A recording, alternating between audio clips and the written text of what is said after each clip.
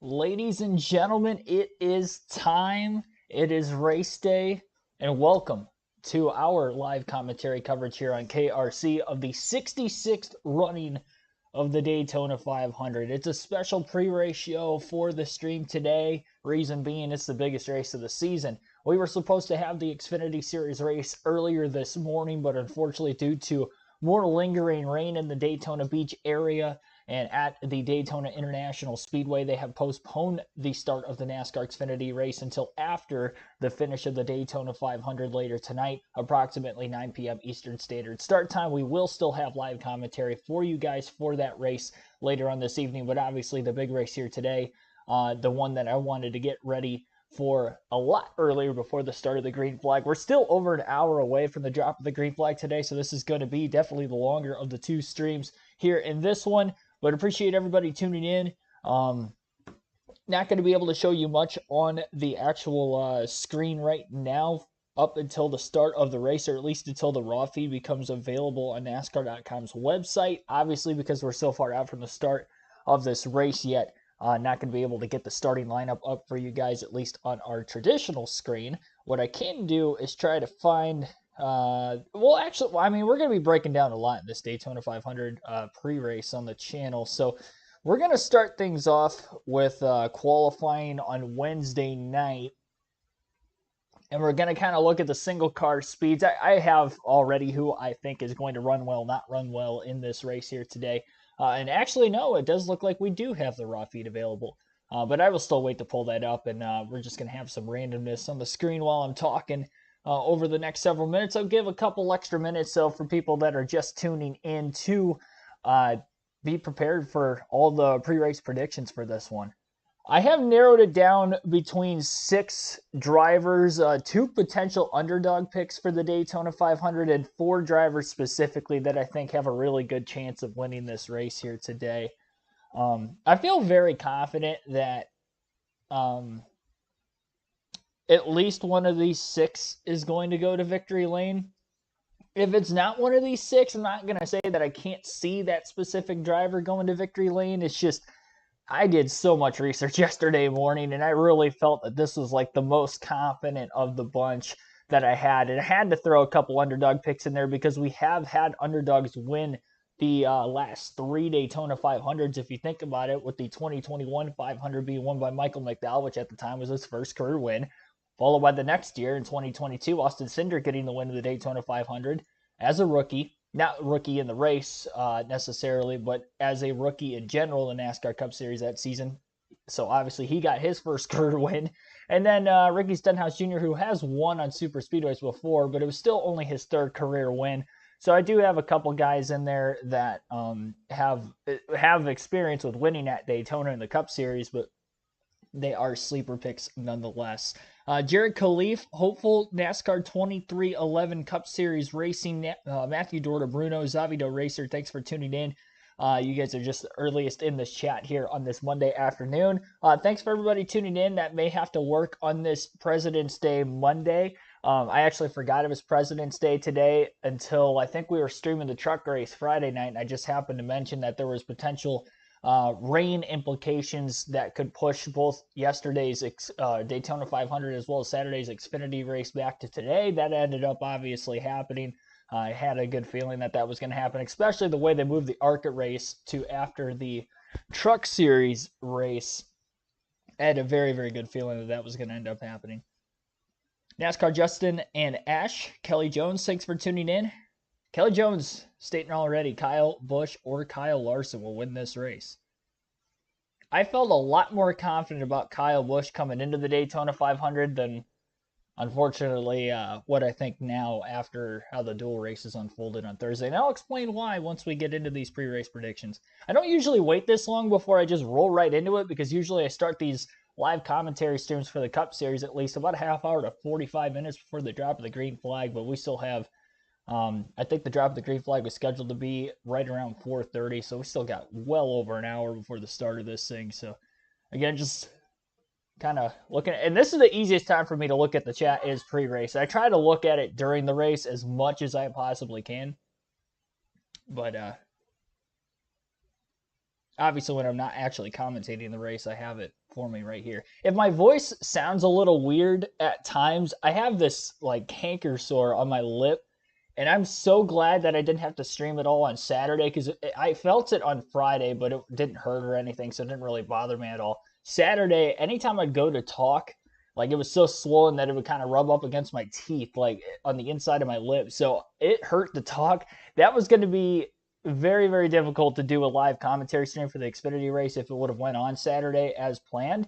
Luckily, I didn't have to stream. Yesterday, it was a little sore, but nowhere near as bad. And today, it's a lot better than what it was. But yeah, just kind of out of nowhere. I was looking up reasons as to why I could have potentially gotten that. It was like stress or whatever. And I was thinking to myself, I'm like, I don't feel stressed when I do these streams. I feel very prepared nowadays, compared to where we were even at the beginning of last season. Get the gist of what I'm supposed to do here, but at the same time, I guess with it being postponed, not knowing exactly when I was going to stream, so that kind of preparing for it was a little difficult, I guess. But yeah, I don't know. It was just kind of weird. Like I haven't had one of these in an extremely long time, and I was wondering what the heck was going on. But yeah, it doesn't. It's tolerable right now. Like I still feel it there, but there's not really any pain like there was 2 days ago. But if I have any sort of like a speech impediment slip up like throughout the course of the day, which I don't think I'm going to have, but at the same time, if it does pop up, I'm going to blame it on that. Jojo, thanks for tuning in. NASCAR Blood, TJ the Sloth, Uncle Car Guy, also welcome to the stream. Yeah, there are a couple drivers that are scheduled to run both races. I don't know if that's actually going to end up happening or not. I know Daniel Suarez is slated to run the Xfinity Series as well as the Cup Series. I think there was one or two other drivers. AJ Allmendinger was scheduled to run both races. He's an Xfinity regular, but he's running the Daytona 500 as well. And I think there was one more. Off the top of my head, I'm not entirely sure. I only have my Daytona 500 stats with me right now. I don't have the Xfinity stuff with me. So I can't look off the entry list. Let me look while we're waiting to get into these predictions in detail. Go through the Xfinity Series starting lineup. Qualifying for the Xfinity side. William Kennedy, also welcome to the stream. Thinking William Byron is going to win this race today. Listen to most races you do. I just don't go in the chat a lot, but doing a good job. Appreciate it. Appreciate you watching every single time, and welcome into the chat. So yeah, AJ Allmendinger, like I mentioned. John Hunter Nemechek, that was another one. Yeah, Nemechek also running double duty. And then I'm pretty sure the last one was Daniel Suarez. Yeah, I don't think there's any others. Those were the three. I forgot about Nemechek. And BJ McLeod would have been a double if he would have qualified for the Daytona 500. Unfortunately, he did not through Thursday night's dual race. So he would have been a fourth, but unfortunately that didn't work out for him in that second dual race last Thursday. Was looking good up until that caution came out of me. He was up like in the top 5 at one point in that dual race. I was pulling for him. You don't usually see that with unsponsored cars, let alone a small team like that. Even at Daytona or Talladega, usually you see those like backmarker teams. I mean, BJ McLeod's usually not up in the back. Usually he's like hanging at the back and he can't keep up with the lead draft. And for whatever reason, they brought some speed in that race car this week. Unfortunately, had a minor setback middle of the race and turned into a major one by the end because he was unable to get back by Kaz Grala there in the closing laps. Went to the wrong screen. I have the chat on my phone, and yet I still went to the chat on my laptop. All right, we got to pull the Daytona 500 stuff back up here again.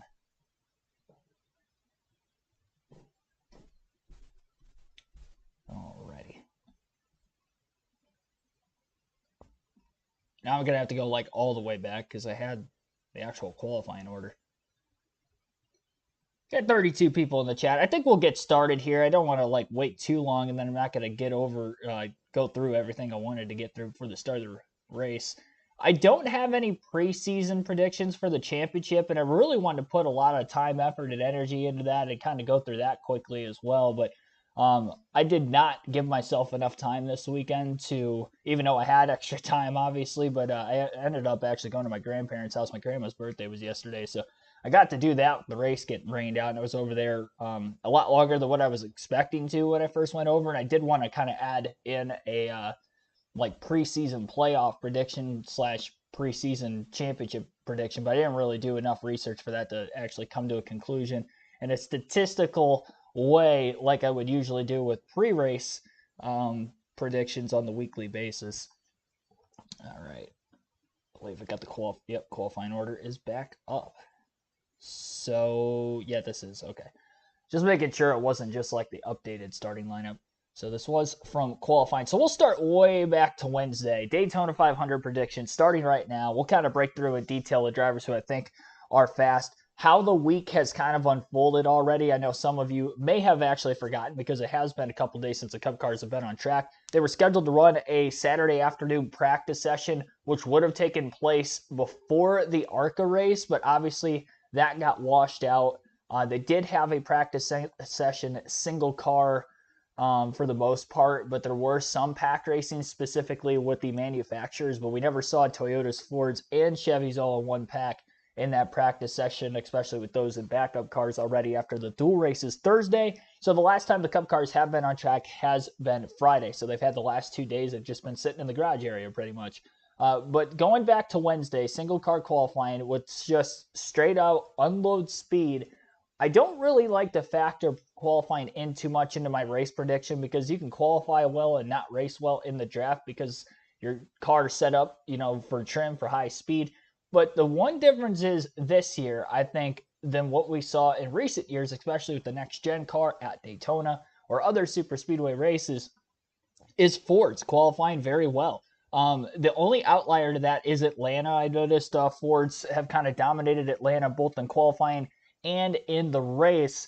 But here in the Daytona 500, we had it all Ford starting lineup. Joey Logano, Michael McDowell on the front row.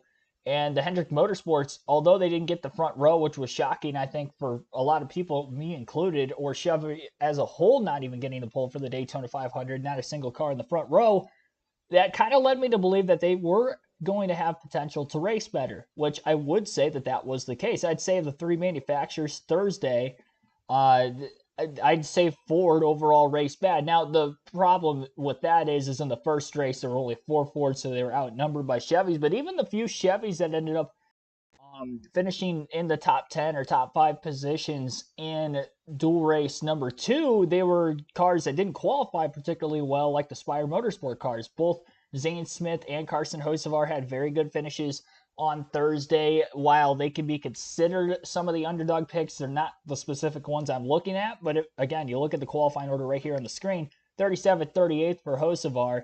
A lot of the Toyotas as well did not qualify well. And I thought they qualified maybe a little bit too bad to be more skeptical of them.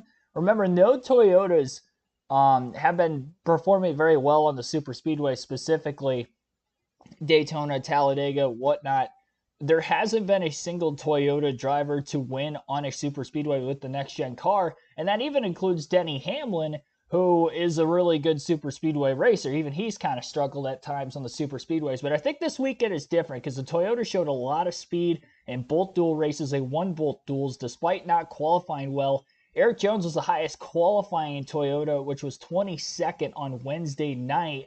Fords were kind of in the middle of the pack there, but again, they just didn't race as well as I would have thought. Coming into the weekend, the 6 drivers that I had grouped to win the Daytona 500, and I said that this could change based on how they race because I usually don't like giving practice or qualifying predictions. I have to see cars on track, and then I kind of go off of that.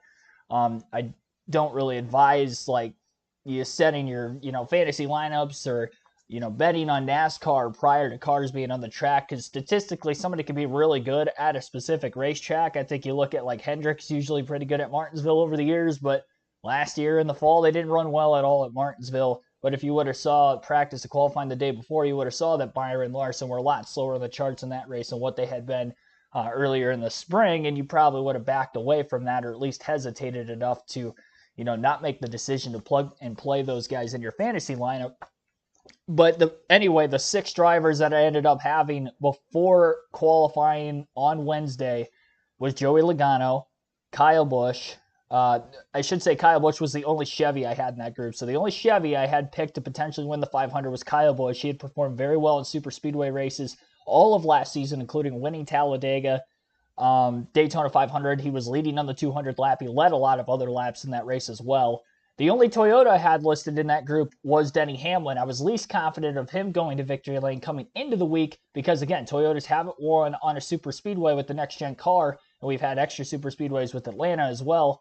And they don't really seem to be running well either. Even Hamlin's been off on the super speedways again with the next gen car prior to this year. They did change the body on the Fords and the Toyotas this offseason, and I think that was a huge difference maker and maybe the reason why Ford is struggling this weekend, and another reason as to why Toyota is just absolutely capitalizing on their speed at Daytona this weekend. This is something that they haven't really had. And considering how well they ran in the Clash a couple of weeks ago with Truex running pretty much top 5 to top 10 the whole race, Denny Hamlin obviously leading a lot of laps going on to win the race, Ty Gibbs led a lot of laps. I think Toyota is going to be very, very good this season. To be that good on a short track, and now on the super speedways, they've dominated speed weeks for the most part, at least for third. Well, I shouldn't say speed weeks. They dominated Thursday. Wednesday, again, they didn't qualify well, but they raced well. And at least for the early going of the season, I wouldn't be surprised if you see quite a few Toyotas go to victory lane. I think today they've got a really good shot to win as well. But anyway, sorry I keep going all over the place. Kyle Busch, the only Chevy, and Denny Hamlin was the only Toyota. So I was very high on Fords coming into the weekend. I had Joey Logano, Ryan Blaney, Brad Keselowski, and Chris Buescher as my 4 Fords that could potentially win the Daytona 500. Out of those 6 drivers, I still have 3 of them on my list of potential winners for today's race. The 3 that got dropped off were Kyle Busch, Ryan Blaney, and Chris Buescher. And here's why. There's a big stat line here of why I did not take those drivers to win. For one, Kyle Busch, Ryan Blaney, will start off with those 2. They wrecked in the dual race, specifically the second dual race was the big one in the middle of the tri-oval with 8 laps to go. So they're having to start in backup cars. Having practice washed out on Saturday, I think really hurts them as well. They've only had cars on track for minimal laps on Friday. I will say that Blaney ran a lot more laps than even Kyle Busch. Now, I have more hope maybe for Kyle Busch just because he wasn't a backup car for last year's Daytona 500 and still almost won the dang thing. But needless to say, statistically, backup cars in the Daytona 500 vary, and I mean very, very rarely win. There have only been 5 drivers in the 65 runnings of the Daytona 500 prior to today that have actually won the Daytona 500. The last driver to win the Daytona 500 in a backup car was Trevor Bayne in 2011. I almost don't even want to count that because there's a different style of pack racing. Even with the next gen, it's been a little bit different than what it was with the Gen 6. The package is obviously different as well. But pack racing overall wasn't a thing in the 2011 Daytona 500. It was tandem racing. And Trevor Bayne won that one. So he's the most recent winner. Before that, Matt Kenseth 2009, I almost don't even want to count that either because it was a rain-shortened win for the Daytona 500. Now, Kenseth did have one of the faster cars in that race. He was a deserving winner of the race. But it did get rain-shortened, so we never got to see exactly if he would have been able to hold off the field. So you got 2 question marks already with this. Kevin Harvick is the only legitimate one. Now, and that was 2007 in his Daytona 500 win. And he came from about 7th, 8th place on the final lap, never really broken in the top 5. The entire race, he was outside the top 5 for the most part. Until the last lap, he was able to steal the win away from Mark Martin off turn 4. I think Kevin Harvick in 07 was probably the most legible of these drivers on this list of Daytona 500 winners starting in a backup car. And I'm not entirely sure if these next 2 were even in backup cars. They might have repaired their primary car, but they did wreck in their qualifying race. I'm not sure exactly how the rules were back in the 70s, but Bobby Allison in 1978 and Benny Parsons in 1975 were the other 2 drivers who had wrecked in their qualifying race and still won the Daytona 500. Again, I don't even know, like in the 70s, if they had backup cars. They might have just repaired the primary for what they could, but they did have incidences in those qualifying races on the Thursday before the 500, and they were able to run the Daytona 500. They started outside the top 30, and they were both winners of the Great American Race. So only 5 times in 65 years that's what I have to go with the stats. And as much as I like Ryan Blaney, and as good as he is on super speedways, and as good as Kyle Busch and RCR are at Daytona, um, RCR specifically good at Daytona, but again, Kyle Busch was really good last season. Even in 2022, he led quite a few laps with JGR in the Daytona 500. I just don't see either of those two coming from the back. The odds are stacked against them. It's been 15 years since somebody has won in the back of car in the 500. Again, Trevor Bayne, and it's happened very few times. I don't see those two winning. Chris Buescher is not in the backup car. He didn't finish particularly well, but here's the next stat as to why I don't have Chris Buescher winning the Daytona 500. In a year where a driver had started outside the 18th place position, so 18th, I should say 18th or worse. So 18th or worse in the Daytona 500. If somebody has won from 18th or worse starting position the next season, the winner came from above that. So we never had back-to-back seasons with drivers basically starting in the back half of the field and winning the Daytona 500. And Chris Buescher didn't have a great finish in his dual race. He was in that first dual race where, remember, there were only 4 Fords. So he didn't have a lot of guys to work with, and they pretty much were manhandled by the Chevys and the Toyotas, and they all primarily finished outside the top 10. So that is why I have Chris Buescher taken off this list as well. He's starting in the back half of the field, and we don't see guys win the Daytona 500 from that far back in the field. And it's weird because super speedways get the cliche of you can start anywhere and win, it doesn't matter. Looking at the stats to back check that statement, it doesn't add up. I mean, we very rarely see drivers actually start from the back of the field and win.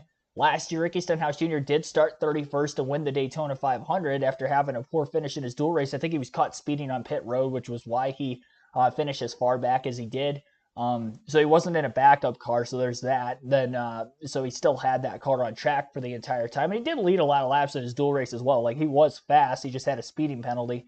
But again, to start that deep in the field, and I would say that it's probably harder to work your way through the field with the next-gen car, on super speedways than the Gen 6.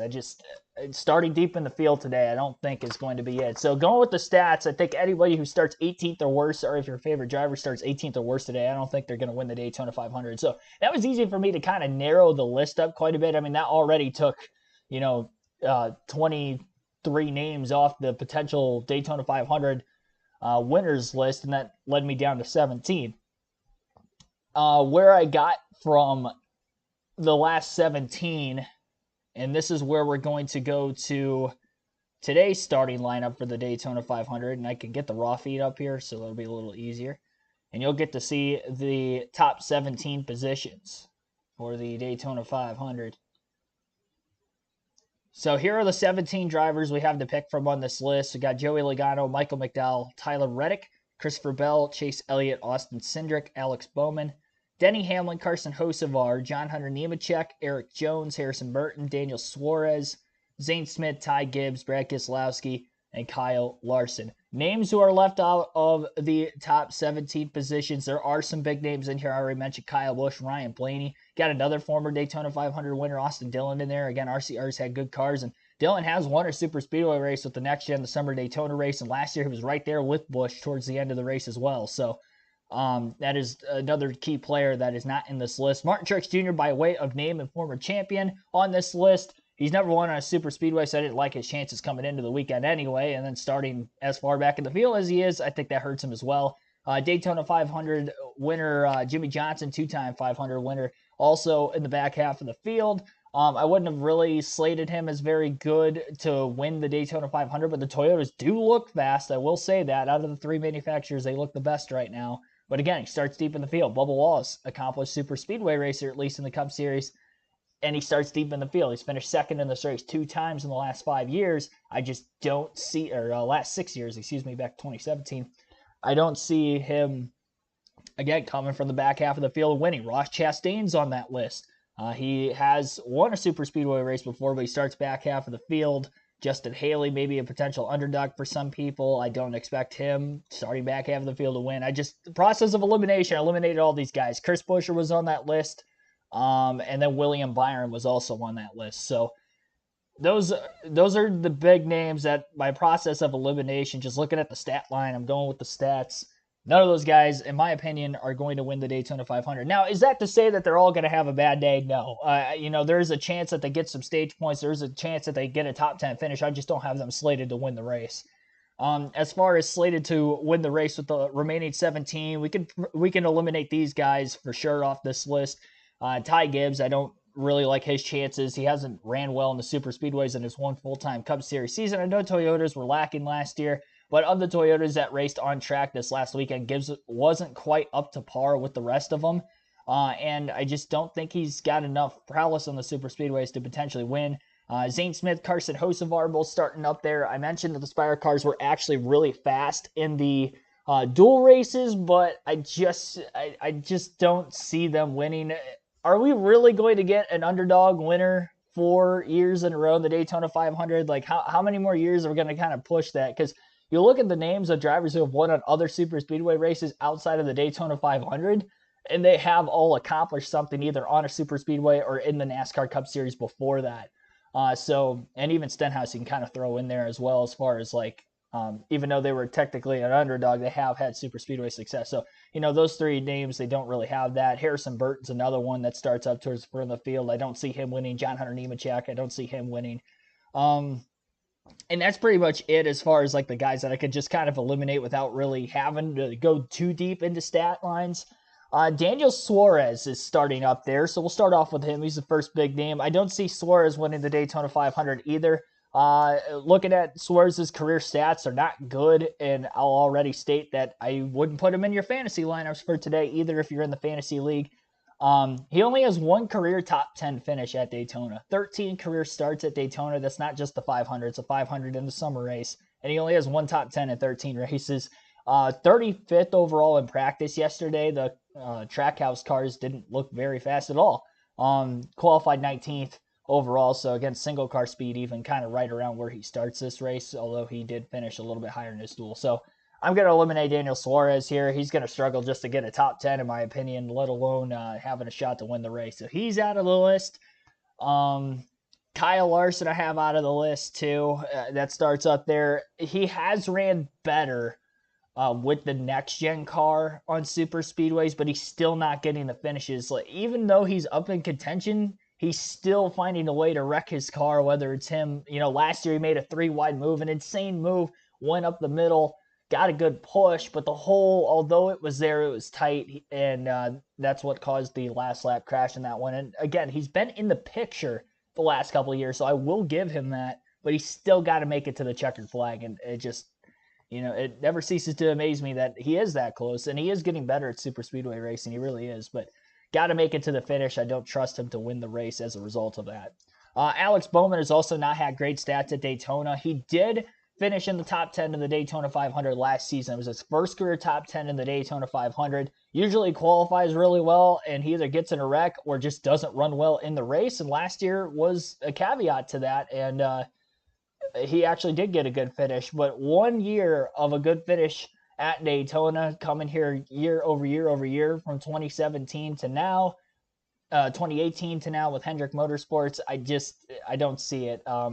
He isn't great on super speedways in general, and one good finish I don't think should be the difference maker in me potentially taking Bowman. He hasn't looked 100% since he has come back from his injury from last season as well. I know he had an offseason to recover, but until proven consistently that he's having good runs, I'll shy away from Alex Bowman as well. That leaves not many names left on this list, really, and I think this is where we're going to go into the drivers who I have slated to potentially win the race, and this is where we get into the fantasy prediction side of things for the must-haves, the sleepers, and the don't-haves. I already kind of brushed over, obviously, the guys who I don't think are going to win this race here today. Just quickly, before I get into these sleepers for the 500 win, as well as the must-haves for the Daytona 500 win, or at least the top 10 finish. Martin Truex Jr. and Daniel Suarez, one of the two I have slated to absolutely stay away from in your fantasy lineups today. And I already kind of mentioned that Truex has never won on a super speedway before. 38th overall in practice. He was lacking well behind the rest of the Toyotas. Never zero top 10 finishes in his last 7 Daytona 500s as well. I did not mention that stat. I kind of forgot to. So yeah, zero top 10s in the last 7 500s for Truex. He only has 3 career top 10s in the Daytona 500 and 19 career Daytona 500 starts. So stay away from Truex. I already mentioned all the stats for Daniel Suarez just a couple moments ago. So stay away from Suarez, Truex. Those are the don't haves. These are the 6 names that we have left. And there are a couple names that I haven't mentioned excluding the Daytona 500 quite yet, and I'll get to those, when I give you my 6. We're going to start off with the sleeper picks. All right. There are 2 sleeper picks. Although I don't see underdogs winning the Daytona 500 this year, here are the 2 that I think can, and they obviously do have good starting positions, and they have looked really fast this weekend. I'm not as high on Fords as I was coming into the weekend, and this guy in particular, for whatever reason, I just didn't think he would be as fast 3 years in a row at the Daytona International Speedway. Really 4 years in a row, because even in a part-time ride in 2021, he had a really solid run and was leading laps late. Austin Cindric has a shot to win 2 Daytona 500s in 3 years. Now, I know this is his only career win, but guys, he is super, super strong on the super speedways year in and year out. And I know Fords haven't had the speed. Honestly, I think Cindric looked like he had the best Ford on Thursday of all the blue ovals out on the track in both dual races. He was leading laps, and when it was all said and done, he ended up finishing second. He's finished second 3 years in a row in his dual race at Daytona. He obviously won the Daytona 500 in 2022. Summer race that year, he finished in third. Last year on super speedways, Daytona specifically, he didn't have as good of finishes. He didn't make it very well at the end of the race in those runs for whatever reason. Whether he didn't have lead lap finishes, I don't know if that was because of wrecks going back at it specifically, but he didn't have great finishes at Daytona specifically. But he did have good runs at Atlanta, and then Talladega in the fall. He had a good run as well. But yeah, Spring Dega and then the 2 Daytona races last year, he didn't have great runs. But again, you fast forward to how he has been at Daytona during Daytona 500 week, and he's really good. He's only had 1 finish outside the top 15 at Daytona. So to say that he doesn't have a shot to win the race, I think it's pretty ludicrous. He starts very well, 6th. Again, he finished 2nd in his duel, so he starts 6th in this race, and he does have a teammate and 2 other Fords obviously starting on the front row. So from a manufacturer alliance point, he obviously has, in my opinion, again, the best speed of the Fords. So there's no reason why he can't at least mix it up. And if he's in the mix at the end, he's got a really good shot to win. I do think Austin Cindric's got a very, very good shot to win this race. So looking at the chat, what do you guys think of Austin Cindric? Do you think that's a good pick? Curious to see. Now that we're into like the full detailed Daytona 500 predictions, I want to see what you think of Austin Cindric's chances of winning the Daytona 500. Welcome to the stream for anybody who I have not shouted out yet as well. I will get to you eventually. And thanks for that $2 super chat as well from Inside Uranus. Got the script for the 500. Looks like Haley wins. Well, if that happens, I will circle back to that super chat from before the race started and say you told me so. You've got that over me. I don't see it happening. But that's definitely a bold pick. See, obviously some Chase Elliott fans. It's no surprise. He's never won at Daytona, and he tends to not have good runs in the Daytona 500. There was one season he had a good run, and that was in 2021 where he finished in third. So I mean, there's something there for that race.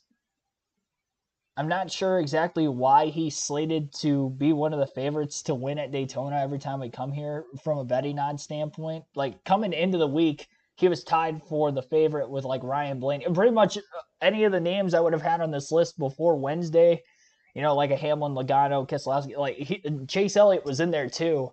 And I don't know why. He's good at Talladega. He has found his way to victory lane at Talladega a couple times now.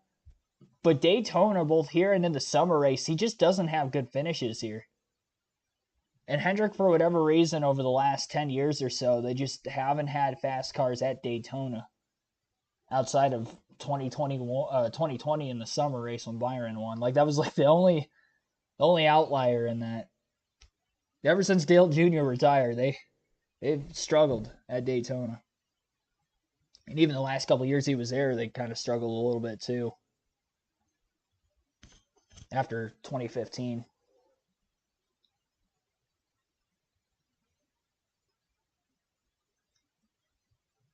See JoJo saying, heck yeah, Austin C. Go Logano before Cindric. And because of success, I will get there in a moment. He is, just a preview to that, I do think Logano is one of my favorites to win. But as far as like a long shot, I do think Cindric's the best long shot to win the Daytona 500. I think he was a plus, what was it? Cindric was a plus either 3,500 or plus 3,000. I didn't write that on here. The other driver who I have as a potential sleeper to win this race was either plus 3,000 or plus 3,500. They were flip flopped. I can't remember which was which, but at least a plus 3,000 to win the race. That's long shot odds. The other one plus 3,500. Eric Jones. Eric Jones is the other sleeper pick. Again, Toyotas have been really fast. I do feel very confident Toyota is going to win this race today, and there's only really two Toyotas that I feel confident winning on a super speedway in general, and that's Denny Hamlin and Eric Jones. And the reason why I have Eric Jones on here, although he hasn't ran well on super speedways or really with, he's had good runs at Talladega. I meant to say Daytona. Although Eric Jones has not had a top 10 finish in 6 races in the 43 car. Before that, when he last raced a Toyota, Joe Gibbs Racing, and then even when he ran the 77 car at Front Row Motorsports in 2017 in his rookie season, also Toyota, he also had a top 10 finish at Daytona.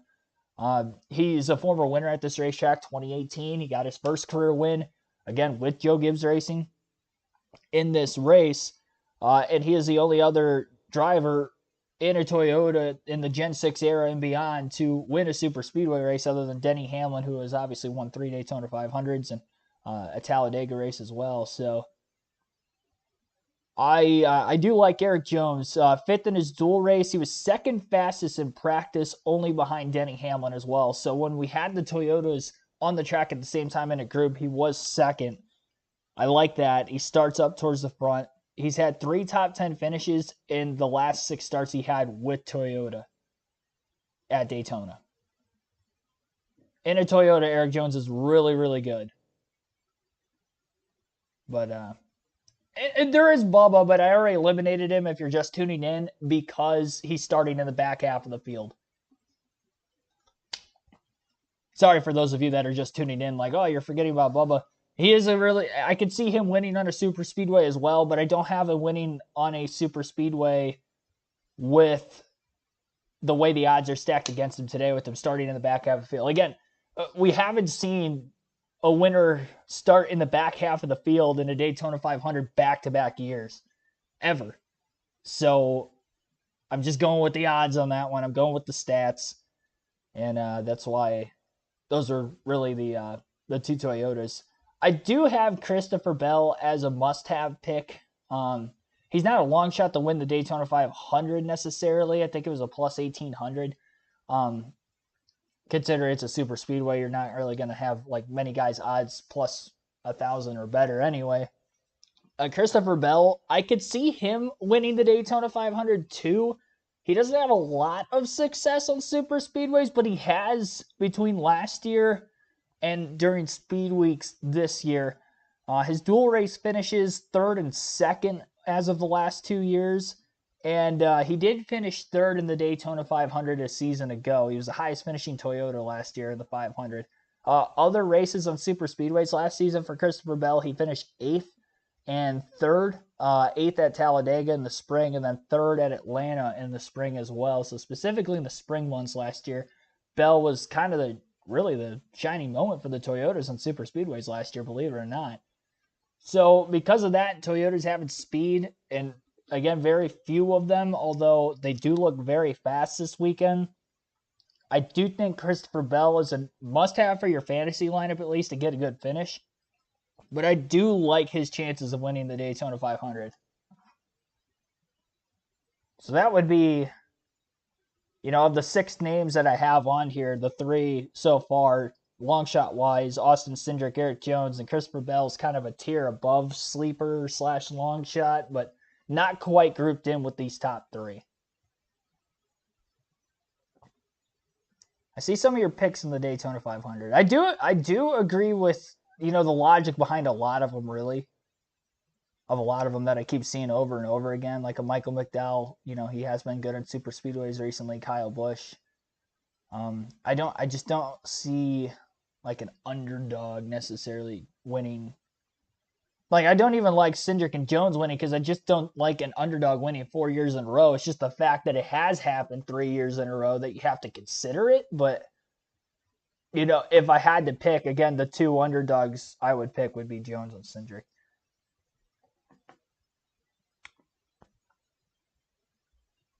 Have Hamlin winning a championship this year. It's not a bad pick. I do think the Toyotas can rack up wins early in the season. I mentioned that early. I mean, with them as strong as they looked both at the Clash and at Daytona, and I know it's not a great representation because we don't have another track quite like the Clash, and there's only an X amount of super speedways on the schedule, but man, they look fast. Like very, very early.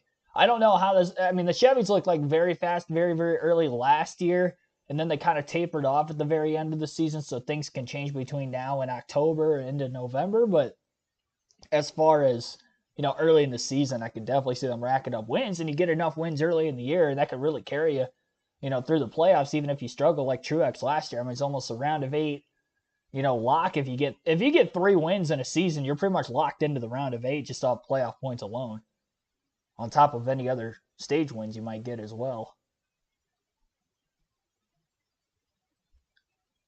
Bill Elliott's the winner. Bill coming out of retirement. I remember when he was retired, he would still try to run the Daytona 500 like every year up until I think 2011 was his last one. He failed to qualify a couple different times, but I think he did qualify for 2011 because I rewatched that 500. I think it was last year before the actual Daytona 500. I was like, what the heck? I'm like, Bill Elliott's in this race? He's old. You don't, in your head, you don't think that Bill Elliott, raced at all in 2011 in NASCAR. It's like, oh no, he did qualify for the Daytona 500 that year. You think Bill Elliott, your mind, like majority of the time would go back to the 80s, 90s, and then like very early 2000s. You wouldn't think like a whole decade later he'd still be in a Cup car.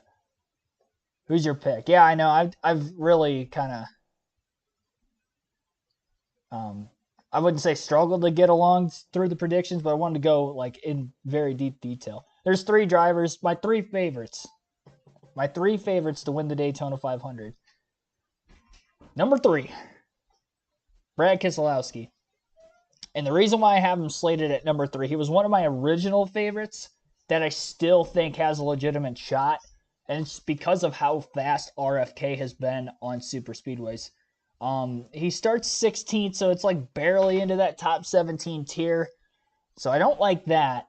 But he's just been too gosh darn fast at these super speedways in the last calendar year not to include him, including the Daytona 500 last year, which really, as a whole last season, RFK was just getting their feet wet for what was to come in the summer months on super speedways into the fall race at Talladega, as well as outside of super speedways as well when they really got on that hot streak there in the summer. He was second in the summer Daytona race last year. Didn't have a good finish in the Daytona 500 specifically, but he did lead 42 laps, which was the most laps led of any driver. 7 career super speedway wins, 6 of those at Talladega, and of course 1 in a summer Daytona event as well. He did win stage 1 in the Daytona 500 as well last year, to leading those 42 laps. So again, he was up towards the front for a lot of that race, but fell out of it after an incident in the late going. Other finishes on super speedways last year, other than the second in the summer Daytona race, he finished 6th and 2nd in both Atlanta races. And I do believe he led the most laps in the second Atlanta race, in which he finished 2nd in a rain shortened event to William Byron. 5th in the Dega spring race as well.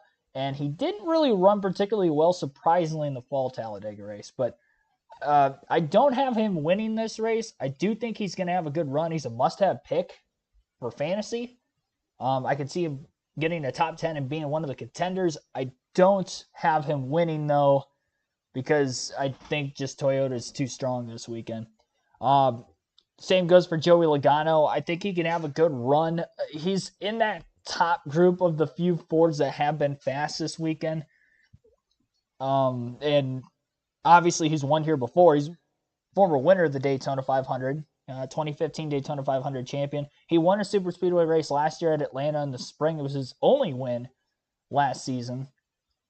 Last year, he looked a lot stronger during Daytona Speed Weeks than what he did this year. I know he qualified on the pole, but again, if we're looking at the stats, we haven't seen a pole winner win the Daytona 500 since Dale Jarrett in 2000, and then the year before that, Jeff Gordon in 1999 also won from the pole. So it's been, as of the start of this race, it will have been 25 Daytona 500s since the last time we've seen somebody win from the pole in the Daytona 500. The stats don't lie, baby. Yeah, I don't have him winning. It's hard to go with the stat line there. I think he's going to have a strong run. I think he's one of the few Fords that will be up in contention. He didn't race particularly well on Thursday. I think that was a huge no. I'm sure they've made some adjustments to that car, but again, the Fords didn't look nowhere near what they were last year. Last year's super speedways, they were dominant. They were locked to basically win every super speedway race last year. If the summer Atlanta race didn't get rain shortened, and of course, with Stenhouse winning the Daytona 500 late with a lot of crash after crash after crash, assuming that doesn't happen again, or if that didn't happen, last year, the Fords were just so good on super speedways. Kyle Busch ended up winning the second Dega race. The only lap he led was the last lap after Ryan Blaney and Bubba Wallace got wrecked there at the front of the field battling for the win. And then Busch was able to escape by to the inside. Not to knock Kyle Busch's win at Talladega because he was fast all day. He just never led a lap. He wasn't up there looking like he could control the pack like the Fords were able to do for all the super speedway races last season. So, again, Joey Logano, this isn't last year. We have to go off of what we've seen this weekend. I think what we've seen in the past with Fords and Joey Logano in super speedways in the last year or two, you can shoe him in as definitely one of the favorites to win. I do not blame you if you took him, but the two reasons I'm not is because Toyotas look that strong this year, and because he is the pole sitter. We haven't seen a pole sitter win the Daytona 500. Why the hell is this race at 8 a.m.? Makes no sense. I don't know what you're talking about. This race is at 8 o'clock in the morning. Maybe your time. I don't know where you're from. Thank you for tuning in, but not 8 a.m. here at least. Yep, Xfinity is supposed to be after the 500 day. I did see that. Don't count out Chastain. I am. I have to be as confident as I am with my picks, otherwise I'll never get through the decision-making process of making a prediction on a week-to-week basis. Chastain could have a good run.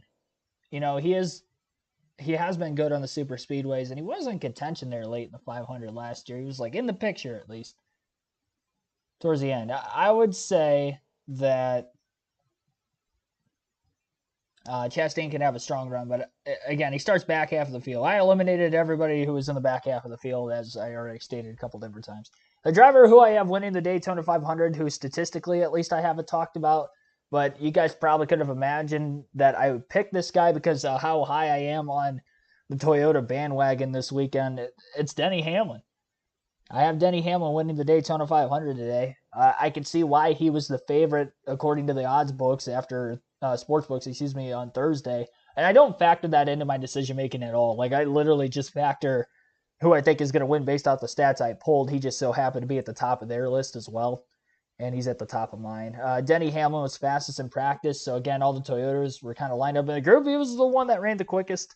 Not that I factor that in a whole lot. Again, stats don't lie. He's quick.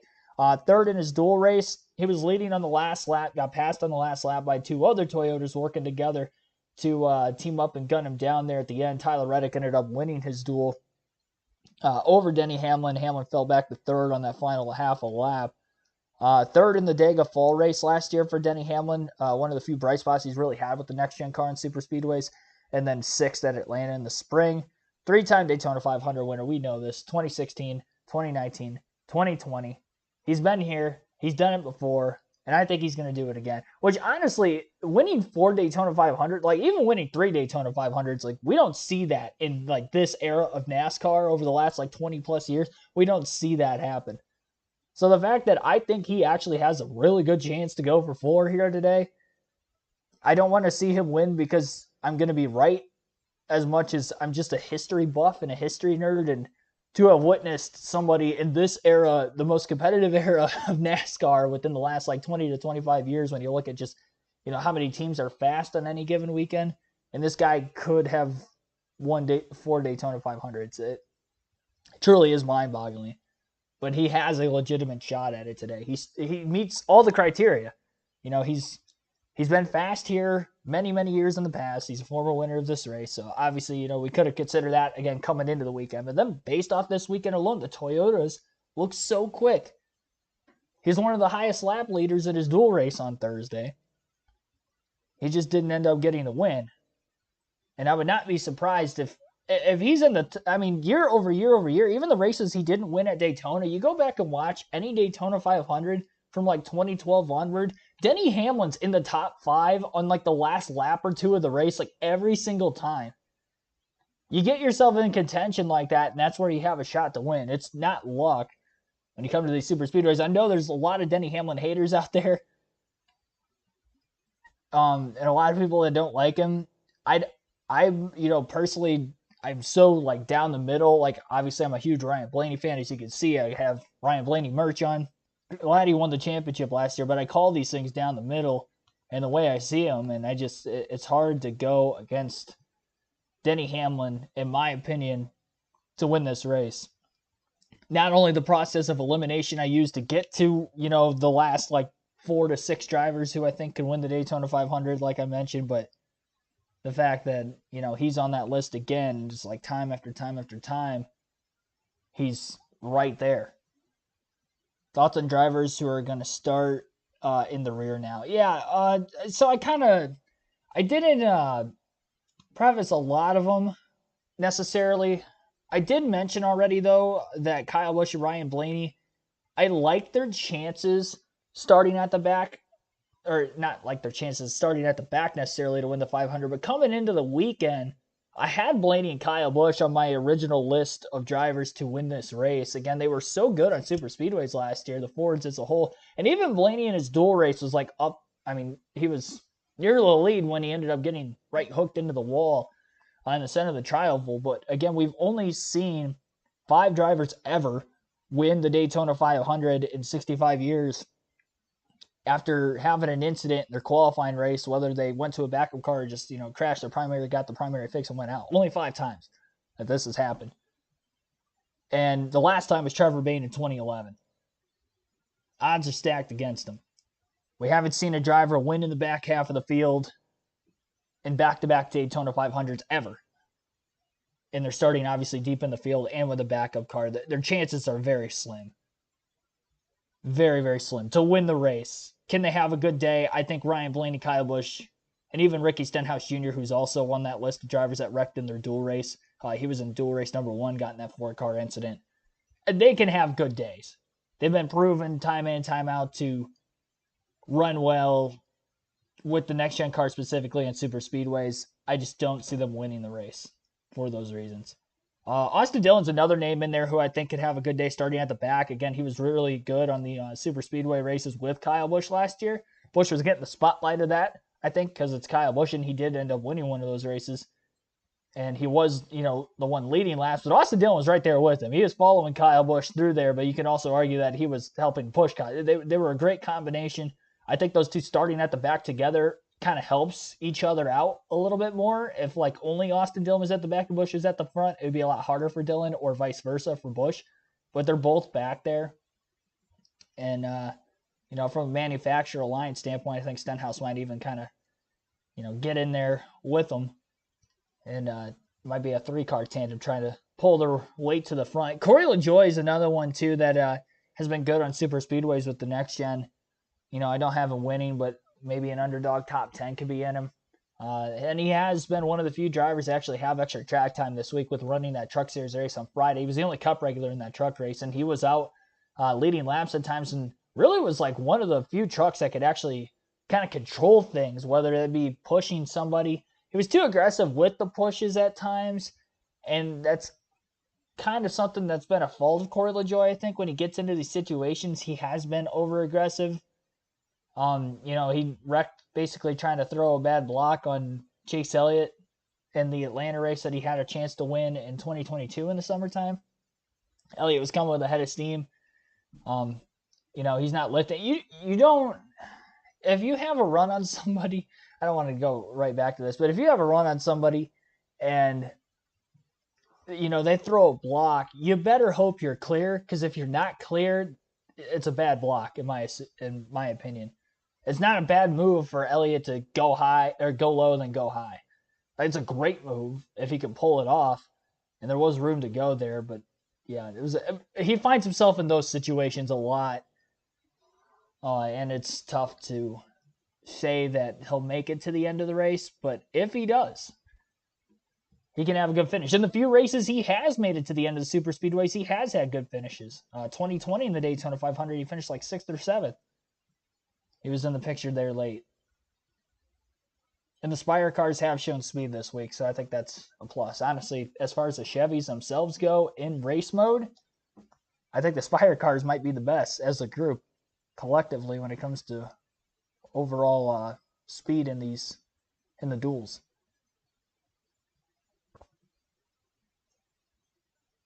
Got just over 100 people watch already. Appreciate that. It's a Monday and the race hasn't even started yet. Very, very much appreciate you guys. I have not turned the actual race broadcast on my phone yet. Wouldn't that be something if they were already racing right now and I had zero idea? Oh, man. We've gone through all the predictions, though. Just to quickly blow over the don't haves I have for the Daytona 500 for fantasy purposes. Martin Truex Jr., Daniel Suarez. Sleeper picks, Eric Jones, Austin Cindric to potentially win the Daytona 500. I do have them getting top 10s at the very least. And then these four I have not only top 10s for, but I think they're the four favorites to win the 500 in this reverse order. Number 4, Christopher Bell. Number 3, Brad Keselowski. Number 2, Joey Logano. And number 1, Denny Hamlin. Hamlin's my pick to win. A couple other things we do have to go over in the actual pre-race itself. And I'll look at this I'll pull this up for you guys on screen. But I put a community tab poll up. I actually put it up yesterday. But on race days going forward, be sure to check out the community tab. I will put the poll up for who you think will win the Daytona 500. And that will be you guys as a fan. Your vote to win the race on a weekly basis, again, going forward. We had a lot of votes on this poll. 153 and counting, and this will not close until the race starts, so you still have a handful of minutes yet. 153 votes, and you think somebody other than Logano, Hamlin, Keselowski, and Bell will win. And the reason I put those 4 in is because they're the 4 highest odds, but you guys are very, very confident that somebody other than those 4 will win, which I'm surprised that it's that big. I understand that you have like Chase Elliott, Kyle Busch, who probably took up most of the other votes, Ryan Blaney. There's probably a reason. It can be very skewed from a popularity standpoint. But even still, I mean, like all the facts that I dug up, and I thought those are the 4 favorite, and it's very overwhelming that the 4 that are up there are not the favorites by the fans, by the fan vote to win the Daytona 500. Of the 4, Hamlin is slightly ahead of Logano, Keselowski, and Bell. Those top 3, I expected them to be the 3 ahead of Bell. And it seems like at least of the ones that voted for Bell, Keselowski, Hamlin, and Logano, that Hamlin is in agreement, which I think we could all state that Denny Hamlin is not a fan favorite necessarily. So for him to at least be the highest of those 4 would tell me that you guys think that he is that really good at Daytona. You can still vote on the Xfinity poll. That is up, and that will stay up until the start of that race. So 86 votes there. We'll get to that at the start of the Xfinity race. That's a lot tighter. That is a poll right there. That is not a landslide. But again, not that this is going to skew a whole lot, but you have until the drop of the green flag to vote on that poll.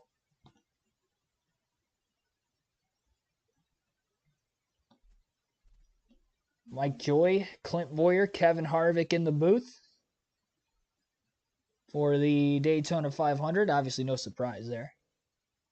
The race is on your local Fox affiliate, so if you're wondering where you can watch the race, that is where. And once they get into the pre-race ceremonies by way of national anthem and the command, you'll get to listen in. It looks like that's what we're going over right now, so let you listen in. Please welcome Chaplain Farzet Norian. Father in heaven, we pause for a moment to acknowledge you this afternoon and ask for your presence to be with us. Please protect and keep safe our drivers in the race today, our crew members, our officials, our fans, and their families. And Lord, please protect and bless our men and women in the military. Oh, I'm so sorry. I didn't mean to do that.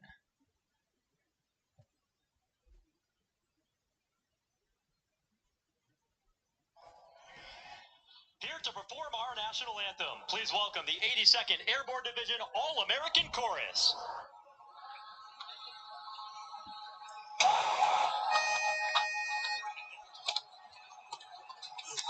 Oh, say, can you see by the dawn's early light what so proudly we hailed at the twilight's last gleaming, whose broad stripes and bright stars through the perilous fight o'er the ramparts we watched were so gallantly streaming, and the rocket's red glare, the bombs bursting in air, gave proof through the night that our flag was still there.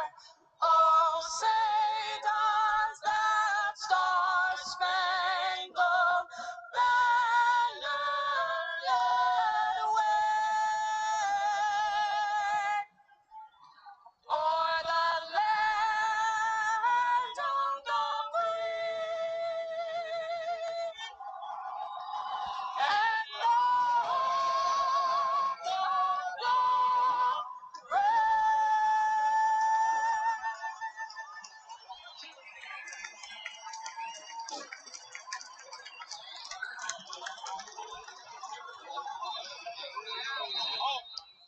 There we go. Next, when they come back from the commercial break, of course, they'll give the command to fire engines, and we are approximately 15-ish minutes away from the drop of the green flag of the 66th running of the Daytona 500. So again, thanks for everybody tuning in. We'll go over the full starting lineup once we get the command to fire engines. Once again, you can watch the race on your local Fox affiliate.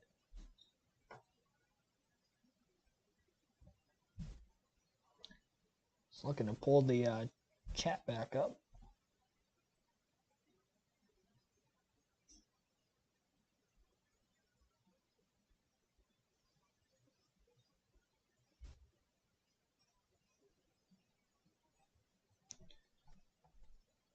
A lot of people, by the way, that have been in the chat. So once again, if I didn't shout you out per usual, just appreciate each and every single one of you guys watching once again.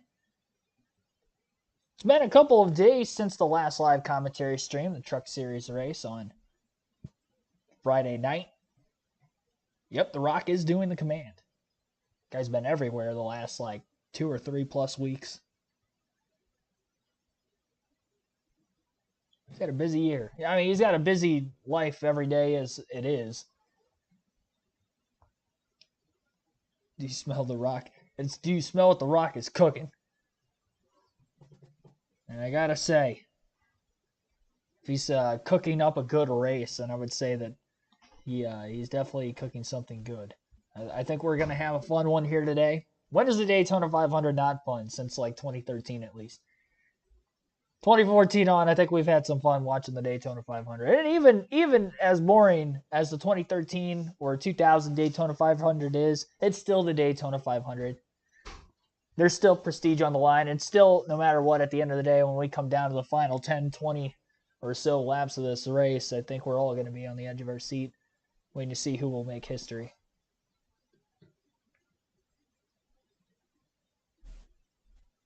Yeah, you guys collectively in the chat could give the command to fire engines when we get there. It looks like some of you are already doing that. It's cool.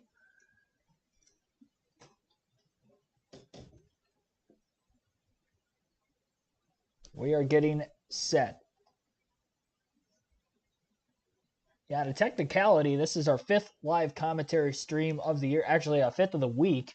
Or I got to think about that. No, because we only did one on Thursday with the duels. But we did have ARCA in there. ARCA truck duel. Yeah, this is the 5th of the week. We still have an Xfinity Series race coming up after this as well.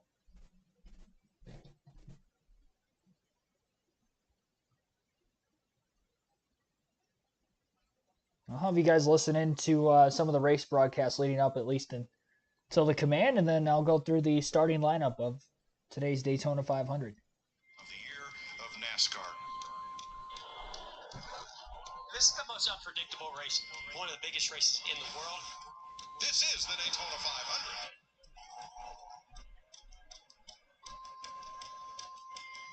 Yes, it is, and it's getting ready to start. Look at that packed crowd. And The Rock in a military vehicle taking a couple of celebratory laps. A wave at the crowd. And then he'll get in position to do his thing here. Been a busy week for NASCAR on Fox. We had some great features all through the week. I wish we had time to show you all of them. We don't. But here's a couple of snippets for you. So from one 7-time champion to another, congratulations on 75 years. Those were pretty nice words. I meant every single one of them. Let's go win another 500. Yes, sir.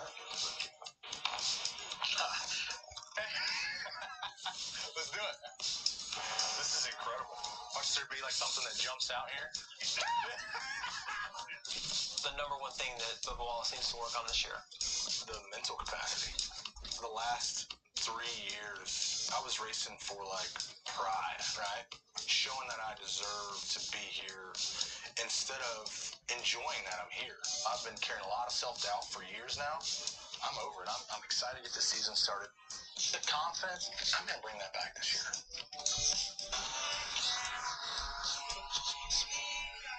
I want to introduce you to someone that has sold tickets at the Daytona International Raceway since it opened in 1959. And before that, she even sold tickets to the beach races with Betty Jane France. She's so famous, they even named the ticket office after her. Let's go meet Juanita Lightning Epson. How did you get the nickname Lightning? My husband gave it to me. He said he never knew when or where I'd strike. What was the low point in 2023? The quick answer would be getting hurt, but I really, that was not the low point for me. We just were not fast enough, ultimately at the end of the day. The suspension.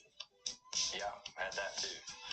What's something you learned from that experience? Anytime you're sitting at home watching your car go around the racetrack is not how you want to spend your week. What would success be for Chase Elliott in 2024? Everybody wants to win 10 races and lead all the laps and win the championship. I think there's a but in here. For sure, you have to be among that group of guys right now that when the race is over, no one's surprised they won. Your 2023 NASCAR Cup Series champion is Ryan Blaney. You know my dad, right? He's not a very emotional guy. He got choked up a little bit in victory lane, which was good. I was hoping I was like, yes, there it is. Choke up a little bit. My dad told me when I first was going to get into the sport, he said, do what you can to leave it better than when you got there. And being the champion, I think gives me more opportunities to do that. I'm excited to do those things. I'm going to add one more name to the list. I think old Ryan Blaney's going to be a good champ. Wow, appreciate it, Clint. Cheers. Cheers. Do your dads give you pointers when it comes to racing? My dad mostly says, keep the wheel straight, guys. Keep the wheel straight. He spun me out. You spun him out? Yes, he did, and they got in a big fight. You're going to spin and try to field and collect a couple. Young drivers, start your engine. Whoa, easy. Oh, man, those kids are good. Is it over between you and Kyle Busch? Well, I don't think it's ever over. I feel like this was a good test for my first interview. Yeah. So let's say you don't win the Daytona 500. Well, that would suck. I know. You've been so close so many times, and you freaking won everything in this sport. Are you happy with everything that you've been able to accomplish in your career? I would say so. The 2 championships at the end of the season is a greater feat in my book, but there's still some other really, really great race car drivers who never won the Daytona 500, and yet they're Hall of Famers. I wouldn't say that I would be accepting of that here today, but at least one of these days it's got to fall my way, right?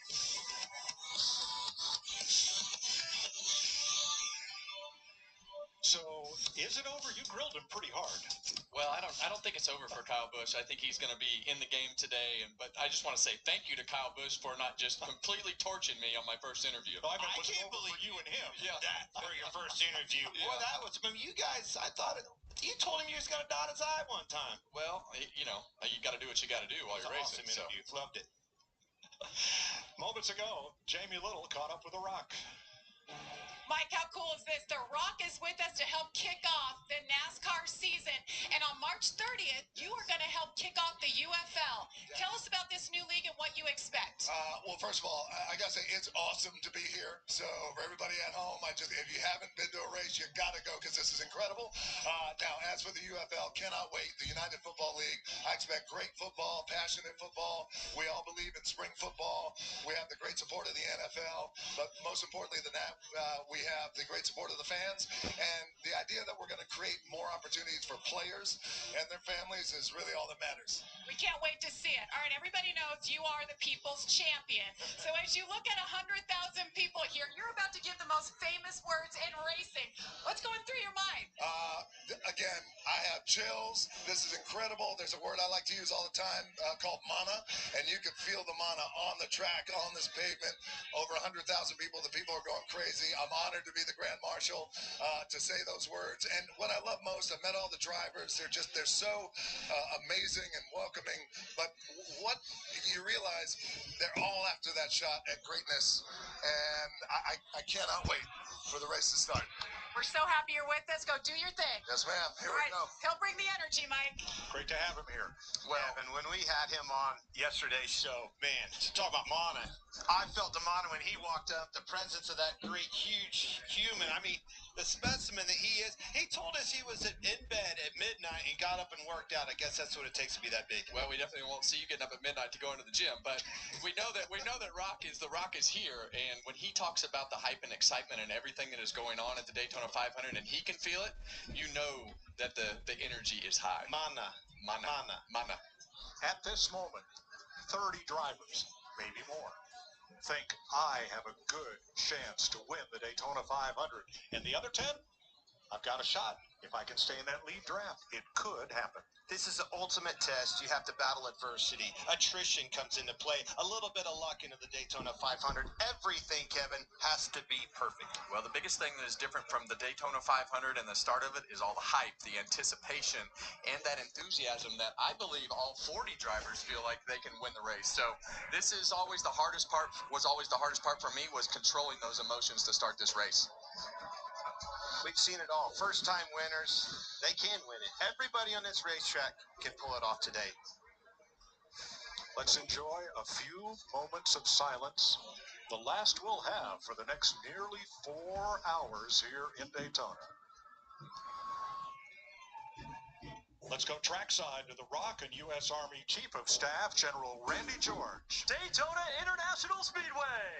This is a moment you have all been waiting for. Here to give the command of fire engines is actor, entrepreneur, founder, and United Football League co-owner, the Grand Marshal for the 66th running of the Daytona 500, Dwayne "The Rock" Johnson. In the proud spirit of America and in the proud spirit of our great country, finally, The Rock says, drivers, start your engine!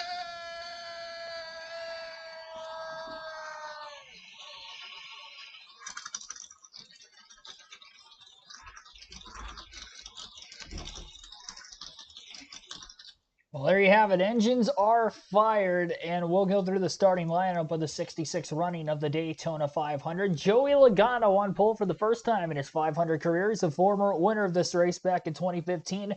Outside of the front row is Michael McDowell, also a former winner of the Daytona 500 in 2021. Tyler Reddick and Christopher Bell won their dual races on Thursday. The lineup in row number 2 looking for their first 500 win. Chase Elliott, Austin Cindric in row 3. Elliott has never won at Daytona in the NASCAR Cup Series. And Austin Cindric, another former winner of the 500, starting towards the front as he won in 2022. Alex Bowman, Denny Hamlin in row 4. Hamlin, the 3-time 500 winner. The odds-on favorite to win the race. We'll see if he can make it 4 here today. Carson Hocevar in his first career Daytona 500 starting the inside of row 5. And John Hunter Nemechek to his outside in his second start in the Great American Race. Eric Jones and Harrison Burton in row number 6. Jones has never won the 500, but he has won here in the past. 2018 Summer Daytona Cup Series win, and Harrison Burton making his third career 500 start today. Daniel Suarez and Zane Smith will line up in row number 7. Smith making his second Daytona 500 start, and Daniel Suarez only one career top 10 finish and 13 career races at Daytona, trying to get his second here today. In row number 8 is going to be Ty Gibbs and Brad Keselowski. Keselowski has never won the 500, but he has won at Daytona in a summer event. And he is a 7-time Super Speedway winner in his NASCAR Cup career. This will be his 15th try at the Daytona 500. Ty Gibbs, making his second start in the Great American Race today, was a rookie a season ago in his sophomore campaign to start 2024. Kyle Larson and William Byron, a couple of Hendrick cars back in row number 9 in this one. Byron's a summer winner of the Daytona International Speedway in 2020. Kyle Larson's been in the picture as of the last couple of years in the Daytona 500 at the end of the race, but looking to not only make the checkered flag, but try to get that illustrious Daytona 500 championship victory, which eludes him, one of a few champions in the field, of course, that has not won the 500. Chris Buescher and Chase Briscoe will be in row number 10. Buescher, the most recent winner at Daytona in the Cup Series, winning the summer race last season. Ross Chastain, Justin Haley in row number 11. Haley is a former Daytona winner as well. 3 times in the Xfinity Series, once in Cup in 2019 in the summer. 3-time Daytona 500 winner Jimmy Johnson back in the Great American Race will be on the inside of row number 12 with Bubba Wallace to his outside. He's finished second in the 500 2 times, 2017, 2022. Ryan Preece and Kaz Grala will line up in row 13. Row 14, Martin Truex Jr., A.J. Allmendinger. Truex in his 20th career start in the Great American Race. Only 3 top 10s to show for.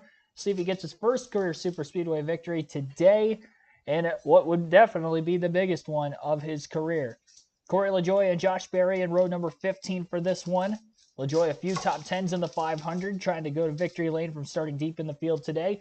Ty Gilliland and Ryan Blaney in row 16. Blaney, the defending series champion and a 2-time runner-up in the Daytona 500 in 2017 and 2020. Austin Dillon, Kyle Busch, both the RCR cars starting deep in the field in backup equipment. Kyle Busch was leading on the 200th lap of last year's 500. Overtime finish did not go his way, and Austin Dillon is a former winner of the race in 2018. He was the Daytona 500 champion. The defending Daytona 500 champion will be starting deep in the field as well in row number 18. He'll be on the inside of that row, that being Ricky Stenhouse Jr. And Riley Herbst, who led some laps at Daytona in the summer event last year, will be in the Rick Ware Racing Ford on the outside of that row. Daniel Hemrick, Noah Gragson in row number 19. Gregson making his first Cup start in the number 10 here today for Stewart-Haas Racing after running a part-time season last year, left after a suspension, but he is back and again full-time in the 10, placing the retired Eric Almirola. Anthony Alfredo and David Reagan going to round out the field. A couple of open entries that end up qualifying their way into the 500 on time will line up in the last row in row 20. David Reagan won the summer race here in 2011, and he is one of the RFK Fords, so may have fast equipment here today. He'll be starting again in last place. I believe they have Denny Hamlin on the radio. You'll listen into that here. Go get him out there. Thank you, guys. It sounds like we just missed him. I tried to get through that as quickly as I could. Wanted to hit every single detail, spotlight all 40 drivers, of course, trying to go for the Daytona 500 win here this afternoon.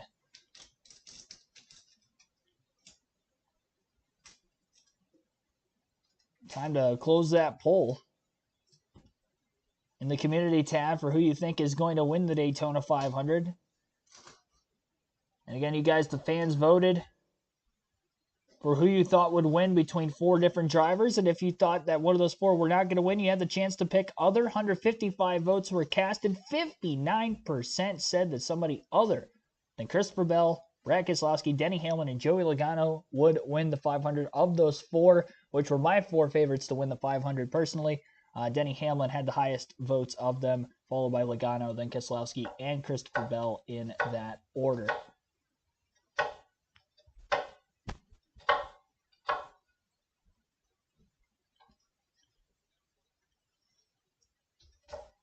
I'll be looking at the chat as much as I can throughout the course of the race. Again, it's difficult when the actual racing itself is going on. Live lap-by-lap commentary.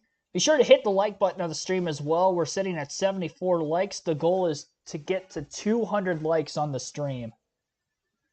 So again, 200 likes on the stream is the goal. We're at 74 already, and the race hasn't started yet, so we're on a good pace there.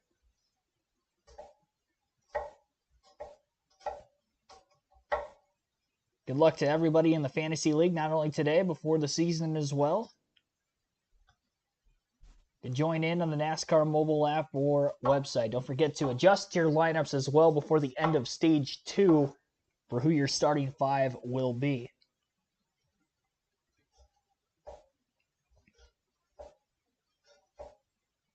Not sure how many more laps of caution we're going to have here before they're up to speed. I don't know if they've checked pit road times yet. I don't think they have. So it looks like we have 2 more laps yet before they take the green flag. Get his Daytona 500 win on his outside, number 16, A.J. Allmendinger. Row 15, Corey LaJoy. Is he your sleeper pick? He runs really well here. And 33-year-old rookie in the number 4, Josh Berry. Row 16 is Todd Gilliland and our 2023 Cup Series champion, Ryan Blaney. Row number 17, everybody loves the number 3, Austin Dillon, driving it this time, 2018 Daytona 500 winner. And his teammate on his outside, number 8, Kyle Busch. Here's Regan Smith. Well, Mike, Kyle Busch is perhaps NASCAR's fiercest competitor, and he has used that fierceness to gain 63 wins and 2 championships. But the one that has eluded him is the Daytona 500. Much like last year, a crash in Thursday's qualifying races has relegated him to a backup car. But also, much like last year, the team feels great about that backup car and the chances of him getting to the front with it and perhaps claiming that first Daytona 500 win. 35th, the 2023 500 winner, Ricky Stenhouse in the 47. And from Las Vegas, Riley Herbst, to finish 10th in last year's 500. Row 19th, making his 3rd Daytona 500 start, is Daniel Hemrick, and right behind him is Noah Gragson. Rounding out the field, row 20, Anthony Alfredo locked himself in a qualifying night, and on his outside, David Reagan and out RFK car. Entry for this thing, the 3rd entry for RFK. Keep an eye on David. He'll be marching to the front.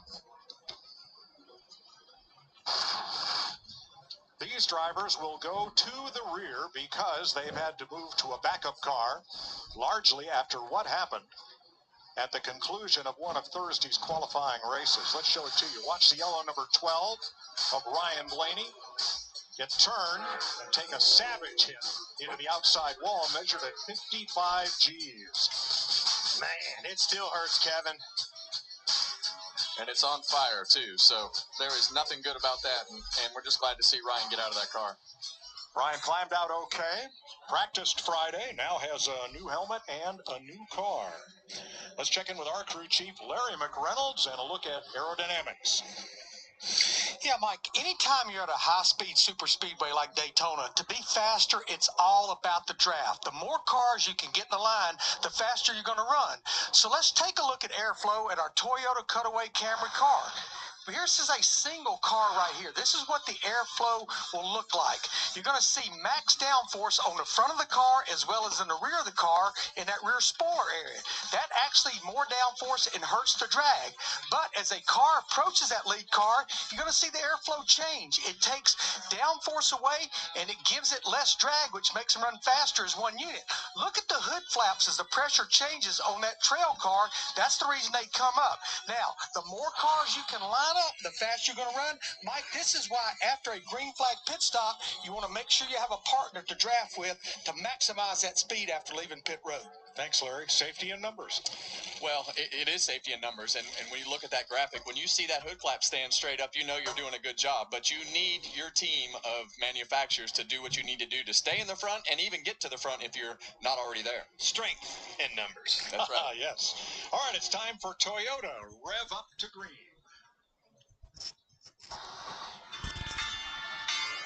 Toyota is proud to be pacing the great American race with the new Toyota Camry XSE, which continues to be proudly built in Georgetown, Kentucky.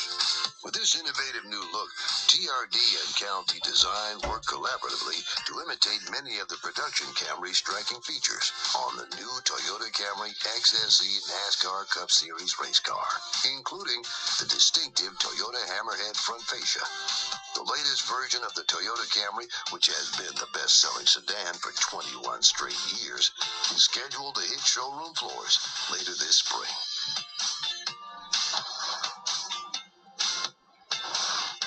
It is a beautiful day in Daytona. It's Bill France weather, as they said. First almost 60 years of this race, it was never rained out. 60 degrees. Winds out of the northwest at 12. Track temp due to the sunshine 90 degrees. And how about this crowd?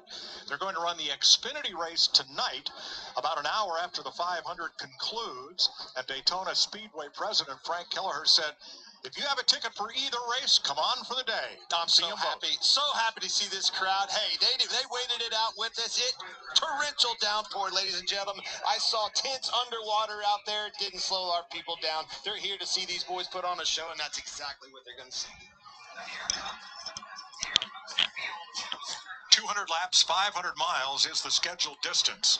And the race will be run in 3 stages of 65, 65, and 70 laps. Now, each of those stages are longer than the cars can go on fuel, so we'll have at least one pit stop in every stage.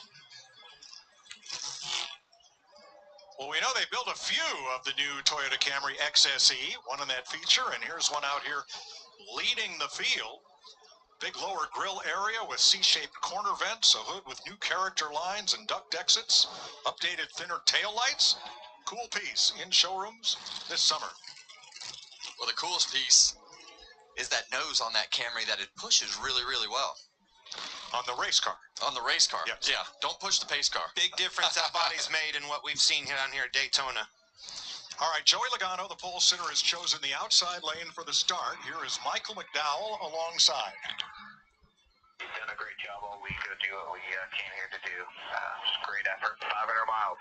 What we all dreamed of. Daytona 500. Doesn't get any bigger, any cooler, any better than this. So take it in, enjoy it. But let's go do what we came here to do. That's a confidence you don't always hear in Michael McDowell, but you hear it at Daytona. Daytona 500 champ, boy knows how to get this thing to the end of this thing and be a part of that picture when you come off a turn 4 for that magical moment. Yeah, the one thing I've really noticed about Michael is he's just become that leader. When he talks and he tries to do the things that he does, he's very calm, like you say, but he's become a leader. And you've seen this team progress over the last couple of years. They just keep getting better and better, and they've been rewarded by Ford with that Tier 1 support and all the things that they're going to get from their manufacturer as well. Now, good luck to the spotters up on the roof above us, 3/4 of a mile away from where these cars are now, telling those two yellow cars apart if they both stay up front. Well, one's got a hearts all over it. Oh, well, then. I mean, surely we can pick the ones with the hearts out, don't you think? All right. Well, I want to know Kevin, what's your heart rate right now compared to last year's Daytona 500 in the seat of the number 4? My heart rate's still high because I know what those guys are feeling coming to the green flag. The anticipation, your heart rate, and that's one thing that we will talk about as this race starts is the anxiety of coming to the green flag at the Daytona 500.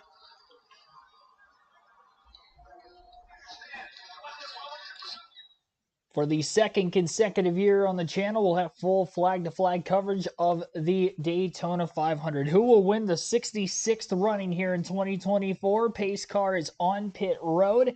Pole sitter from Wednesday night, Joey Logano, chooses the outside lane for the start, and he will lead the field to the green. We're racing in 2024 Speed Weeks. This time, it is the Daytona 500. And Logano is quickly out ahead of Michael McDowell. Very few Fords at the front of the field, so they're going to choose to just control both lanes. He had a chance to move down in front of the 34, but chose not to, headed into turn 1. Logano still in that outside groove then, and McDowell leading the bottom. Gridlock 2x2 down the back stretch. Christopher Bell's the push car behind Logano, getting the 22's nose back out in front. And he is separating the two Penske cars, which, again, Austin Cindric started in the 6th place position. Teammates with current pole sitter and now race leader, Joey Logano. Into the tri-oval, Logano will lead the first lap out of 200 in the Daytona 500 today.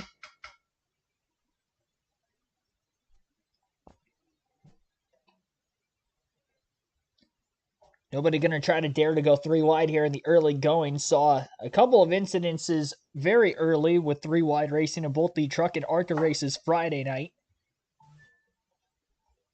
Here today, just a little bit different. Longer race, a lot more patience. We'll probably see things very much ratchet up as we get closer to the end of each stage, as points will be awarded to the top 10 positions. Still even off of turn 4, lap 2. Logano, who is the leader after lap 1, is not going to lead lap 2. Michael McDowell, by 18 one-thousandths of a second, will lead his first lap of the Great American Race. There you have it. Got our first lead change, and 2 different drivers have led the first 2 laps. Nowhere for really anybody to go in the middle of the pack, obviously. Not very tightly contested as the top and the bottom lanes on the racetrack. No aggressive side drafting going on to try to slow the momentum down of either line by either the cars at the front of their lines or cars in the middle of that pack.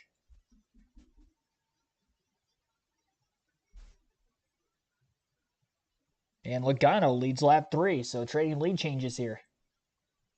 Logano's led 2 to McDowell's 1 lap, and nobody has led consecutive laps yet in the Daytona 500. Just 4 of them in. 4 one-thousandths of a second was the difference at the line that time between Logano and McDowell.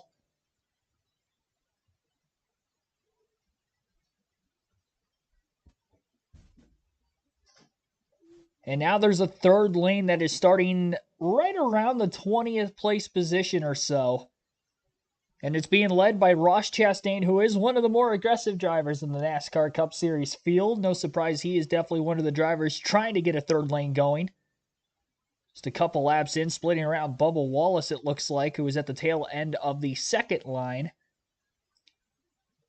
Josh Berry in the 4 car is the push car in that third groove, right behind Chastain. 1 car pulls up in front of Chastain to try to also lead that line up towards the front. And that would be Brad Keselowski in the 6, trying to get his first career Daytona 500 win here today. And one of the drivers who helped dominate the summer race at Daytona earlier this season. Chastain with a big push to Keselowski headed into turn 3. John Hunter Nemechek looking to pull up and stall that third line out just a little bit. Surprised they are 3 wide, though, right out of the gate. Trouble in the tri-oval. Carson Hocevar and Harrison Burton as they come back across. And about a half a dozen cars have already wrecked on lap 6 of the Daytona 500. Just sliding through that grass in the tri-oval. No way to stop their race cars for Carson Hocevar and Harrison Burton as they both slide back across the racetrack in the center of the tri-oval. And there was a big hit in there on the 21. Window net is down for Burton. Can't tell who else was involved in that. It looks like the 36 car also involved. Kaz Gralla. In the middle of that three-wide conversation we're talking about, and we were also talking about John Hunter Nemechek kind of being iffy on his move. Now the 42, John Hunter Nemechek on the outside of Burton. The green and white car, and Brad Keselowski and he make contact. Keselowski got to his rear bumper, just took a little bit of a love tap, turned him sideways, kind of looked to me like he was on the left corner of that bumper, turned him right down into Harrison Burton. Well, it's just what we were talking about, Clint, with everybody trying to feel out exactly what their cars were doing, and those guys in the middle didn't have anything to do with the handling. So, you see Brad into the back. Oh, yeah, you're exactly right, Clint. The 42 car of John Hunter Nemechek just got up a little higher. Brad was probably trying to stay square and being pushed by the guy behind him, and they just got a little bit offset right there. Austin Dillon, Jimmy Johnson among those with damage in this one. We're 6 laps in at Daytona. First ad break of the race, and the first caution of the race here in the Daytona 500.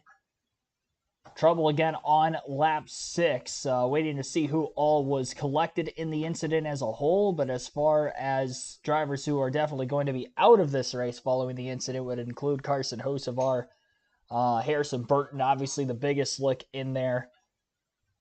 There were the two at the start of the accident. There was a lot of damage to Ryan Preece and Kaz Gralla's race cars, and it looked like Jimmy Johnson as well was involved in it. So sorry for any Jimmy Johnson fans out there trying to watch 7-time go for his third Daytona 500 victory against him. Second incident he's been involved in. He was involved in that first dual race incident as well.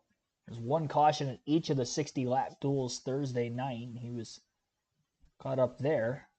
Did not have to go to a backup car, though. Very light damage was actually collected on that race car, but a little bit more damage on his car here today. Austin Dillon also involved. It started in the middle of the pack with the 21 and the 77. Both of those drivers started in the top dozen in the field. But unfortunately,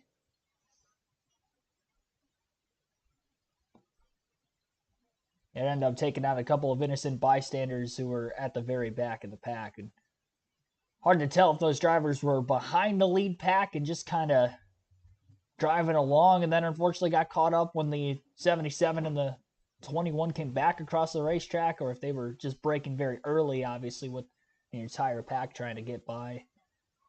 And needless to say, they were heavily involved.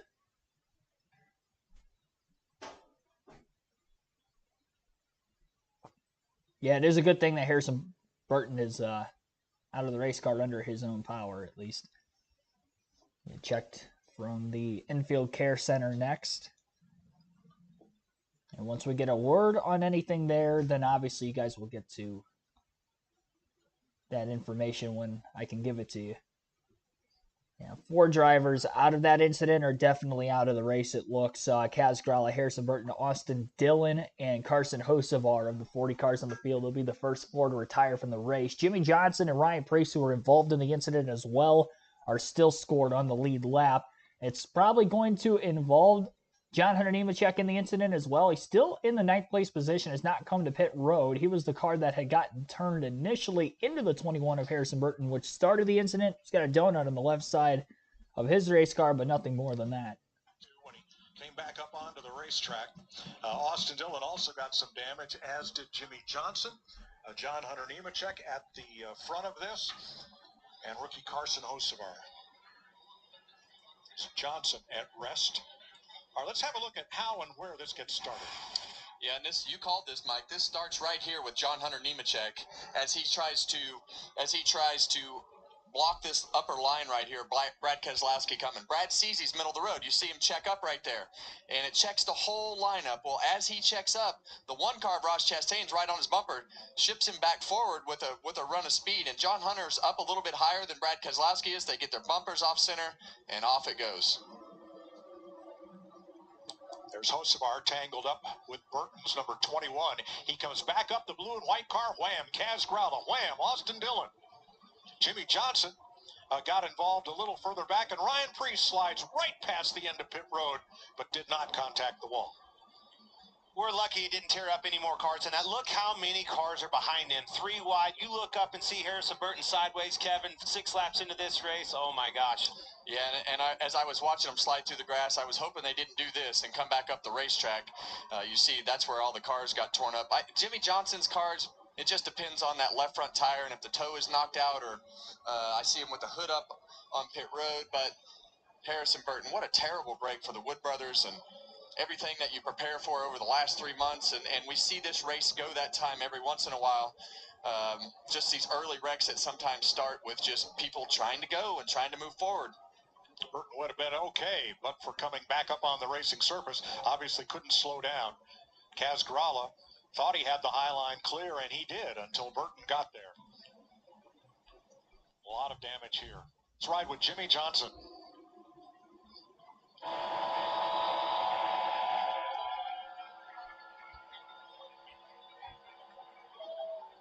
Terrible feeling.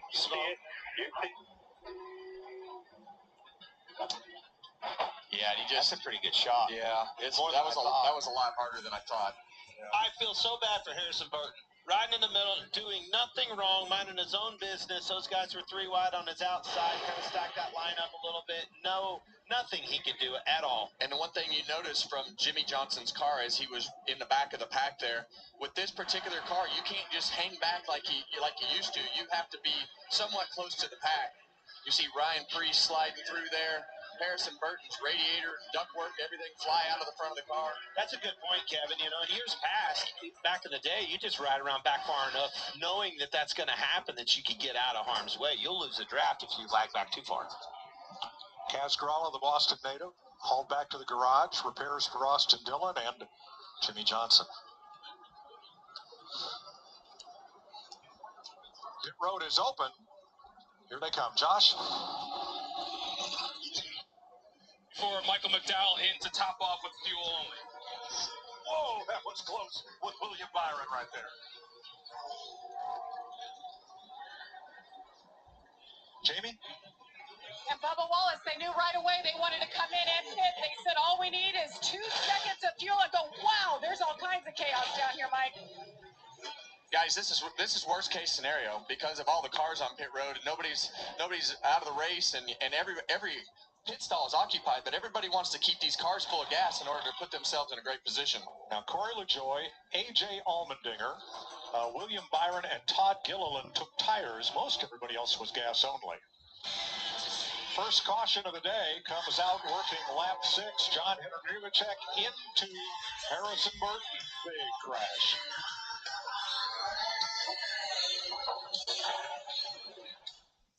Popped the visor off of Jimmy Johnson's. Well, not the visor. I guess it was the tear off that popped loose. It wasn't on there very well, but had to take that off. It looked like following the impact that he ended up having with the 77 car of Carson Hocevar.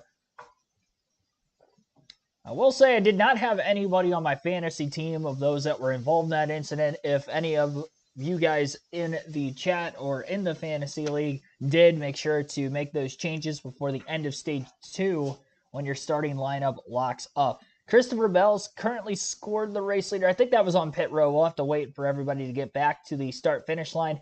The leaderboard only updates at the end of every lap, so there we go. Okay, now it is updated. So Christopher Bell is going to be the race leader. It looks like he had stayed out on the racetrack and seems to be the only Toyota, at least at the very front of the field. David Reagan stayed out. He'll be scored second on the restart. Ryan Blaney third. Daniel Hemrick fourth.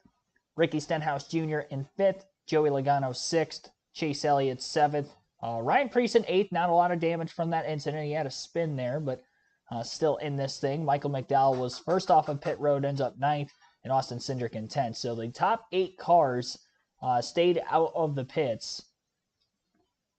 And we'll get that track position there at the front. A lot of Fords now inside the top 10 looking to take control of the race. A couple Chevys obviously mixed in there. The lone Toyota in the top 10 is Bell at the top of the leaderboard. Just getting this thing kick-started here. Average race speed 107.47 miles per hour. I'm sure that will raise quite a bit here as we get further along. Just having the early caution. On lap 6, we've had about as many caution laps as green flag laps out of the very, very early going to this race. Joey Logano has led 7 of those 10 laps so far after starting on the pole. And, of course, most of those, again, under caution before pit road had opened. Took a minute for pit road to open following the incident, obviously with it taking place on the front stretch.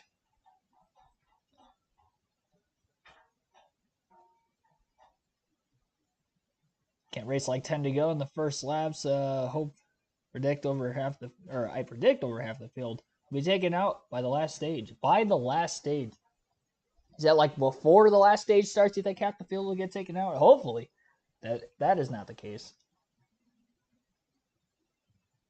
I would expect things to be a little bit more calm. I'm surprised they were 3 wide as early as they were. They were gridlocked 2 by 2, but obviously, Chastain Keselowski, who was leading that group, wanted to go. Nemechek pulled up in front of Keselowski. The push, obviously, that went wrong, headed into the tri-oval, which had caused that incident to take place. Up to 83 likes on the stream now. Appreciate that, everybody.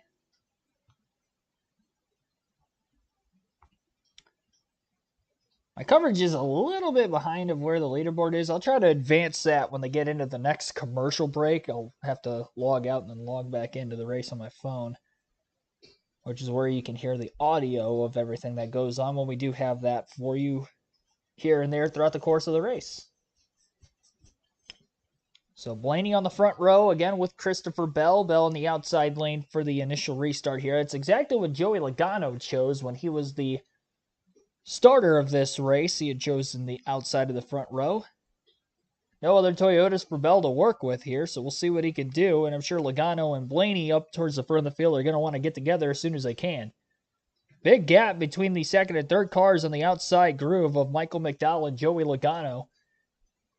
And a lot more cars down on the bottom lane. Getting lined up, and that allows for Ryan Blaney to hold on strong. Although Joey Logano did a great job pushing Christopher Bell along the way. And Bell is still gridlocked with Ryan Blaney at the front of the field. I don't think Blaney ever pulled clear of Bell. Despite Hemrick all over him, giving him a good push. Not good enough at least to get those two out in front. And Bell will actually lead the first green flag lap following the restart. Didn't take long for the outside to start to get evenly nose to tail with one another and close that big gap that was between Logano and McDowell up.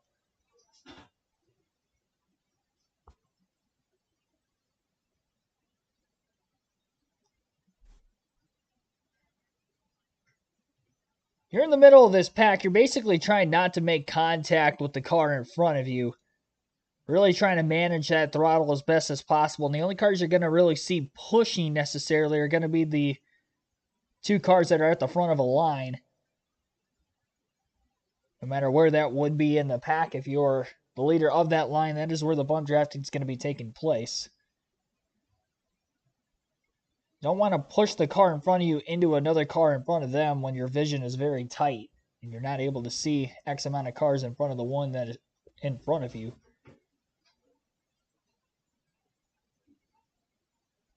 And is where we could see things go the wrong way. We don't want that. Already an early incident. I don't think Jimmy Johnson has returned to the race. Actually, no, he has, because he's 2 laps down. Everybody else is not. As long as Jimmy Johnson meets minimum speed on the racetrack, then he is going to be able to retain himself in this race. Hopefully that damage is enough for him to at least stay in this lead pack as well. That will develop more as we obviously move forward through this race. And AJ Allmendinger, by the way, in the 35th place position, is not keeping up with the pack on this restart. Maybe he has just chosen not to. He's all by himself, though, so he is definitely going to go a lap down if we stay green long enough. The good news is nobody else is 1 lap down on the racetrack. Johnson's 2 down, so he'd be in the free pass position. Allmendinger not running for points. He'll be an Xfinity Series regular this year. He ran full-time in the NASCAR Cup Series last season, but has gone back to Xfinity full-time starting this year, so that 16 car will be filled by part-time drivers throughout the course of the season. The only full-time Cup driver at Kaulig Racing in the Cup Series this season is Daniel Hemrick, who is piloting the 31 car. And he had taken over for Justin Haley, who has made the switch to Rick Ware Racing. He'll be driving the 51 full-time this season. His first year in a Ford. And his NASCAR upbringing, not just in the Cup Series. And with Chevy the entire time until the start of this season. Bell and Blaney still going back and forth quite often, leading laps. I'll tell you what, with the field gridlock the way it is right now, if we see that quite often through this race, we are going to have a very, very huge amount of lead changes. Already in the very few green flag laps that we have ran, it looks like we have already had 6 lead changes. And in fact, Ryan Blaney has not led any laps, despite being side by side with the race leader at the start-finish line every time. Bell has led the last 8 laps. And it doesn't count for an official lead change until the lap is concluded, and the leader at the start-finish line has to be different from the leader the lap before for that to be considered a lead change. So any movement back and forth you'd see anywhere else on the racetrack that doesn't result in an actual lead change. Whether it is a full pass and a clearance made or not, it's just who the leader is at the start-finish line every lap. And Bell's been edging out Blaney by a nose almost every time. So maybe that's where you want to be, is on the outside. Come later in the race, Bell leads another lap. By 11 1/1000ths of a second, he led that last lap over Ryan Blaney. It has been very, very close margin nearly every single time. I mean, definitely less than a half a car length every green flag lap of this run.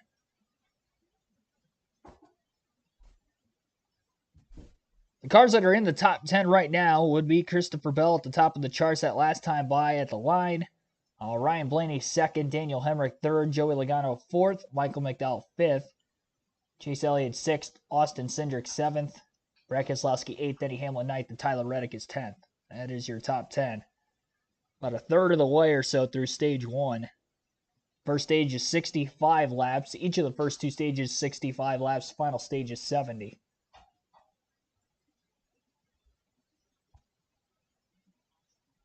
Definitely hard to tell who the fastest car today is. The way things are looking right now, we'll probably get to see that a little bit better as we get further along this race and get to see who is maybe somebody that can actually lead a charge to the front of the field. And we saw Keselowski and Chastain moving that third line out quite a bit when Keselowski was leading it. And then once the 42 had pulled up in front of the 6, less than a half a lap later, we saw the caution. So we were never really able to see what Nemechek could have done there.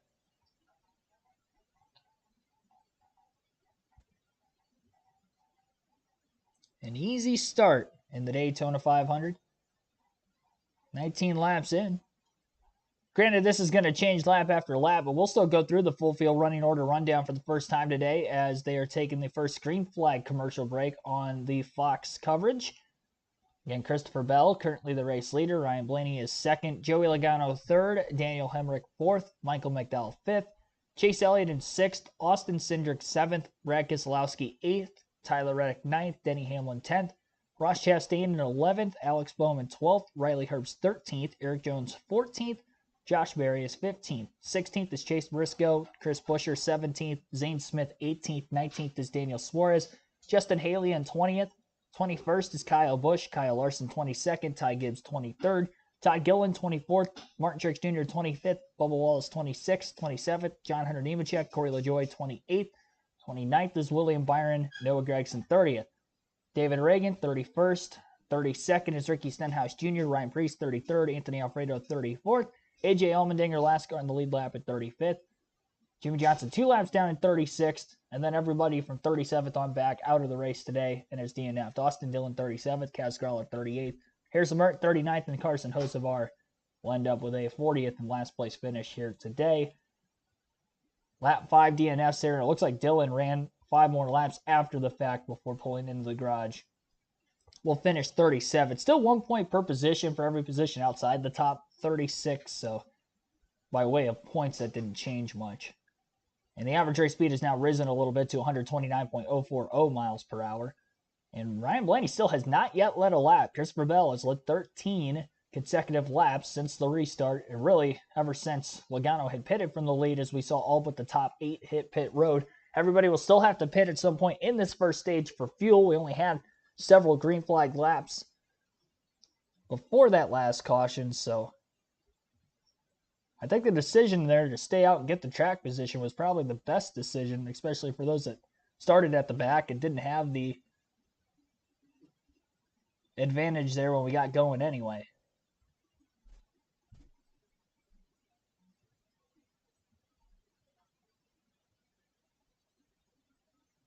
Ryan Zantov, thanks for that comment, by the way. Appreciate everybody staying tuned throughout this live commentary stream. Be sure to hit the like button if you guys haven't done so yet. Our goal is to get to 85 likes on the stream. We'll take our first ad break of this Daytona 500 live stream here today. You're listening live on KRC to the 66th running of the Great American Race.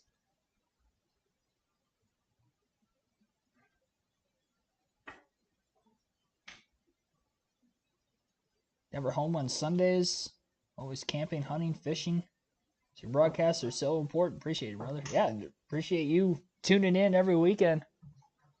Glad to hear that I could be a part of your Sundays all throughout the NASCAR season. Coming to lap 24 at the start-finish line this time by. But they're in a better sponsor that activates and does everything better in this sport than Busch Light. So they had a great run with them, and I'm glad they're still on a car on the racetrack. And they'll do a great job with Ross. Clint, put your phone down. You're not eligible. Well, I sure wish I was. I know a guy, though.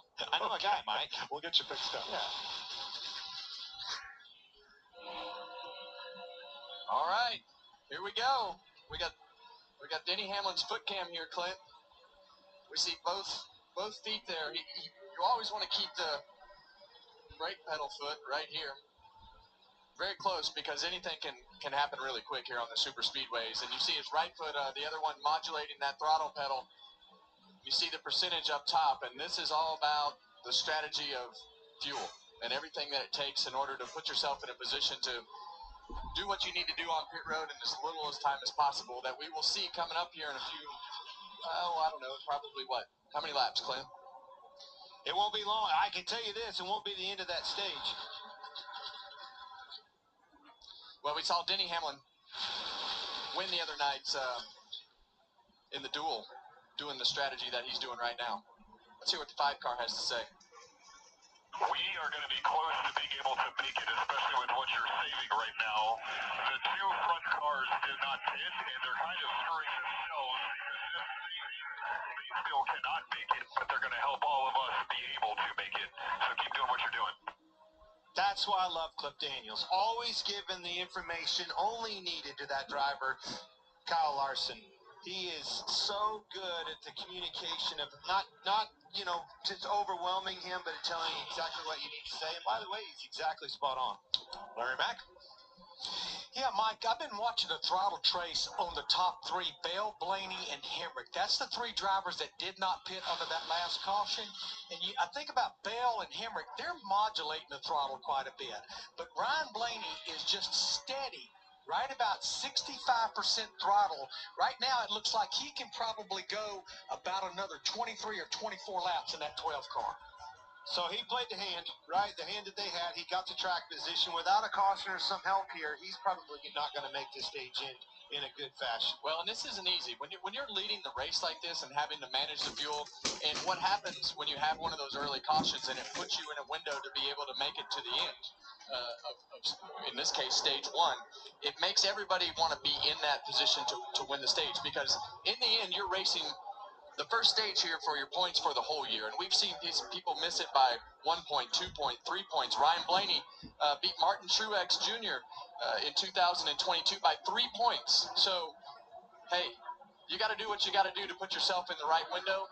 Might not be the same for everybody. When you look at Christopher Bell and those guys who did not pit, I don't think they could make it to the end of the stage, and that's going to put them in a really bad position. But it's like Cliff Daniels said, it's helping everybody else in the field out that they're doing that.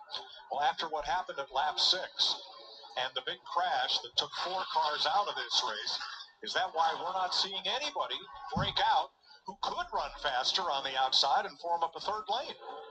Well, you don't want to be the guy that has to pit. And if you have to pit and everybody else doesn't pit, everything you've worked towards in trying to get to the end of the stage and put yourself in position kind of goes out the window. But if you're on pit road and they're under green and you have a little bit of trouble, you'll be a lap down. So you should be able to pit and be really close to not being a lap down. But if you have just one little hiccup, you're going to be a lap down, and then you're really going to have some trouble. So it's a long race. You have to be smart. We saw these guys go hard early, trying to put themselves in position, and we got a whole bunch of torn up race cars already. I still like to gamble. It was worth it. This point in a 500-mile race, you know that you're not going to go a lap down. Even if you have to pit and they don't, whatever the case may be, it's not that big of a risk, I think. I think the reward is big time. 34 spots they found right now. Well, the big thing that worries me is it's what, 7, 8 laps. I didn't notice the number before. It all went off. It's a pretty big number, Clint. That difference in laps that you're going to have to pit earlier to be able to go out there and have to run with 3 cars. That's basically what you're going to have to do. You're going to have to run with 3 cars, and we know, like we saw in the beginning, the more cars you stack in that line, the faster that line's going to go. So I'm just worried about their speed if they have to pit by themselves. Larry told me, don't worry. I don't think they're not going to go a lap down. I still think risk versus reward, it was worth it. Now here's something. Here's something we've not seen at Daytona. Usually, if you lose the draft, you'll fall back further back.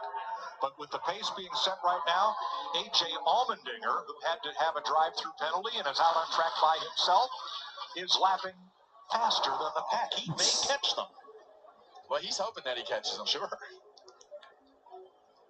Yeah, we see that the pace is, a 51-31, and there's going to be a lot of times we run in the 47s with the whole pack. So that is a tremendous amount of fuel that needs to be saved. But it's all part of the strategy. It's all part of the game. 6 laps into this race, the strategy changed dramatically after this. John Hunter Nemechek into Harrison Burton, into Ryan Preece, back up the track, melee. A lot of fuel conservation going on right now in this first stage of the Daytona 500, all in just trying to make it to the end of stage 1 without having to pit again. Christopher Bell is, again, still your race leader. Ryan Blaney in second. Joey Logano third. Daniel Hemrick is fourth. And actually, Ryan Blaney just led that last lap, so Blaney in the lead. Bell second. Joey Logano in third. Daniel Hemrick is fourth. Chase Elliott fifth. Michael McDowell sixth. Brad Keselowski seventh. Austin Cindric eighth. Denny Hamlin 9th, Tyler Reddick in 10th, Alex Bowman is 11th, Ross Chastain 12th, Riley Herbst 13th, Eric Jones 14th, Chase Briscoe 15th, Josh Berry 16th, Zane Smith 17th, 18th is Chris Buescher, Daniel Suarez 19th, Justin Haley 20th, Kyle Busch 21st, Ty Gibbs 22nd, 23rd for Kyle Larson, Martin Truex Jr. 24th, Ty Gillen 25th, John Hunter Nemechek 26th, Bubba Wallace 27th, Corey LaJoie 28th, William Byron 29th, and David Reagan is 30th. Noah Gragson in 31st, 32nd for Ryan Preece, Ricky Stenhouse Jr. 33rd, Anthony Alfredo 34th, and A.J. Allmendinger last car on the lead lap at 35th. Jimmy Johnson still in the race, 2 laps down, 36th. Austin Dillon on back is out. Austin Dillon will finish 37th, Kaz Grala 38th, Harrison Burton 39th, Carson Hocevar will finish in 40th. 35 minutes or so since the drop of the green flag in this race today. Blaney's only led 2 laps since the restart, and Christopher Bell has led the most in the early going, 22 laps led for the number 20. Sure to hit the like button, subscribe for more daily, weekly NASCAR commentating / NASCAR content. NASCAR live streams is what I'm trying to say. Live commentary streams every NASCAR race weekend for the NASCAR Truck, Xfinity, and Cup Series. We will still have full flag-to-flag coverage of tonight's NASCAR Xfinity Series race coming up after the conclusion of the Daytona 500. Our approximate start time for that one will be 9 p.m. Eastern Time. If this race runs long, obviously that stream will start a little bit later, but the plan is to still give it a go here tonight for the live commentary for the Xfinity race as well. So definitely be sure to hit the notification bell so you don't miss the start of that stream. I will see you guys here on the other side of this little break. We'll take our second ad break of the race. You're listening live on KRC to the 66th running of the Daytona 500.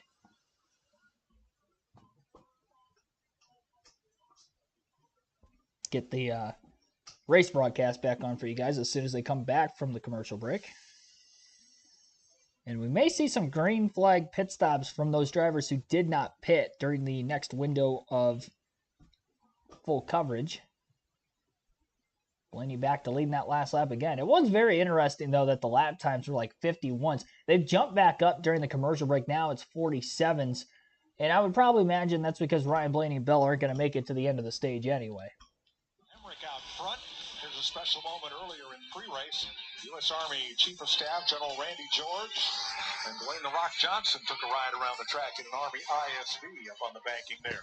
Well, this race has completely changed. While we were at break, it became go time, and the front 4 drivers took off from the pack. Here's Christopher Bell's audio. Now let's try to fix the pace up here. Everybody's saving so damn much, it might end up hurting us on the back. I don't know what else I can do. I can put my foot down, but I'm not going to go anywhere. Maybe you can get in front of the 12, and he'll push you. He'll go. He's in our same situation. Well, it's like they listened and heard Cliff Daniels say that to his driver, Kyle Larson. He told him that very thing. Them holding it back on us, 60% throttle, is only helping us.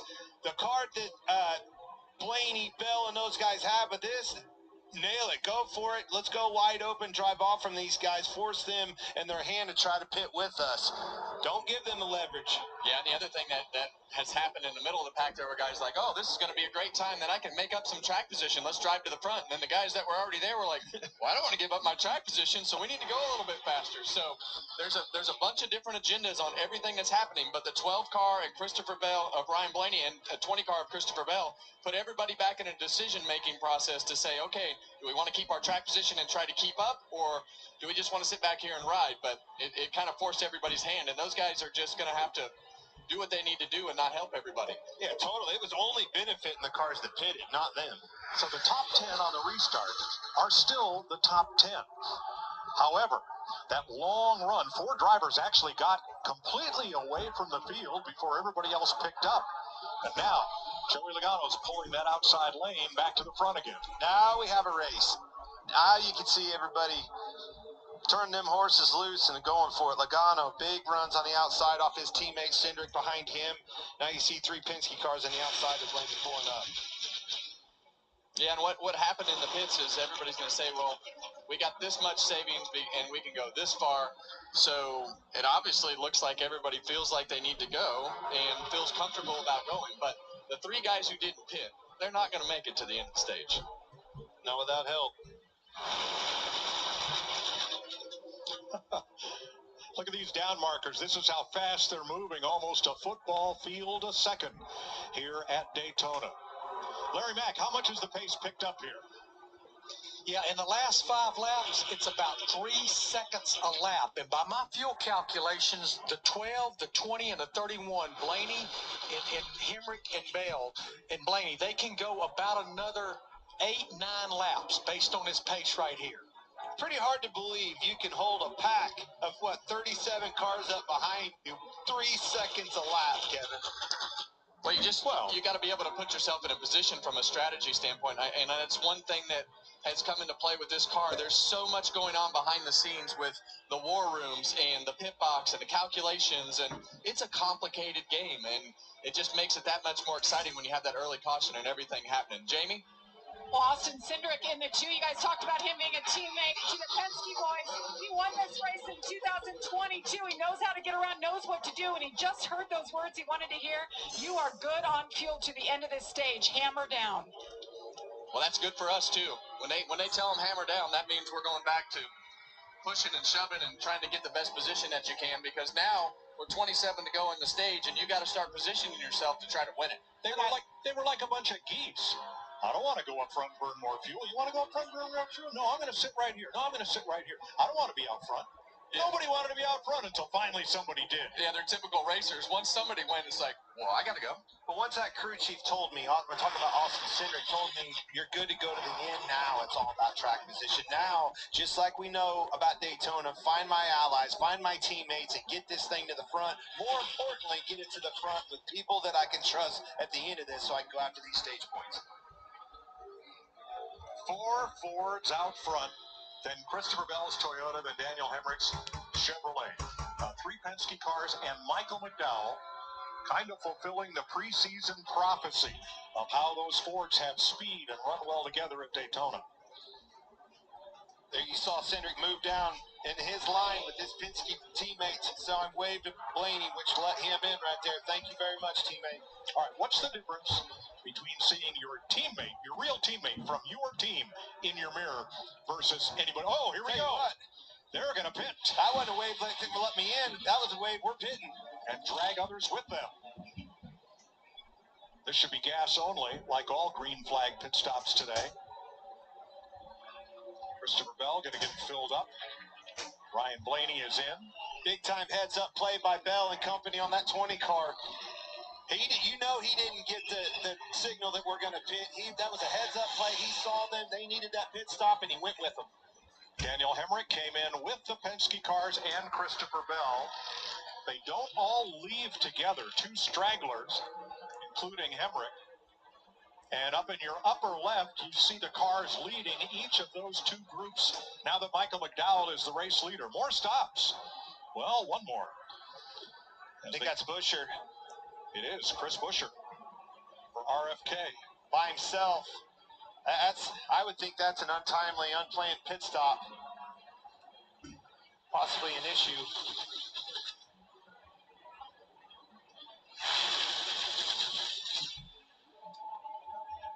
$24 laps to go. That's Josh Berry right in the middle. Got up there kind of close to Chase Elliott and Kyle Busch in the outside in the 9 and the 8. Chevrolet trying to lead for the first time today. And it's Chase Elliott rolling to the front for Team Hendrick, but nobody with him. Michael McDowell, the Fords formed up on the inside to hold the lead. Yeah, kind of a confusing cycle here, Mike, with the Penske cars coming to pit road with Ryan Blaney and some of the, we obviously knew the 3 cars that were going to have to pit, but we saw Brad Keselowski come in, we saw Ryan Blaney come in, Joey Logano, so we saw a few Fords, and I'm not sure. Well, we heard Larry say they could make it to the end, but I think it was those cars we were talking about. Did they go down to help their teammate that they knew needed a pit, or was that not the case at all? Maybe a little bit of strategy. We'll try to find out. Chase Elliott comes off turn number 4, trying to be the first Chevrolet to lead this year's Daytona 500. Another full screen commercial break. So your current top 10 after a couple of those drivers that did not pit during the first caution flag of the race pitted during green flag position, during green flag racing, Michael McDowell has been left with the race lead. He's the only Ford up at the very front of the field, at least in the top 5, with Chase Elliott currently 2nd, Denny Hamlin 3rd, Kyle Busch is 4th, Eric Jones 5th, Josh Berry 6th, 7th is Martin Truex Jr., Corey LaJoie 8th, Michael McDowell 9th, and Noah Gragson rounds out the top 10. Take another quick break and then get back with the flag-to-flag live commentary coverage of this year's running of the Daytona 500. Appreciate everybody tuning in. Once again, like, comment, subscribe, comment in the chat as the stream's going on. Check in and out at times, see what you guys are up to down there, and then subscribe for more daily NASCAR content or more weekly NASCAR content as well. Obviously, live commentary streams again every NASCAR Truck Xfinity Cup Series race, as well as Cup Series qualifying and practice on Saturdays as well. Also, we are getting very close to 5,000 subscribers on the channel, so we'll see if we can do that here this weekend with still tonight's Daytona 500 and as well as the Xfinity race coming up after the 500 as well. Try to get to that goal. Get to the goal of 200 likes on the stream. Currently, we're at 92, still in the first third of the race.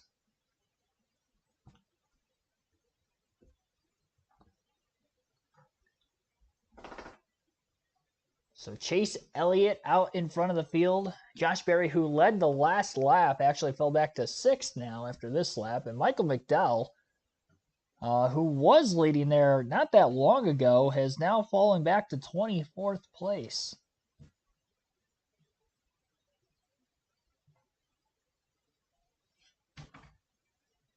It's like 2 seconds separate 1st through 19th on the leaderboard. It may have gone to a single file line. Not going to be sure of that until, of course, they come back from the break. But that's what it looks to be.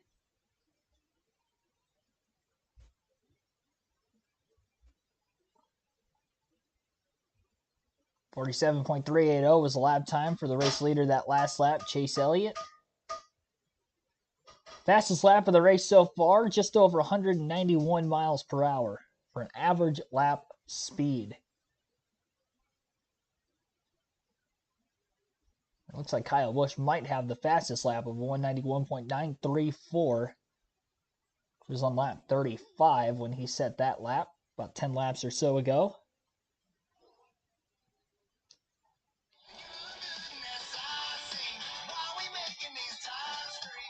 46 laps complete, and this game has changed. Chevys are out front in a single file line. Chase Elliott and Kyle Busch 1-2, then the Toyotas above Wallace and Martin Truex. But the real drama here is with Team Penske, which all pitted together because Joey Logano and Austin Cindric needed less fuel than Ryan Blaney because they had stopped earlier. Look where they are on the racetrack. And Blaney, who pitted at the same time, had to take more fuel, was stopped for another second and a half. Look where Blaney is. Yeah, he's way back here. Way back here. Here's Ryan Blaney. Let me know if you need more, please. Yeah, they're pulling away from me. Stop. They won't fan out if they're risking stage points. Okay, they get no help from me then later in the race. They'll take you. Yeah, and hopefully they'll explain under caution what exactly happened. You know these 3 cars that stayed out. Ryan Blaney was one of them. His teammates were not, and his teammates were the ones that had the shorter pit stop, and they couldn't afford to wait from him because Ryan Blaney is going to get caught by this pack unless these guys pit. But Joey Logano and Austin Cindric were able to have a shorter pit stop, and that's what we're going to continually talk about with the pit strategy. And also on the same strategy, Bell and Daniel Hemrick, they're the ones that were even back further than that. They're going a lap down, getting into 3. These guys are in trouble without some help. They were stopped under green for 6.9 seconds, 2.5 more than Ryan Blaney. So here comes the field to put those 2 former leaders a lap down.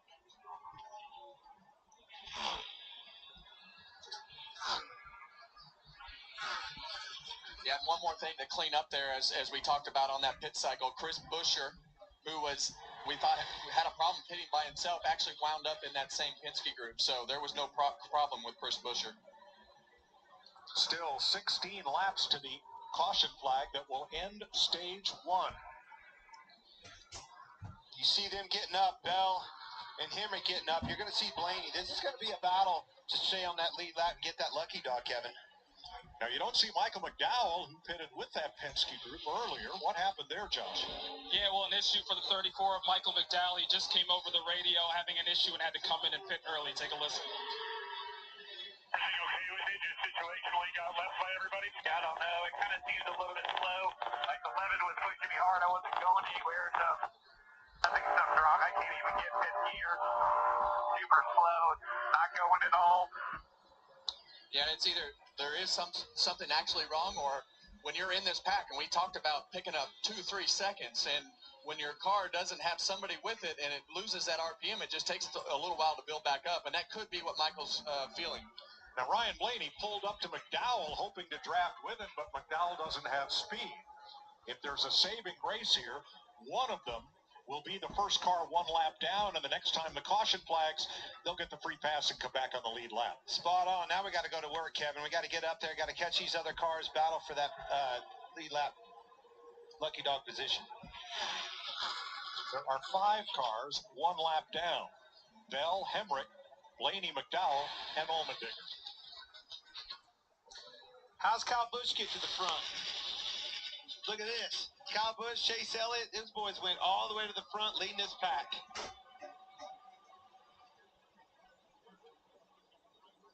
Quarter distance, 51 laps complete. Of the 200 will run today in Daytona. Chase Elliott out front, side by side. Side by side commercial break on Fox. Once again, Chase Elliott leads, Kyle Busch second, Bubba Wallace third, Martin Truex Jr. fourth, and Noah Gragson rounds out the top 10.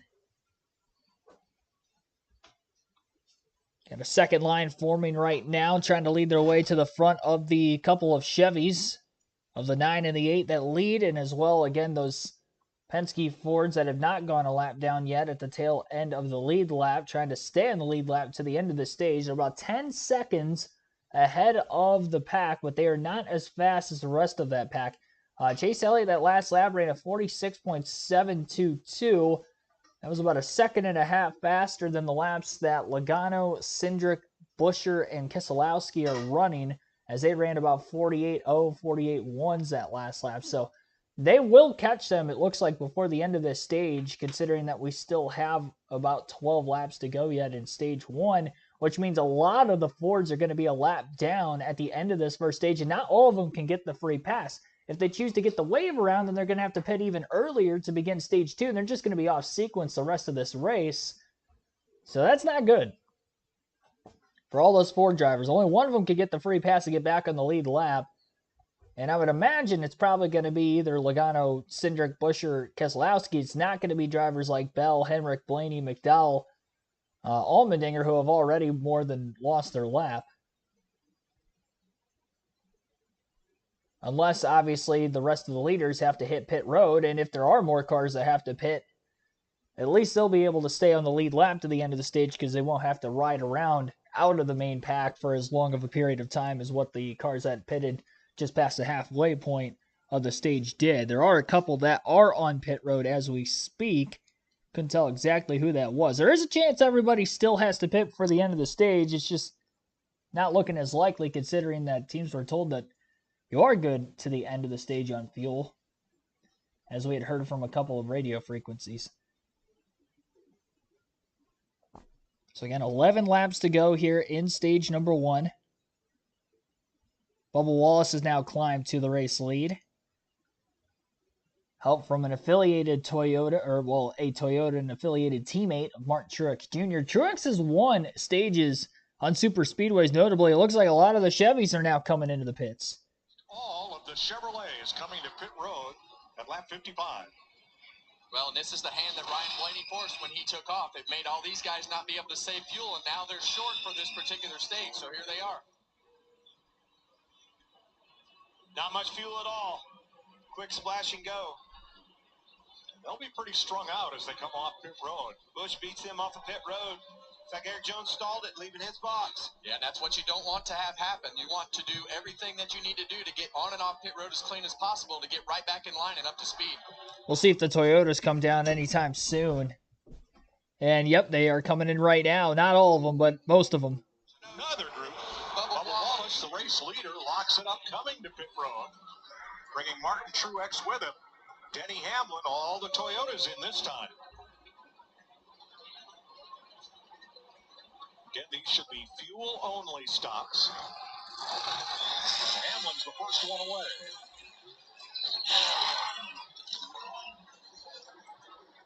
Still got some cars out there that haven't yet pit. Gragson, Gilliland, Barry, Haley, David Reagan, Ryan Preece, and others still out there. Pretty much all the Fords that didn't pit in the first wave of green flag stops in this stage are still out on the racetrack. We'll see how long they'll be able to go. It doesn't look like they are going to pit this time by, at least, as we'll be coming to 8 laps to go in stage 1 this time by. Definitely going to shake the running order up as far as the race for stage points goes. Kyle Busch is the race leader of those who have already pitted. So again, Kyle Busch is the leader. And we aren't going to have as many cars, obviously, a lap down at the end of this first stage as what we initially ended up having as well.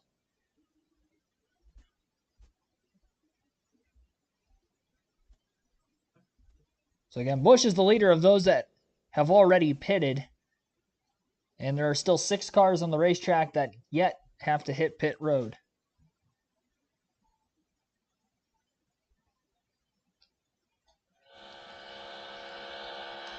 Well, the things that we can't see are exactly what they've done throughout this stage since they pitted to save and what those strategies are. But one of the strategies that these guys might be on is that they might want to come to pit road as they want to run as long as they can so they can come to pit road the most short amount of time that they can come and put fuel in it. So I'll spit that out eventually, but here they are. I do agree with you. I know what you were saying, and that's what they have to play. Larry?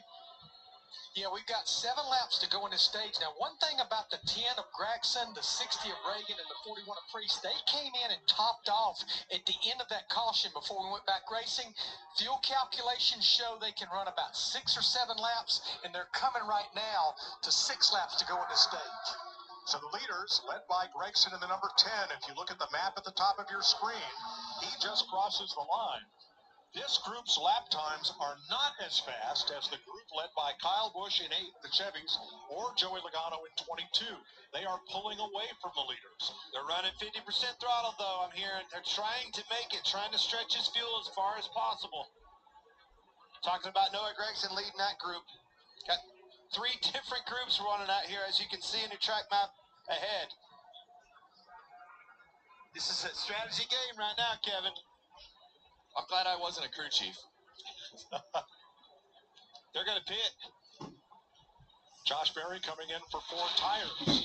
We expect the others will be fuel only. Gregson and Gilliland, the 10 and 38. The 3 have been running positions 1, 2, 3 here. And Ryan Priest comes in with them. Excuse me, that's not Priest, that's the 51. That's Justin Haley. Well, we see these guys putting 4 tires on the car, and that's going to put them in a position to have more strategy in the next stage. Haley gets fuel only. The others take on tires. And what I mean by that is when the caution comes out for the stage break, these guys are for sure going to come in and just put fuel in their car. That will hand the lead to the driver who a month ago wasn't even scheduled to run this race, David Reagan, who was added to Team RFK, Roush Fenway Keselowski, as a teammate to Brad Keselowski and Chris Buescher, with Ryan Priest right behind. Here's Reagan's radio. I'm just going to leave it on 50% throttle and do it. And just make sure the 41 knows this. Yeah, copy. Yeah, he was just down here talking about it. Or 41, they know where we're at. You see him. I'm going to leave it at 50% throttle, and I'm going to the end of this thing. That is what we're going after. How about Priest? He was the one that barely missed that wall, was collected in that wreck, just might ended up with a 2nd place out of this stage. This is going to be close. Meanwhile, the question is, will this pack catch him at 50% throttle? Meanwhile, Christopher Bell and Daniel Hemrick, when those leaders pitted, they got back on the lead lap, and so did Ryan Blaney. Michael McDowell is now the first car 1 lap down.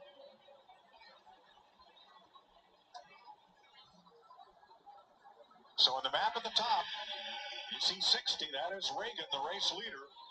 Kyle Busch in 3rd with a group that is running 5 seconds faster a lap.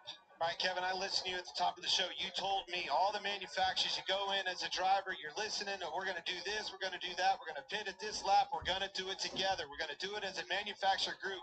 Holy cow, look down this list of the pylon.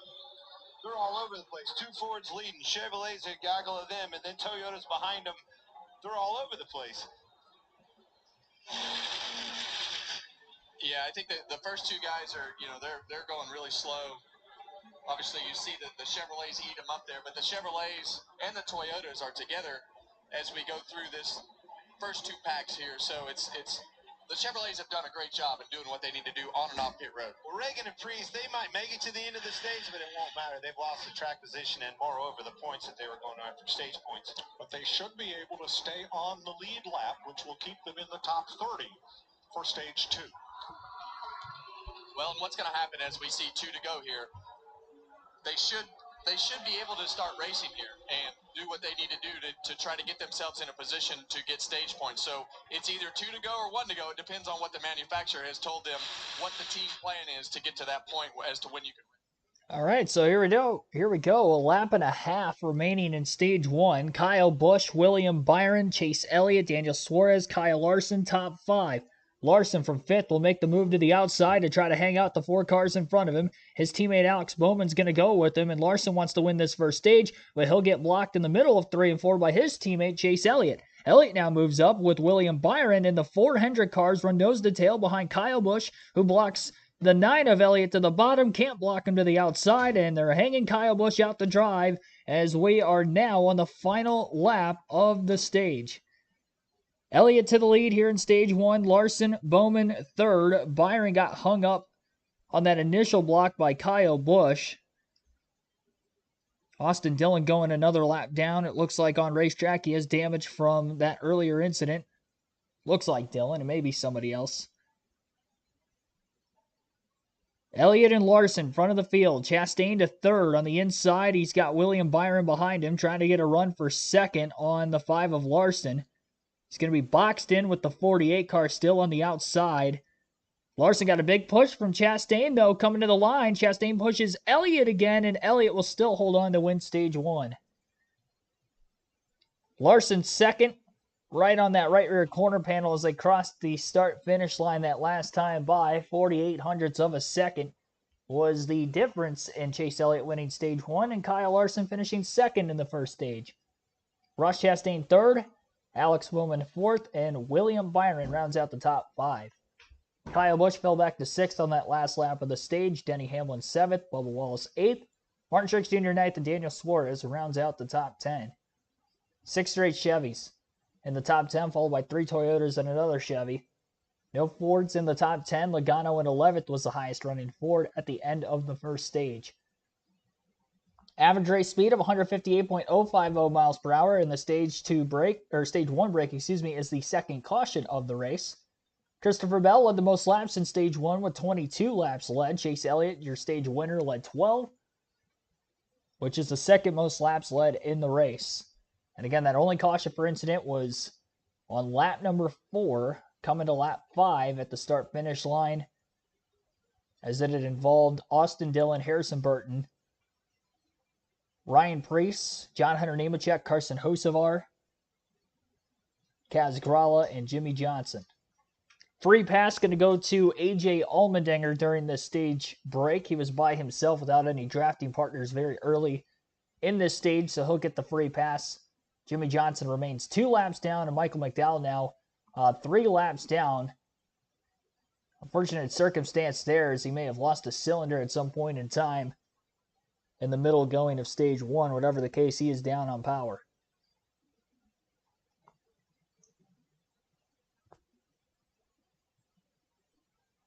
Yeah, we'll see.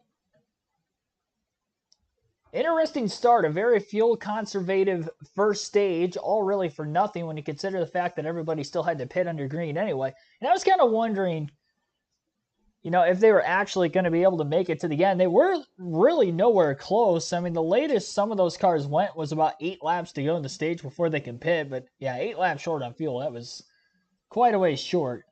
I think the teams that said that were good to make it to the end was based off the initial pace that Blaney Bell were running when the field was gridlocked and lap times were in the 51-second lap barrier. But once they picked it up to 47 seconds, 46 seconds, there was no chance that they were going to be able to make it on fuel, and that's why you saw everybody else hit pit road anyway.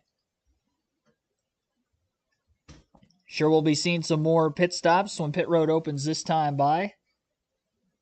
A lot of the teams obviously took fuel only during the green flag pit stops. Chase Elliott, by the way, awarded a playoff point with that stage win. Each stage winner gets 1 playoff point if you win a race, 5 playoff points towards the season championship, as well 10 regular season points at that moment in time also.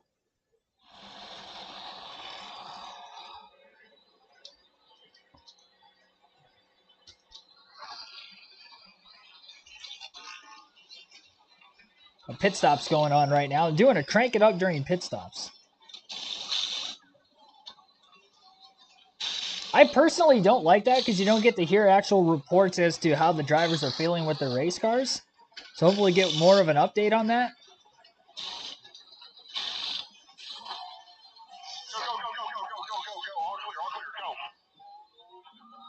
Looks like Kyle Larson may have won the race out of the pits. They tried something different with this, but I would imagine we're going to get another crank it up during green flag action at some point in time. Kyle Larson wins the race off pit road. John Hunter Nemechek's car has lost fire. They tried pushing him out of the pit. He is now stopped. And Tyler Reddick had trouble getting going. Finally, Reddick, grabs a gear and gets gone while Nemechek's car is sitting motionless on pit road. Lap 68 of 200 in this year's running of the Daytona 500. Again, Chase Elliott was your stage 1 winner. Kyle Larson will be the leader on the restart. I don't believe he led any laps in stage 1. No, he did not. Had quite a few different leaders in this first stage, though, with all the fuel saving going on. Just in the 65-lap first stage, we had 10 different drivers lead at least 1 lap in the race. 15 lead changes amongst those 10 drivers in stage 1. Again, average race speed just over 155 miles per hour, at least until we get back under green again. This is the second caution, just over an hour after the start of the Daytona 500 here today, and we're a third of the way home.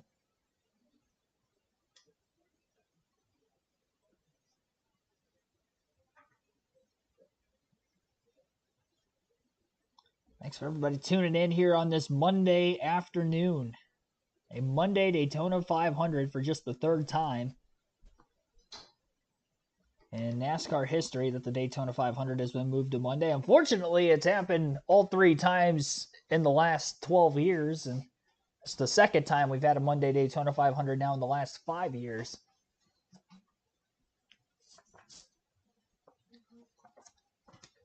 But appreciate everybody tuning in, whether you were at work or guess there would be no school today. It was President's Day, but thanks for tuning in from the workplace, at least for the start of this. Hopefully you're getting home safely and tune in for the remainder of this Daytona 500. We're up to 94 likes on the stream as well, just shy of 100. Trying to get to 200 before the end of the race. See if we can get there. Take a quick ad break and then get with the Stage 2 action on the other side. You're listening live on KRC.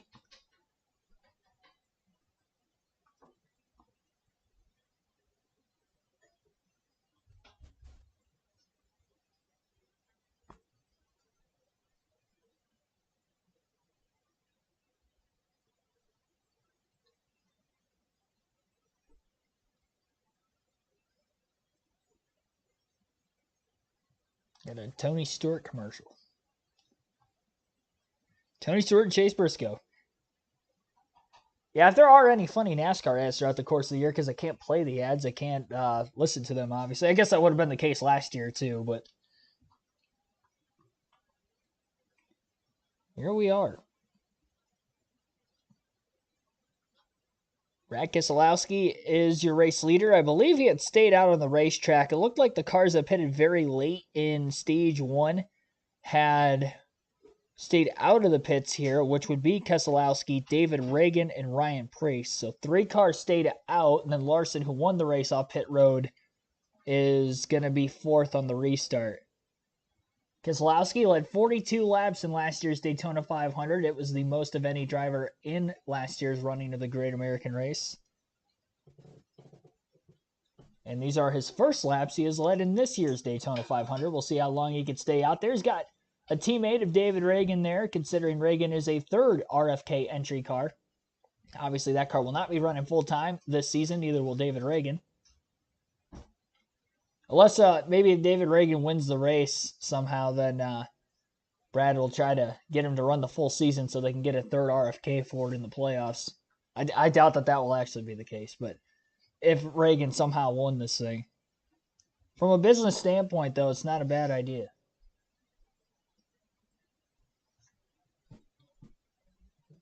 I really hope they have a crank it up session during the actual green flag run. I would imagine that they will. I mean, it's a Daytona 500. I do remember on Fox's broadcast last season, though, that they didn't have that for every race. There were some races that didn't have it and some that did. But if NASCAR on Fox covering the Daytona 500 again, I'd be shocked if they don't have it for the Daytona 500 at the very least. They will be going green this time by as the field is just working their way off of turn 2. And it looks like those front 3 cars that stayed out, I believe, are on pit road or did pit last time. There are several cars at the very back of this lead pack that also hit pit road to top off on fuel once again. So a lot of fuel conservation in this race so far in fuel strategy, which I'd say more so than any other Daytona 500 in the stage racing era that we have seen. So a unique start. I think that caution very early in this race on lap 4 definitely threw a little bit of a curveball in there. The estimated pit window is anywhere between 40 to 47 laps, depending on obviously the speed and the flow of the pack during green flag action. Which is another reason why I didn't think anybody was going to be able to make it in my head to the end of that last stage, and that ended up being the case. So left with Larson in the lead anyway, once again. First time Larson's been out in front in this year's Daytona 500. We'll have Josh Berry alongside him on the front row. A lot more cars on the outside lane than the inside on the restart. But the green flag is back in the air. As we are at lap 71 in this event, Denny Hamlin is pushing the 4 car of Josh Berry, taking over for the now retired Kevin Harvick. You've heard Harvick over the broadcast the few times I've played the actual broadcast coverage for you guys so far today.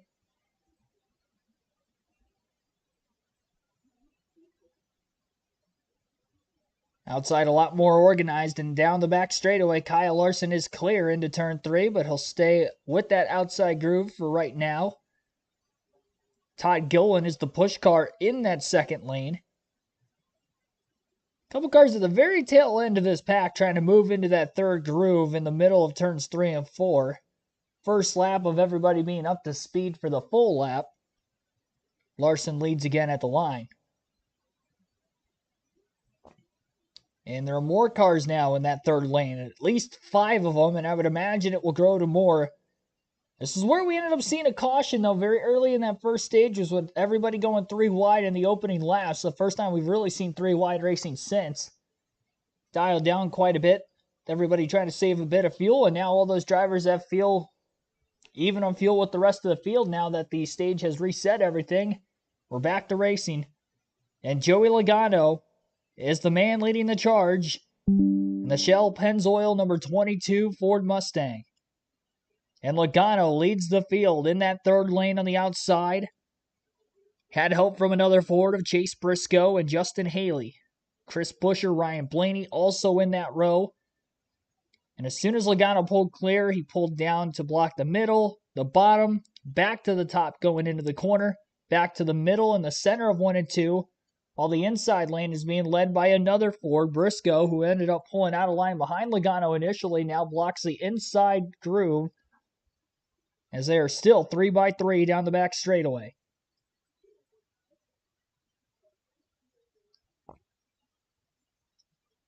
Logano, Haley, the first 2 cars in that third groove. Kyle Busch also in the mix of all those Fords up there. He was one of the drivers that pitted right before we went back to racing again, so he restarted right around 30th and is already up inside the top 10 in just about 3 or 4 laps after the restart. Amazing how quick that line was able to get going forward. Bit of a stack up on the double yellow line with that inside groove. Looked like Josh Berry, Denny Hamlin, Chase Elliott had to roll completely out of the gas. They lost a lot of momentum. And now the front 3 cars in that third groove on the outside are clear. Of the two middle lines in front of him, Kyle Larson still leads the second line as of right now. He's got Alex Bowman right behind him, as well as William Byron. 3 Hendrick Chevys are there. Bubba Wallace also behind the Hendrick cars. Hendrick cars move down to the WO line, taking the shortest distance around in the middle of the corner, then back up to side draft the cars on the outside when they get to the straightaways. Larson side drafting Ryan Blaney, leaving now 5 cars clear at the front of this pack. Denny Hamlin now the first car on the double yellow line. Not a lot of help in the middle of the tri-oval. He's going backwards after restarting in the top 5. Not a lot of other Toyotas up towards the front of the field that he was able to work with. And obviously with the Fords on the outside, the Chevys in the middle, Hamlin ended up being the odd man out. Highest running Toyota on the leaderboard is Wallace, who hung on with those Chevys, but he's in 13th, well outside the top 10. So once again, pole sitter Joey Logano back up to the front of the field. As for Michael McDowell, who was down under power at the beginning of Stage 2, end of Stage 1, he is still in the race, but again, he is 3 laps down. So his chances of winning the Daytona 500 are hurt, especially when you consider the fact that the only other car a lap down is Jimmy Johnson, but he's 2 down, so he would be getting the free passes under any more cautions. If nobody else that is on the lead lap now goes a lap down before then, which obviously was the case with Allmendinger getting the free pass at the end of Stage 1, so Johnson was not able to get any laps back. Another full screen commercial break as of right now on Fox. Lap 76 of the Daytona 500. Joey Logano leads. Justin Haley is second. Chris Buescher third. Kyle Busch fourth. Ryan Preece fifth. Ryan Blaney in 6th, Daniel Hemrick 7th, Zane Smith 8th, Kyle Larson 9th, and Todd Gilliland rounds out the top 10 on lap 77 of the 2024 Daytona 500. Like, comment, subscribe for more NASCAR content. Subscribe for more NASCAR content. We'll take another ad break, continue our live flag-to-flag coverage of the Great American Race.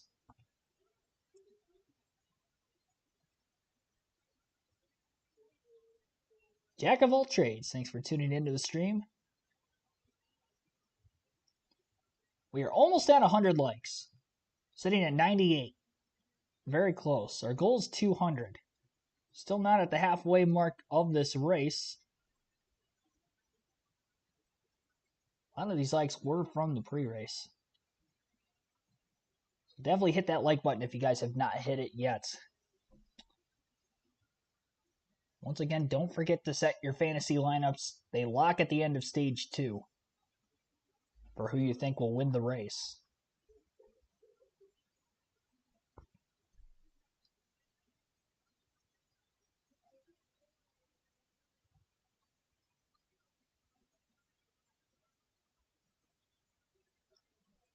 So the Fords have found their way back to the front.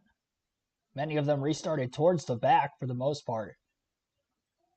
Made that third line work out well for each other. He got a little help with that stack up on the bottom, which oddly enough had a Ford in the mix of the stack up, which was Josh Berry. That's the second time Berry's had a little bit of a mistake at some point, and that's going to hurt him because that's going to allow a lot of other drivers not to work with him because they don't trust Josh Berry. It's already hard to gain trust when you're a younger driver in these scenarios on the super speedways to have somebody to go with you. Berry threw a pretty bad block on Chase Elliott down the back straightaway, which almost caused a wreck a little earlier in the race. That was right as things were starting to get racy when those initial Fords ended up pitting in the middle of Stage 1. And it kind of split everybody up, and there was kind of runs on the inside, runs on the outside. That was on the back straightaway when that took place. 79 laps complete. Logano, Haley, Buescher, the 3 Fords out front. Want a coolie made of Ross Chastain's Daytona 500 tires to keep your Busch Light cold and smooth? You could win one, or one of the other 500 prizes Busch Light is giving away. Enter every lap that ends in a 1 on X using hashtag BuschTona500, hashtag sweepstakes. Draws in 29th. One big pack, and way in the back of it, having dropped to the back, Denny Hamlin. You see him to the back, but let me tell you, who was a benefactor of that? Talked about Kyle Busch having that trouble on pit road penalty. He's back to the front. Logano took that thing up. Busch moves, and Priest, by the way, he had to pit at the end. 25 spots Kyle Busch gained, 23 on Priest. Huge gains by them, passing the whole field on the outside with Logano toeing that line. Regan? Well, Mike Clint just mentioned Ryan Priest and how good he's doing right now. Keep in mind, early in the race, they had to pit early for damage to repair that race car on the very first yellow of the race. They did a nice job of getting it repaired. And Ryan Priest, if you're looking for somebody to pull for, maybe one of the most blue-collar drivers in the field, if he's not in the race car, he is in a race shop working on a car. He loves to work on race cars. Jamie?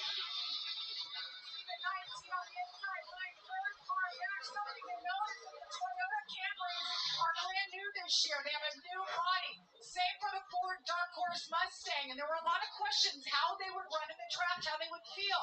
Well, Truex very happy with it. More stability in his race car. He can push better. He can be pushed better. He's running in the top 10 right now. Martin Truex Jr., one of those guys that's never gotten the job done here at Daytona or any super speedway track, Mike. Thanks, Jamie. There he is. Behind Todd Gilliland in the 38 and Bubba Wallace in the 23. Behind that Ford, 3 Toyotas in line. Well, you see Bubba Wallace down there on the bottom pushing the 38 of Todd Gilliland, and what they need is the third place car, Martin Truex Jr., to stay as close as possible. Bubba gave Todd a huge push down the back straightaway, and you see the flames come out of Martin Truex's pipes, and that's what you don't want at the end of the straightaway. You want to do that as close as you can to the exit of the corner so you get the whole straightaway to push them down. So those guys on the bottom have to work on the gaps a little bit, but that becomes difficult because of the amount of cars that are on the inside line. There's just not that many. Glad you said that, Kevin, and I think that was a perfect example of how those lines work. I always try to explain it as a chain. When all the links are tight, the chain works. As soon as you get a slack in the chain, it's just like a slinky, and the overall performance of that line goes downhill. And you see those guys as they go through the corners, they go up the racetrack to try to side draft and slow that outside line down. So you'll notice that going into 1 and 2 here, that inside lane will probably go up the racetrack.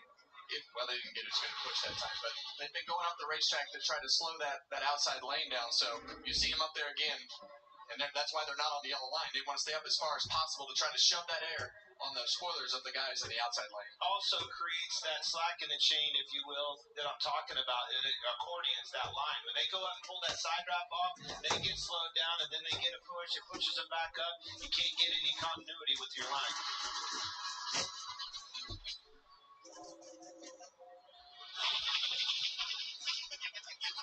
The next stage break comes in lap 130.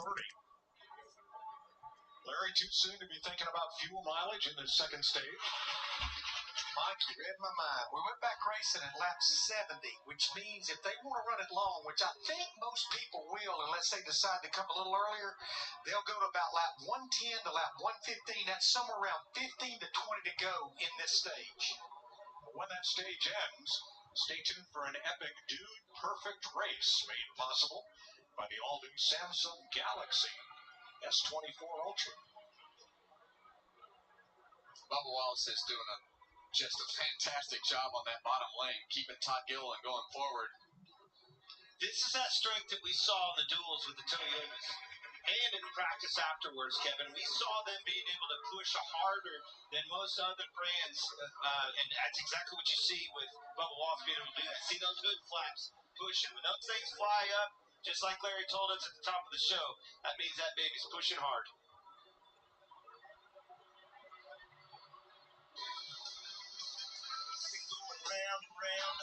21 of 65 complete in stage 2 of the 65th Daytona 500. A little gyro cam action.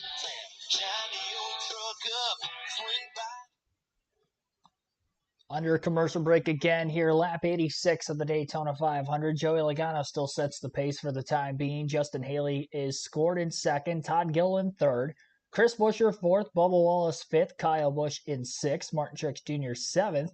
Tyler Reddick eighth. Ryan Preece ninth. And Ryan Blaney rounds out the current top 10.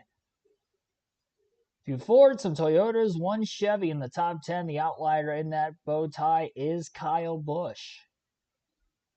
And we will not take an ad break during this live commercial break. Full screen nonetheless.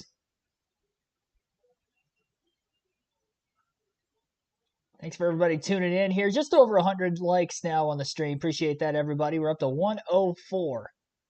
Trying to get that to 200 before the end of this race. 200 for lap 200. Or 200 laps, I should say. 200 for 200 laps. I could say 500 for 500 miles, but I know that we aren't going to get there. So I'm not going to set the bar so high that I can never reach it. I'm going to make these goals obtainable. Again, thank you for everybody tuning in and watching the Daytona 500 with me, listening to my commentary, as we will have this for every NASCAR Cup, Xfinity, and Truck Series race all season for the races I don't go to in person. Very likely that it'll be for at least the entire Truck and Xfinity schedule. Races that I will end up attending this year more than likely will just be for the Cup Series race date. So I will try to do the commentary for the Truck or Xfinity race the day before and then leave afterwards and get there for the race on Sunday. Trying to maximize the content on the channel as well as maximizing the amount of times I'm able to sit here with you guys and watch some live NASCAR.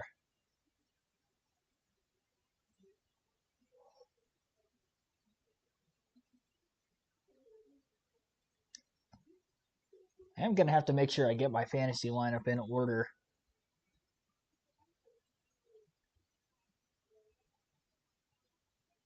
Some point in time here during the go at it. You can join the NASCAR Fantasy League on the NASCAR mobile app or NASCAR.com website. Go to the Fantasy Live tab, sign up with your email. It is free to join. If you win our league championship in both the regular season or the playoffs, there's two different ones, or both for that matter. You can win them both. Chance to win 2 tickets to any NASCAR race of your choosing the following season, excluding the Daytona 500. If you win the regular season or playoff championship, if you win them both, like one lucky contestant did last year, then you either get to pick 4 tickets for one race or 2 different races. So, again, congratulations to last season's champion Inside Uranus. If you're watching right now, appreciate you being a long supporter of the channel, and look forward to seeing you at the races that you do choose. He has not chosen which races he wants to get to this year, so hopefully he does that sometime soon before he misses an opportunity. I mean, the season's long. Definitely one of the longer seasons in any sport, for that matter. And we're back from the commercial break. Inside lane has lost a little bit of its momentum. Pretty easily controlled by the 2 cars on the outside lane of Joey Logano and Justin Haley so far.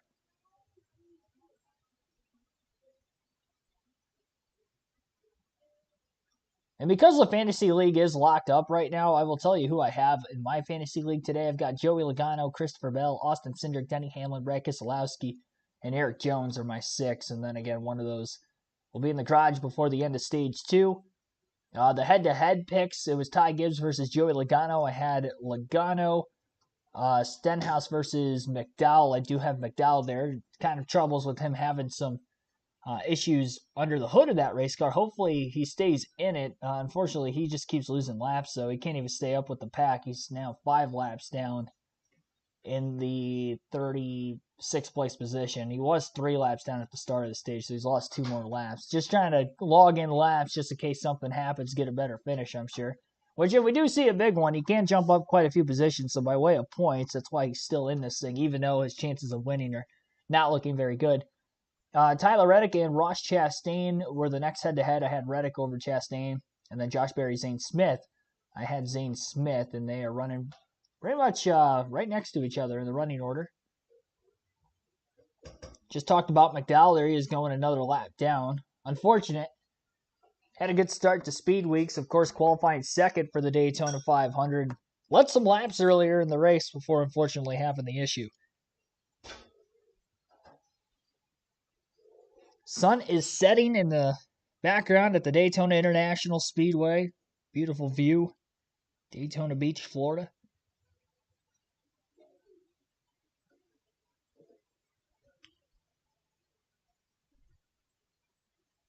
Got Todd Gilliland leading this front group of cars. He was in the bottom groove. As soon as he pulled clear, he moved to the outside, and that has left a few Toyotas down on the bottom trying to lead the way of Martin Truex Jr. and Tyler Reddick. Austin Cindric also there with, looks like potentially two of the RFK Fords of Chris Buescher and Brad Keselowski. So 2 Toyotas and 3 Fords down on that bottom lane.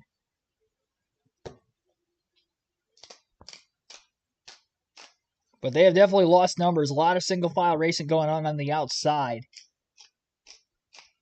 And we're getting to that point in the run where we are almost halfway through the stage, and we can really see pit stops happen anywhere between halfway and the very end of a field run. And I would imagine, even though in most cases we usually see green flag pit stops at the halfway mark of the field run by way of tires and tire fall off, that's not going to matter as much on a super speedway.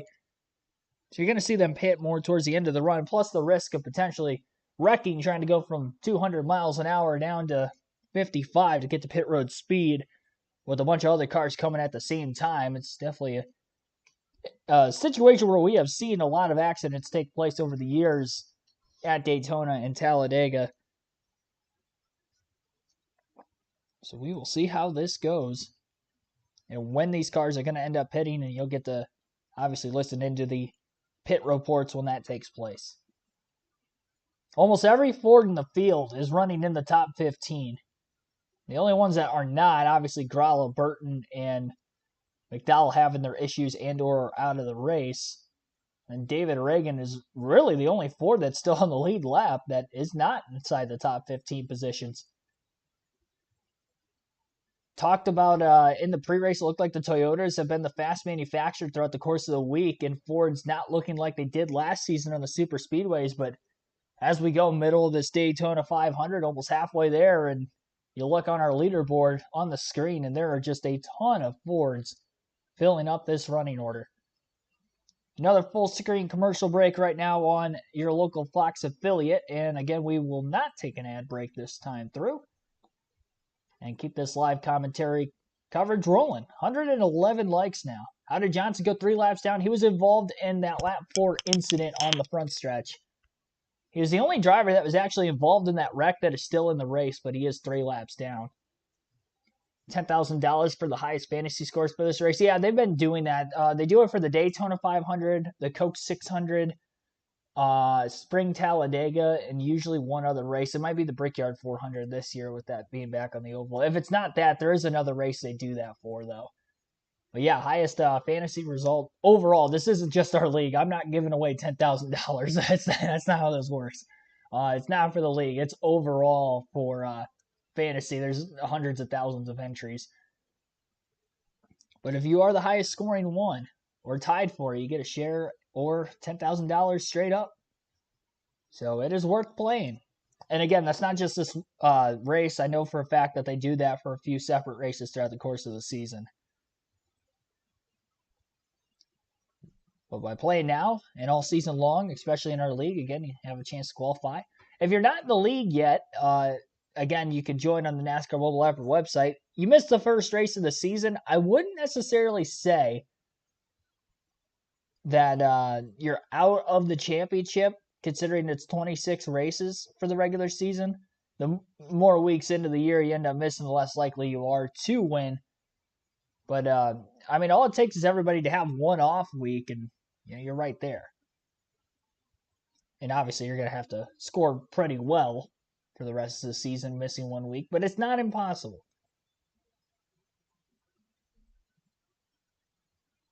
And you'll automatically be in the playoffs as well. If you end up waiting too long into the season, regret not doing it, we reset the points before the playoffs start, so you don't have to qualify for the playoffs, kind of like you would in actual NASCAR. You are automatically in it, and we just reset the points completely, and we'll have 2 separate winners.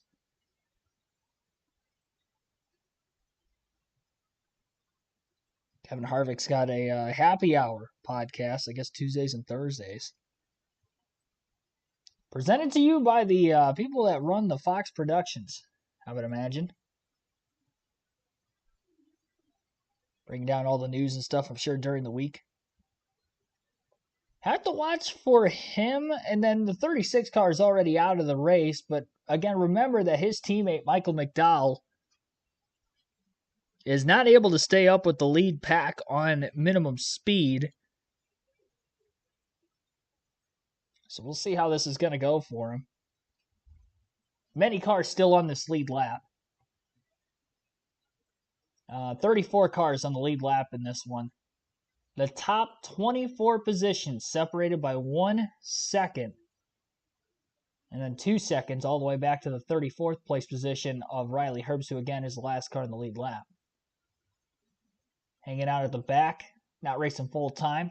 He'll also be running the Xfinity Series race later today. I don't think he was on that list of drivers that I had running both races. So maybe it's best for them just kind of sitting at the back, not only to win the Daytona 500, but they'll be mentally exhausted if they tried to race like it was the last lap, every lap for 800 miles today. NASCAR Xfinity Series 120-lap, 300-mile race will be after the conclusion of the Daytona 500 here on this Monday night. And I will have live commentary for you guys flag to flag, just like I am here for this one.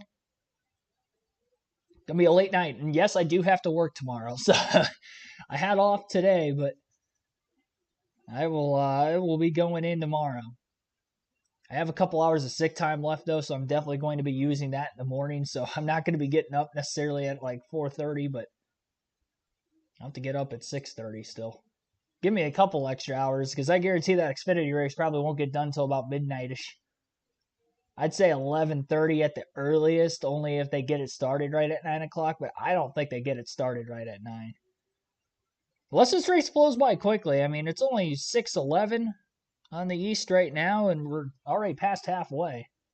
Only 2 cautions have made this race flow a little bit faster, at least to this point. We'll see if it'll stay that way, obviously, for the last just under 250 miles. Todd Gilliland, I believe, was the official leader at the end of the halfway mark at lap 100. And yes, that is the case, as he has actually led 10 consecutive laps from lap 93 to lap 103 to this point. Jimmy Johnson, by the way, is unable to stay with the lead pack, much like Michael McDowell after the damage he had sustained from that early incident. Again, he was the only car from that accident still in the race. The other 4 had DNF'd of Austin Dillon, Kaz Grala, Harrison Burton, and Carson Hocevar. Johnson is now 4 laps down.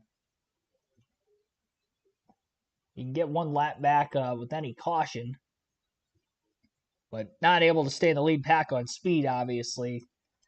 Even if somehow, some way he got back on the lead lap, if it turned into a wreck fest, I would have to say that his chances of winning the Daytona 500 are over.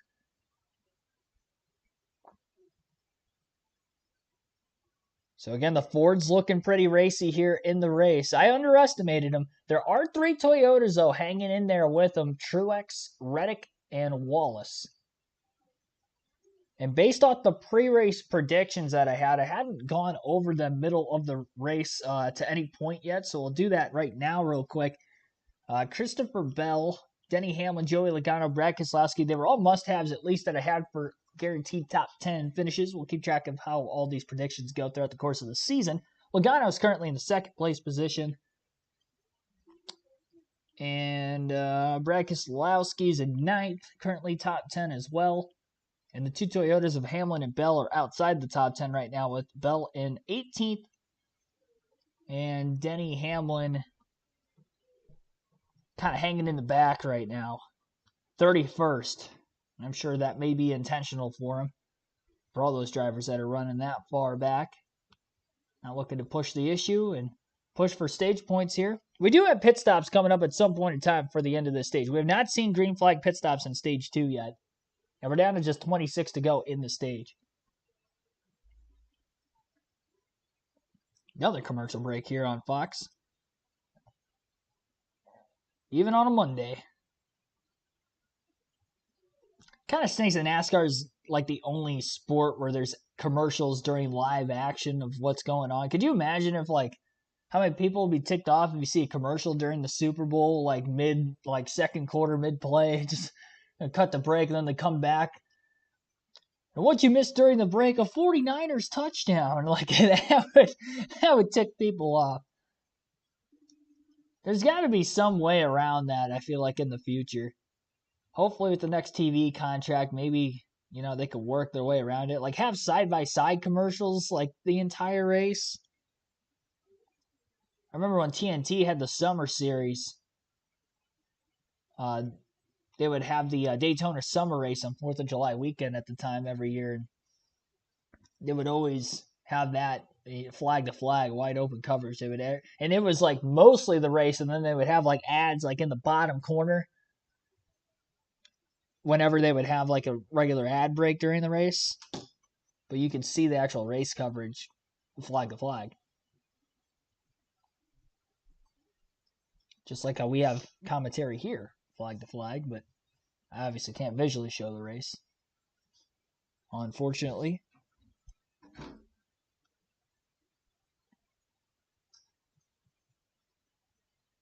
Doing a diecast showing. You know what? I haven't done that yet this year, and I don't know why. I will do that. The problem is I don't have one at the ready right now. We usually have the diecast showing at the end of stage 2. I will do that. And I don't know why it hasn't really come to me at all yet this weekend, so I apologize for not getting there during any of the other streams, but yeah, we'll have one. End of stage 2. Todd Gilliland still leading laps. Bubba Wallace right there with him, though. 4 1,000ths of a second at the line. Gilliland was ahead of Wallace. Kyle Busch still up there in the top 5, and then again, a bunch of Fords right behind him.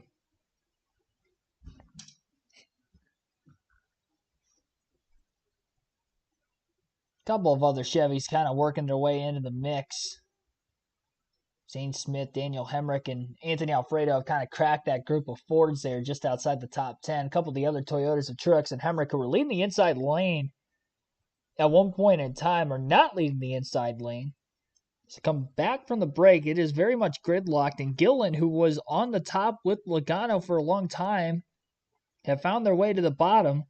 And you have the Toyota and Chevy combination of Bubba Wallace and Kyle Busch leading the field. With 22 laps to go in stage 2. And I wonder if all the Fords going to the bottom may mean that we may see Fords pit here first. The manufacturer that pits first, when organized, tend to come out with the race lead following green flag pit stops. So that could be the reason, and then jumping down. Not all of them are down there, though. Ryan Blaney, Ryan Preece up on the outside still. As they try to charge the front, Kyle Busch just led his first lap of the day that last time by. Got by a Wallace, moves to the bottom in front of the 23. The 23 pushes to try to keep the 8 out in front. In a backup car, Busch leads this race. And again, Blaney in the top 5 right now. But can they stay there, or at least be there again if they don't stay there in about 91 laps time, which is when the checkered flag is expected to fly, barring overtime, in this Daytona 500. Again, only 5 drivers have ever crashed in their qualifying dual race at Daytona and have actually won the Daytona 500. Trevor Bayne was the most recent to do so in 2011. Matt Kenseth in 2009 in a rain short race. Kevin Harvick in that classic 2007 finish. And then you got to go back to the 70s for the other 2, which would be Bobby Allison in 78 and 1975 for Benny Parsons, both former NASCAR champions.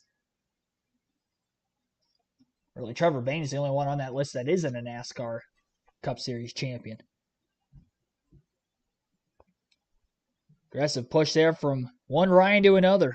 Blaney to Preece. Busch thought about throwing a block. Thought better of it. Goes back down to the bottom, and Ryan Preece takes the lead at Daytona. And now he leads the pack quite a ways out ahead of the field. And now he's coming into the pits with a plethora of other race cars. Half the field. Down to pit road speed at the yellow line.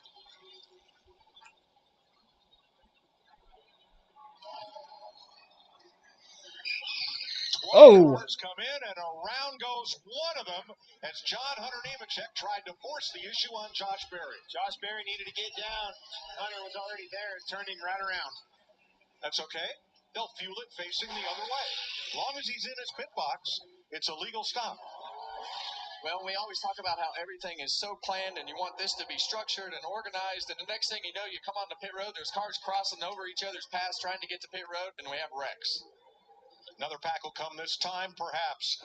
nope. Ryan. Busch still out there. 18 to go in stage 2 for the former driver of the 18 leading the field of Kyle Busch. Kyle Larson's found his way back to the front temporarily, at least, until he pits. He is in second, and we'll see if this group of cars, really the top half of the field, running right now. 16 cars on the track that still have to pit. Everybody from 17th on back has made their pit stop. So literally about half of the cars remaining in this race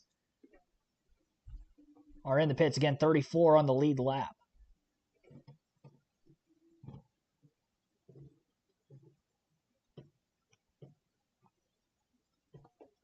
When will the leaders come in? And one car pitting this time, but only one. Couldn't tell exactly who that was. It looks like it was Anthony Alfredo in the 62. So Alfredo comes to pit road by himself. Actually, he pitted by himself the lap before, it looks like. Either that or he had lost the draft. Ryan Preece was the lone car that pitted this time by. A lot of the other Fords already pitted. He was one that did not.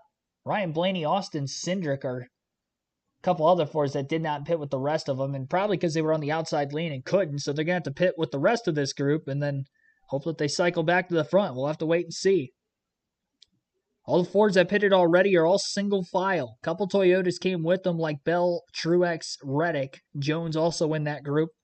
Not as many pit this time by. Some cars still staying on the racetrack, but Kyle Busch leads a handful of them in again.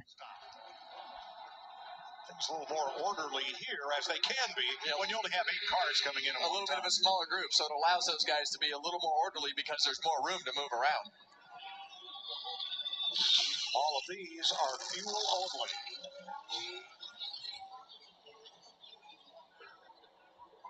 And that pack will pretty much leave as a group, with the exception of Zane Smith's car. Now Kyle Larson is the race leader, with Blaney, Elliott, and remember when we did the starting grid and I said, who's your sleeper pick? How about Corey LaJoie? There he is with that group in the 7. And here that group comes down pit road. 8 cars to take fuel under green. Mostly Chevys, but for Austin Cindric and Ryan Blaney in Fords.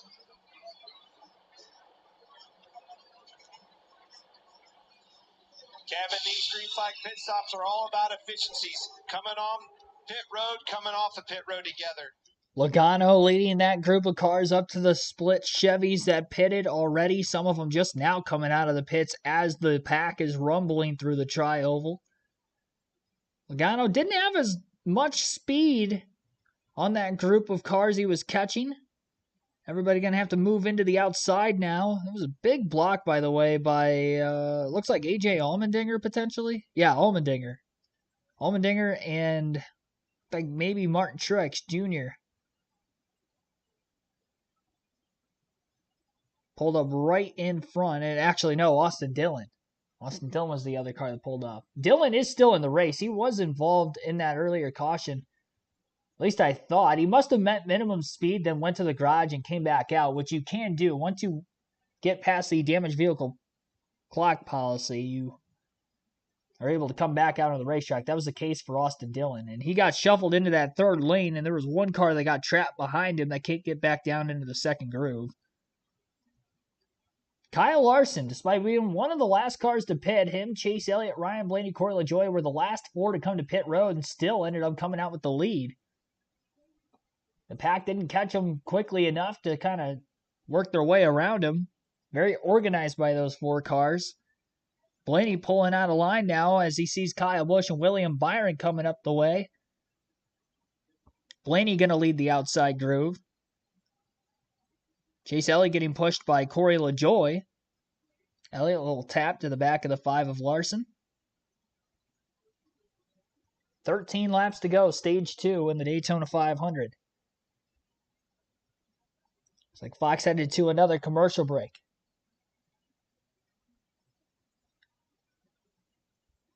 Go through the full field running order. Shortly after the commercial break, it looks like Austin Cindric going to lead that last lap, and Cindric takes over. Ryan Blaney in second, Kyle Larson third, Kyle Busch fourth. Chase Elliott in fifth, William Byron sixth, Corey LaJoie seventh, Daniel Suarez eighth, Joey Logano ninth. AJ Allmendinger rounds out the top 10. 11th place for Alex Bowman, Chris Buescher 12th, Daniel Hemrick 13th, Ricky Stenhouse Jr. 14th. 15th, Brad Keselowski. Christopher Bell 16th, David Reagan 17th, Tyler Reddick 18th, Anthony Alfredo 19th, Bubba Wallace 20th, Eric Jones 21st, Todd Gilliland 22nd, Martin Truex Jr. 23rd, Ross Chastain 24th, Denny Hamlin 25th, 26th for Noah Gragson, 27th for Riley Herbst, Chase Briscoe 28th, Justin Haley 29th, Zane Smith 30th, 29 cars in this lead pack. Smith is still on the lead lap, 9 seconds off the main pack. He's got John Hunter Nemechek in 31st right with him. Ty Gibbs, 32nd, also kind of hanging back. Josh Berry, who got spun around on pit road, is 33rd. Ryan Preece, who had to pit by himself, is in 34th. Of the 34 cars on the lead lap, Jimmy Johnson, 35th, on track 5 laps down. Michael McDowell on track 7 laps down, 36. Austin Dillon on track 54 laps down is 37th. Kaz Gralla will finish 38th. Harrison Burton 39th. Carson Hocevar in 40th. 3 drivers completely DNF'd at this juncture. 80 laps to go, 120 laps down. Average race speed to this point, 161.3 miles per hour. The driver who has led the most laps so far is pole sitter Joey Logano, who has led 28 laps. Christopher Bell led the most laps in stage 1. All of his laps led were in stage 1 of 22. 16 laps led for Todd Gilliland. Chase Elliott, who won stage 1, has led 2 different times for 13 laps led. And again, your current race leader, Austin Cindric, has led 3 laps, which were the last 3, as this is the first time he has led today. Got his teammate Ryan Blaney up there with him. A lot of Chevys just behind him. Chevys were the story there in stage 1 on the fuel mileage and the fuel strategy battle in stage 1. They ended up cycling out of green flag pit stops with the lead. And a lot of them up there, once again, for the time being. A couple Fords trying to mix it up with the Toyotas. Not really in the mix up at the front of the field consistently like I would have thought that they would have been throughout the race today. Here and there they've been up there, but end of stage 1 they weren't there, and here in stage 2 they weren't. Starting to triple up 3 wide now all of a sudden. Chase Elliott, Kyle Larson down to the bottom, only one other car behind him. Joey Logano also there in the mix. He has fallen back a bit. All his Penske teammates lead the second groove of cars, which is pretty much the bottom groove now, but they're running in the middle line. Nobody's down on the double yellow line. And you got 3 Chevys on the outside trying to make headway up near the wall of Kyle Busch, William Byron, and AJ Allmendinger as they continue to kind of side draft the way they are. Nobody's getting an edge. We've seen some big ones on the super speedways late in the stages. Things are spread out because of fuel strategy there towards the end of stage 1, but here in stage 2, we'll have to keep an eye on that. You get into the final 3 laps or so of these stages, and all heck breaks loose, and hopefully we don't see an incident here in stage 2, but things have definitely gotten racy from during the last commercial break to where we're at right now, and I'm sure it'll stay this way at least to the end of the stage and maybe even the rest of the race. Everybody's going to have to pit 2 more times at least during the stage break, and they'll have to pit for fuel at some point in time after that during the final stage as well. Michael McDowell on the double yellow line will stay there as the rest of the field works their way around him. Cindric maybe pulled out of line just a little bit, trying to get a little extra draft off the 34 before they passed him going into turn 3. Didn't really work out too well as he is still tied up with the 8 of Busch. Allmendinger pushes Byron. Busch almost got into the wall, getting into the tri-oval. 3 cars pushing each other simultaneously. Caused a couple wrecks in the Truck Series race the other day and almost caused one right there in front of the pack. With everybody on the middle groove, if we saw an incident in the middle of the corner, it'd be very, very hard to miss it. It's just weird to see two lines of cars 2x2 like this, but nobody down on the double yellow line, at least to this point. I'm sure all it would take to get there is for Cindric and Blaney to move down there, but they haven't made that move yet. More cars are starting to funnel into the outside groove near the wall, as well as are down to just 6 or 7 cars on the bottom. Cindric still leads that lap at the line, though. It's a strong 6 or 7 cars. Top 19 positions within 1 second of each other. 23 cars in this lead draft. 24th on back, just kind of hanging out to the end of this stage. Almost contact right in the middle of that pack. Between the third car in line on the top and the bottom, it was Daniel Suarez and AJ Allmendinger. It was right as they were getting off of the transition of the banking in turn 2 to the flatness of the back straightaway. I would imagine now with 5 laps to go in the stage, those 6 cars on the bottom are willing to stay there.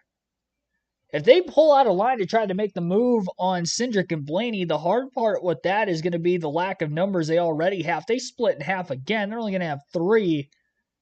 And that top lane is more than likely just going to keep training on by them. And there isn't going to be much as a threat there to try to split up that line near the wall. Blaney and Cindric, big push this time. Cindric is clear of Busch into the corner. Will he go up to try to protect? Blaney side drafts the 8, pulls off of him a little bit in the center of the corner. You have to have great stability in the race car to be able to do that. Easy to tell that 12 car is handling well in the draft. If he was able to do what he did, they're the only 2 Fords there, and I think their strategy is if they can both team up to get ahead of Kyle Busch, and they will pull up in front of him, but they were not quite able to do it that time. More cars have now entered the bottom lane and are starting to move down to the double yellow line. Bubba Wallace was leading the second group of cars down there, and now all of a sudden they've split to 3x3 inside the top 10, and Christopher Bell, a Toyota, is leading that group. Stenhouse to push Bell. 4 cars there for now, and I'm sure they'll gain more as the momentum starts to carry themselves upward through the front of the field. Coming up on 3 cars at the tail end of the lead lap, Ty Gibbs, Josh Berry, and Ryan Preece, and only one of them is going to get the free pass here. Unless they can stay on the lead lap, down to 3 to go in the stage, but obviously the pack is hauling the mail, and they will get to them eventually. Trying to keep their speed up, and I would imagine they're going to do what they can to try to stay on the lead lap with just a couple laps to go until the next caution. And who will win this all-important stage point? The most important, obviously, is to win the Daytona 500 today, but again, points on the line for the top 10, 1 point per position. And make sure your fantasy lineups are set as well for the end of the stage. Making sure mine's set as we speak here, right in the late going. I don't really have anybody out yet. I guess I can't really do much. Well, in that case, I'm just going to leave it the way it is. If it ain't broke, don't fix it. Keep my 5 most confident guys in there. I logged out and logged back into the race, so it might have put me a little further behind. I'll have to update that during the stage break, so I'm more off than what I was. From what you guys are watching, maybe on TV to the commentary, then I'll fix that during the stage break. Coming up on the final lap of stage 2, though. Cindric is going to lead this lap at the line. No, Busch got a massive shot from William Byron, and Busch is actually going to lead that lap at the line. Remember, Kyle Busch was leading on the final lap of stage 1 before getting trained by the Hendrick cars. It doesn't look like it's going to be the Hendrick cars that are going to try to take him down this time. It's the 2 Penske's for right now of Ryan Blaney and Austin Cindric. Suarez had a big run, but didn't want to pull out a line in turns 1 and 2. Reddick Wallace right behind him to stay there. Back straightaway. And it is a drag race between the 2022 Daytona 500 champion of Austin Cindric and Kyle Busch. Cindric clear in the middle of the corner. And Blaney's going to go below him. He's going to hang his teammate out, and Cindric's going to have to move up in front of Kyle Busch as that stacks the outside lane up just a little bit. And Ryan Blaney makes the winning move off turn 4, and Blaney's going to win stage 2 of the Daytona 500. The second last lap pass on a stage today. And remember, in the dual races Thursday night, last lap passes won those races as well. So we're setting up a trend for maybe this final stage, or the leader in the white flag lap may not be the leader back to the checker. Playoff point for Blaney, 10 regular season points for him. And again, we are during the stage 2 break. We will have our second to last pit stops on the other side. We're down to 70 laps to go now in the Daytona 500. And our third caution of the race after stage 2 goes caution free. We'll take a quick ad break and carry on our live commentary coverage of the final stage of the Daytona 500. You're listening live on KRC.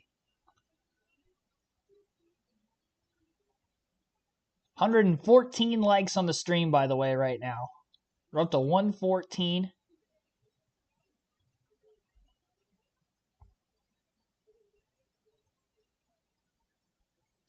Be sure to hit that like button if you guys haven't yet. Our goal was 200 before the start of this race.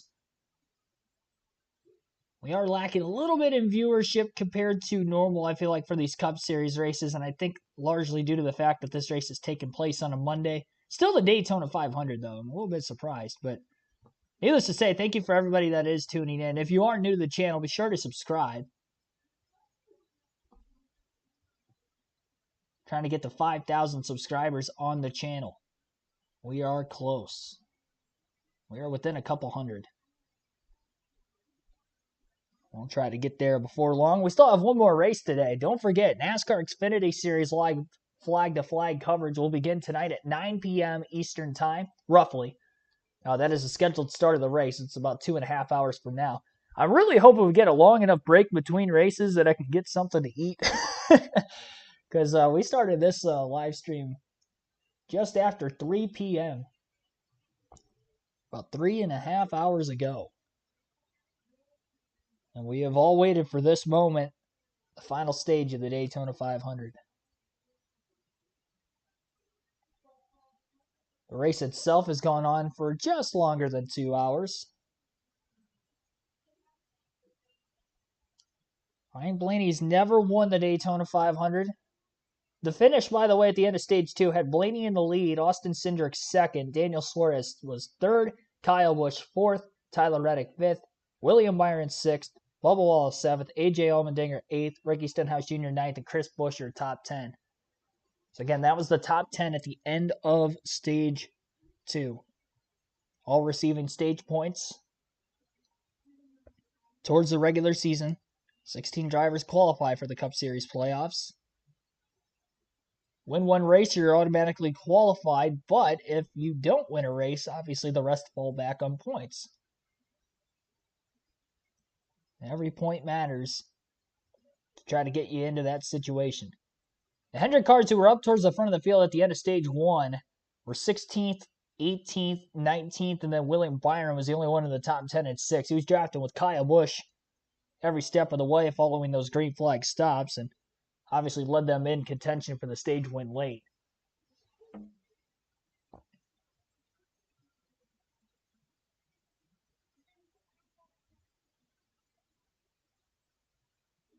All right, pit road open this time by, with coming up on 67 laps to go in the Daytona 500.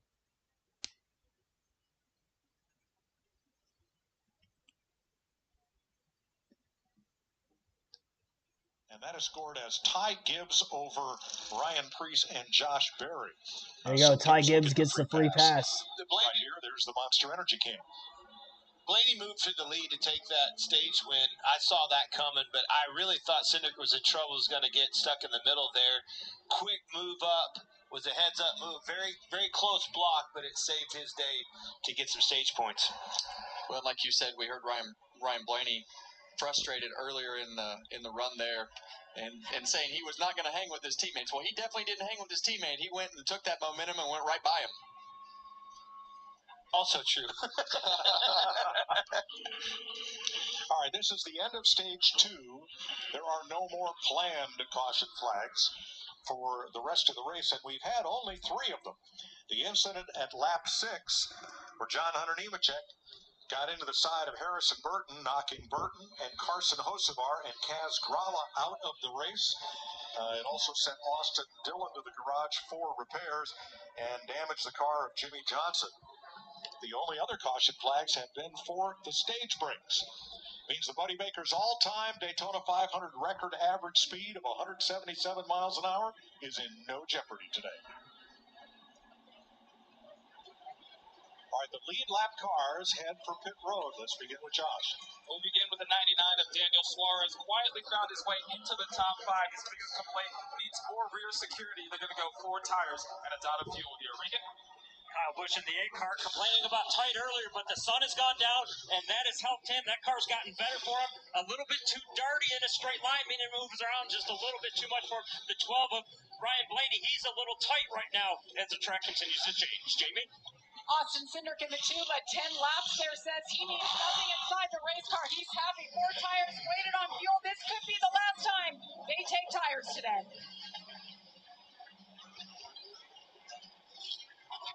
Cindric, Blaney, Suarez coming off pit road. Ryan Blaney, defending series champ and stage 2 winner in the Daytona 500.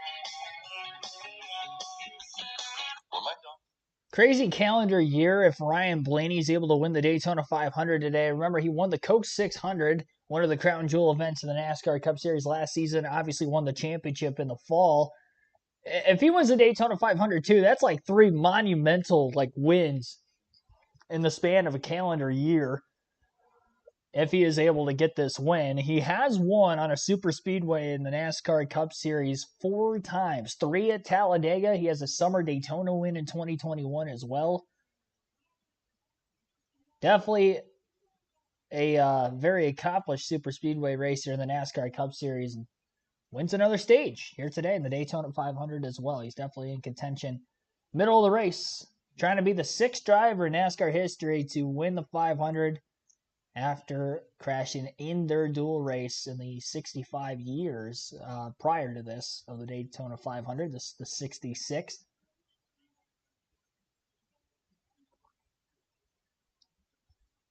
Remember that Denny Hamlin's the only Toyota driver as well to win the Daytona 500. He was my personal pick to win the 500 today. He's currently scored 19th following those pit stops. Brad Keselowski, David Reagan stayed out of the pits there.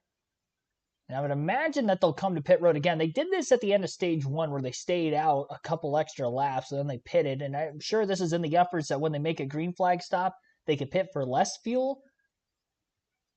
It hasn't worked out for them to this point trying this strategy. They're definitely going to have to work themselves through the pack a little bit further along to get themselves in that position for this to work. And they just haven't been able to do that so far. But they're sticking to their strategy they had coming in. I'm sure they'll end up hitting pit road here again soon. Unless I'm wrong and they did hit pit road. I guess we'll wait and see.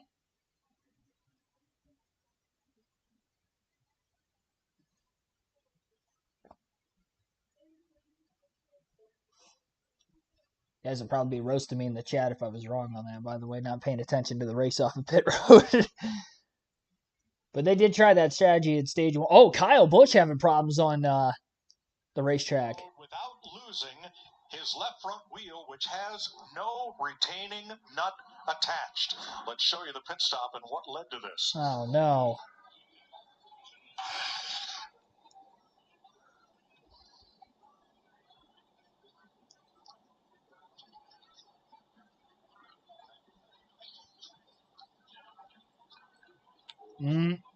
He's saying no, waved his hands, stop, stop, stop. Unfortunately, did not get that lug nut on. Yeah, that's a tough spot. That's a tough spot for the Jackman because he's thinking fast, fast, fast, but his responsibility is to make sure that both those wheel nuts are on.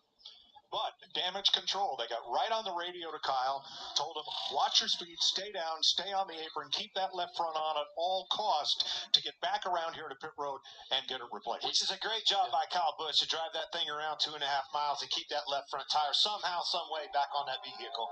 So for the driver, when Josh Sabecki drops the jack, is that his signal to go? 100%.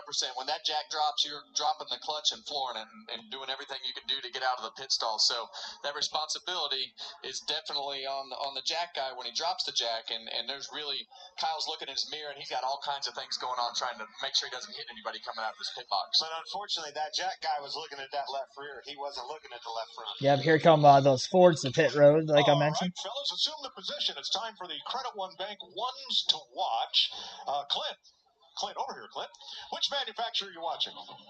Which manufacturer? All of them. I just said before we went to break, man, all three of them are dead even. But if I had to pick one right now, I like what I see with Logano. I saw Cindric's move there. I'm going to stay with Ford. Yeah, well, I still think that Toyota's in the game. And like you said, there's a lot more of them in the game because of the fact that they can do all the things that the Fords and Chevy have done. But I still think that there's a lot to this whole thing to play out, Mike. Well, in terms of Chevrolet, Kyle Busch and Kyle Larson, the Kyle and Kyle show, they have been the class of the field for Chevrolet, though Chase Elliott was also able to run up front. But rule one of the Daytona 500 is don't beat yourself. And one of that trio is going to be starting in the back. So you're saying it's anybody's game. They're not out of it yet. I think all three of these manufacturers are equally matched. I love what I'm seeing of this Daytona 500 so far. And this is going to come down to exactly what we've seen. Who makes the least amount of mistakes and can position themselves in the front of the pack with the track position after they make their pit stop. And then at the end, really everything just goes crazy. The other thing that we've seen so far is this bottom line. They're capable of getting three wide, and as soon as they do in that car, not so much today. Both times that bottom line is dissolved. So 17 of the lead lap cars made their pit stop and lined back up. The rest of the lead lap, which is 14 more cars, made their pit stop and just came back in to top off for fuel, expecting a long green flag run. Right, here we go. Cindric, Blaney, Keselowski towards the front right now. Green flag back in the air. Cindric, the control car on the restart. Keselowski, by the way, not up there anymore. They didn't update the graphic on the restart, but Cindric and Blaney are. They're leading the outside. Couple Toyotas down on the bottom of Tyler Reddick and Bubba Wallace. Wallace up towards the front for a lot of the end of Stage 2, leaving him where he's at right now to begin Stage 3. And it's now the Toyota versus Ford battle at the very front of the field. Gridlocking everybody for the moment.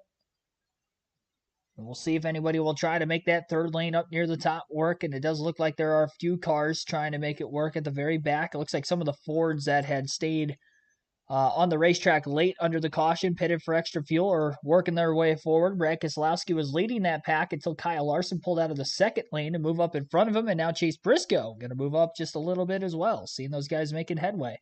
Joey Logano moves up in front of Briscoe. And it was Logano and Briscoe that actually were the early drivers to make that lane work. Chastain with a late move to go up ahead of Logano, followed by Stenhouse. And now the middle groove is the one lacking the numbers. Reddick and Wallace moving up bottom lane, being led by A.J. Allmendinger, Alex Bowman on the double yellow line. And it looks somewhat similar to how we ended Stage 2 with the middle and top groove leading the way, but Allmendinger charging hard on the bottom. Corey LaJoie's the third car in line in that middle groove, behind the two Toyotas at 2311 Racing of Bubba Wallace and Tyler Reddick. Another Toyota up in the mix there as well of Christopher Bell.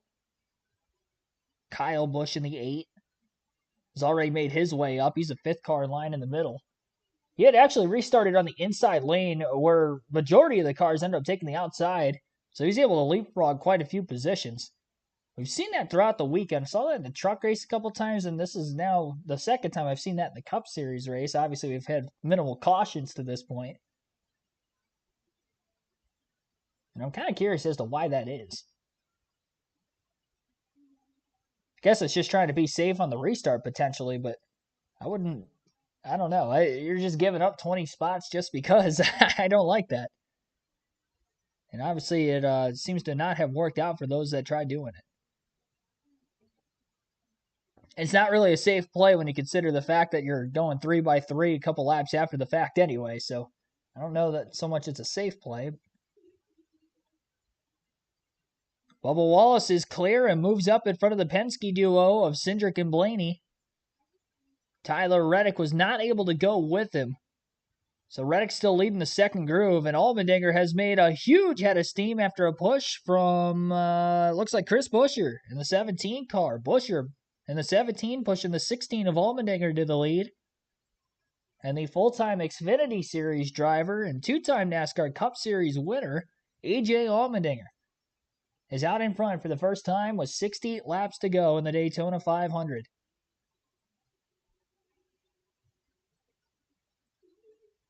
Things are dicey right now in the middle of this pack. Everybody still has to pit one more time for the end of this race. No room for error the way things are looking right now. And you're just hoping that everybody's able to hold on, because this is definitely as aggressive as it has been all night. Cindric and Blaney moving backwards in that top lane. They're the third and fourth car up there, but the bottom two grooves have now prevailed as the top couple of lanes on the racetrack. And the double yellow line is right where A.J. Allmendinger continues to run. And Buescher moved up in front of where the line of other Fords were on the outside, even though a Toyota of Wallace was leading that line for the moment. Once he moved up there, it looks like Reddick is potentially going to move up in front, but he realizes that they've kind of laid back a little bit. Michael McDowell very slow on the back straightaway, and now Truex moves up in front of the other Toyotas of Reddick and Wallace. And Martin Truex Jr. in his 20th attempt to try to win the Daytona 500 leads this race. Thought he was going to lead, but when he moved up into that third lane, they stalled out, and Allmendinger still leads. And Allmendinger does have his teammate of Daniel Hemrick in that bottom lane as well. Corey LaJoie in the middle, getting a surge. There's a lot of bump drafting going on right now, and it won't take much for something to go wrong. Again, hoping it does not, but it is dicey, and we still have 58 laps to go. It's a long time to be running this hard with this many cars all up in this lead packet contention. Let me look at the leaderboard real quick. The top 25 positions are separated by just 9/10 of a second. And there's a couple tenths of a second difference back to where Ty Gibbs on back is. Cars just kind of hanging around. 31 cars on the lead lap.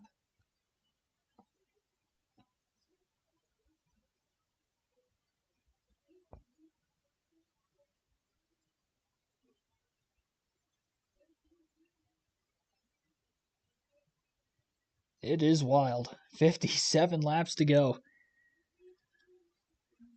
That third lane has definitely faded a little bit. They were fading before Truex moved up there, which I get, wanting to get with your other manufactured cars, but it definitely stalled things out. Now Christopher Bell's going to move up in front of Truex, adds another Toyota to the mix. Corey LaJoie is going to go up to lead that line, and now he's going back down into the middle in front of Kyle Busch. Upper two lanes are definitely not working well. Ryan Blaney and Austin Cindric, who are at the very front of this pack at the restart, they're now the last two cars in that third lane at the tail end of this lead pack of 25 cars. That's how quickly you can go from leading the race to nowhere in contention to lead the race, at least at the moment in time. How about Colleague Racing? We've seen them dominate and control Xfinity Series races on Super Speedway, but not so much on the Cup side, and we'll see if this two-car tandem of Allmendinger and Hemrick are able to do so.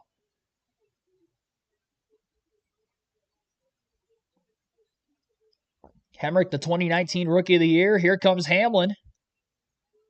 Now leading the second groove. Hamlin and Kyle Busch, former teammates, trying to work in charge on the colleague cars at the front of the field. David Reagan in the 60 on the bottom groove is the third car in line, behind the colleague Chevys. of Hemrick and Allmendinger. Hamlin going backwards a little bit in the middle for right now. He's going to need a big push from Kyle Busch. I don't think Busch is going to be too aggressive with trying to push him right now. Bowman pushes the 8. The 8 into the back of the 11. And now they're working forward just a little bit at the end of the backstretch into turn 3 where Busch has to let go. And at least Hamlin's caught back up to where the front of the outside lane is, and that is where Corey LaJoie runs. And then Hamlin gets swallowed alive there by the outside lane cars. More inside lane cars are moving clear of where Hamlin and LaJoie are at on the racetrack. Hopefully the top 2 or 3 still.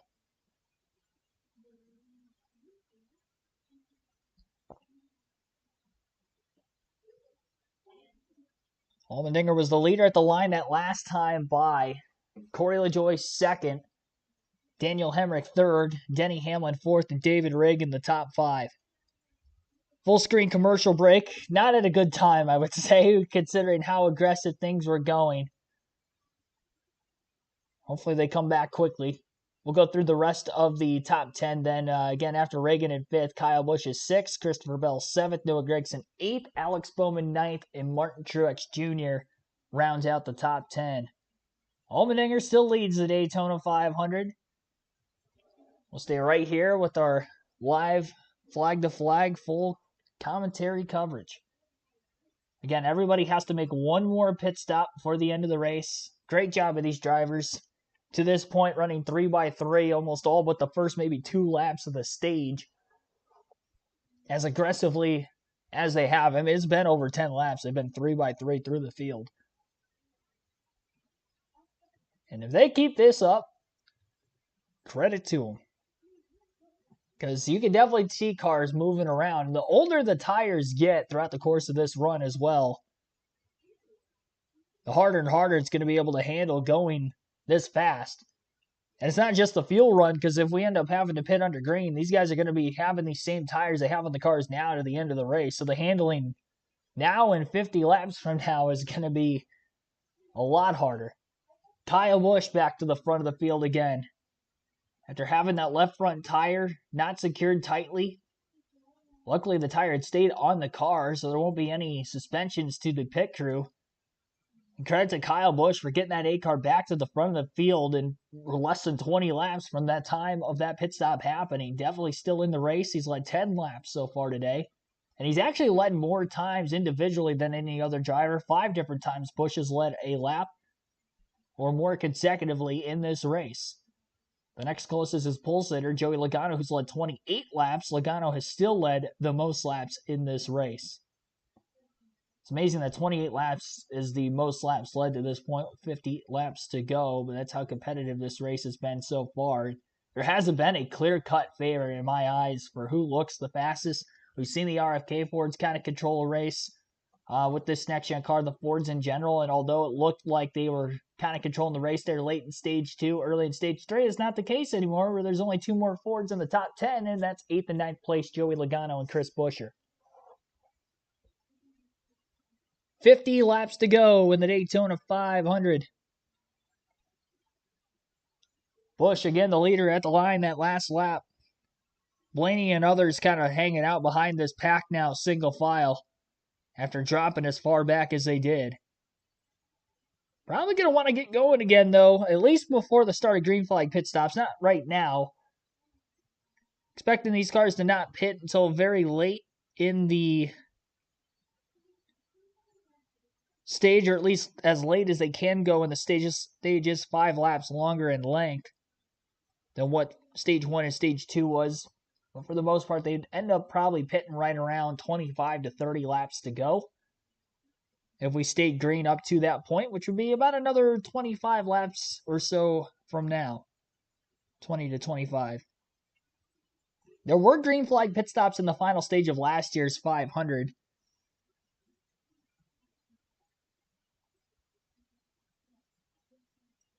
Right at about that point in time.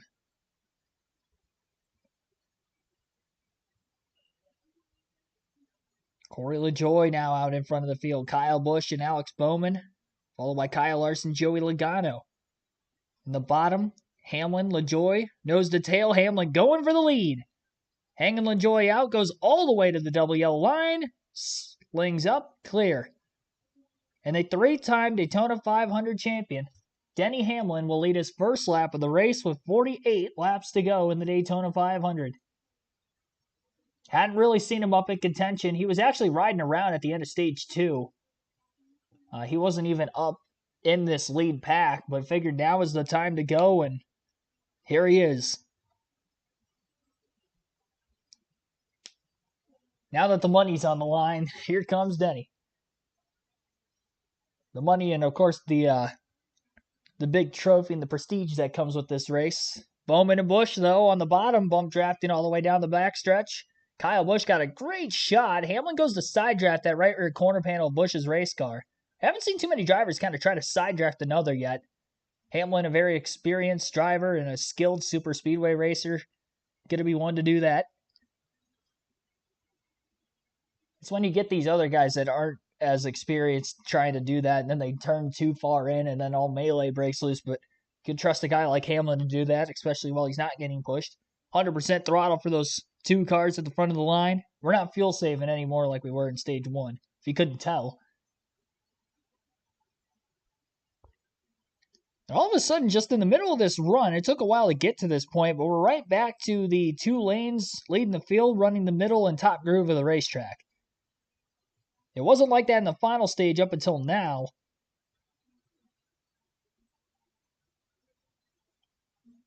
It makes it very, very difficult, though, to try to make 3 lanes work when this is the case and you have the momentum built up between the 2 lanes on the top. To go all the way down to the bottom.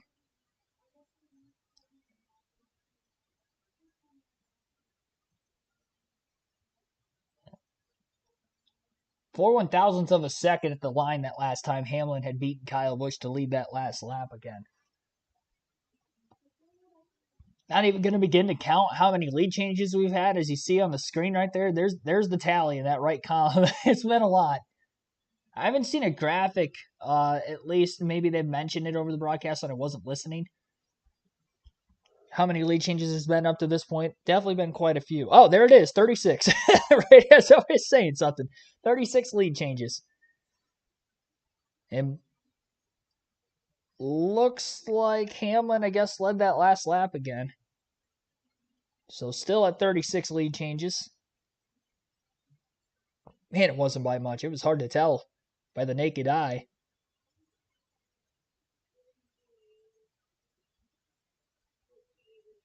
Denny Hamlin, Kyle Busch. With 45 laps to go in the Daytona 500, still leading the way. Mentioned that Hamlin, obviously a 3-time Daytona 500 winner. Kyle Busch in his 19th attempt to win this race. Has not yet won it. Trying to do so here tonight. Side-by-side commercial break right now on Fox. Denny Hamlin, again, your race leader. At the line that last time once again. Kyle Busch 2nd. Corey LaJoy 3rd. Alex Bowman 4th. Christopher Bell 5th. 6th place for Kyle Larson. Mark Truex Jr. 7th. Joey Logano 8th. Chris Buescher 9th. Tyler Reddick is 10th. Bubba Wallace 12th. Bubba Wallace 11th. Chase Elliott 12th. Austin Cindric 13th. 14th place for Anthony Alfredo. Todd Gilliland 15th. 16th is David Reagan. Noah Gragson 17th. 18th for Ross Chastain. Ricky Stenhouse Jr. 19th. Ty Gibbs 20th. Eric Jones 21st. John Hunter Nemechek 22nd. William Byron 23rd. Daniel Suarez 24th. Daniel Hemrick 25th. AJ Allmendinger 26th. Zane Smith 27th. 28th place for Chase Briscoe. Ryan Blaney 29th. Brad Keselowski 30th. Riley Herbst last car in the lead lap in 31st. And he's about to go a lap down. He must have lost the lead drive. On the restart, is about to get lapped. Ryan Preece is a lap down in 32nd. Same for Josh Berry in 33rd and Justin Haley in 34th. Jimmy Johnson 4 laps down in 35th. Michael McDowell in 36th is 15 laps down, still in this race. Austin Dillon 37th, also on track, 53 laps down. 3 cars have DNF'd, 38th, 39th, 37th. Kaz Grala, then Harrison Burton, and Carson Hocevar. Average race speed, 159.4 miles per hour at this point. as we will take a quick break, continue our live commentary coverage of the Daytona 500. You're listening live on KRC.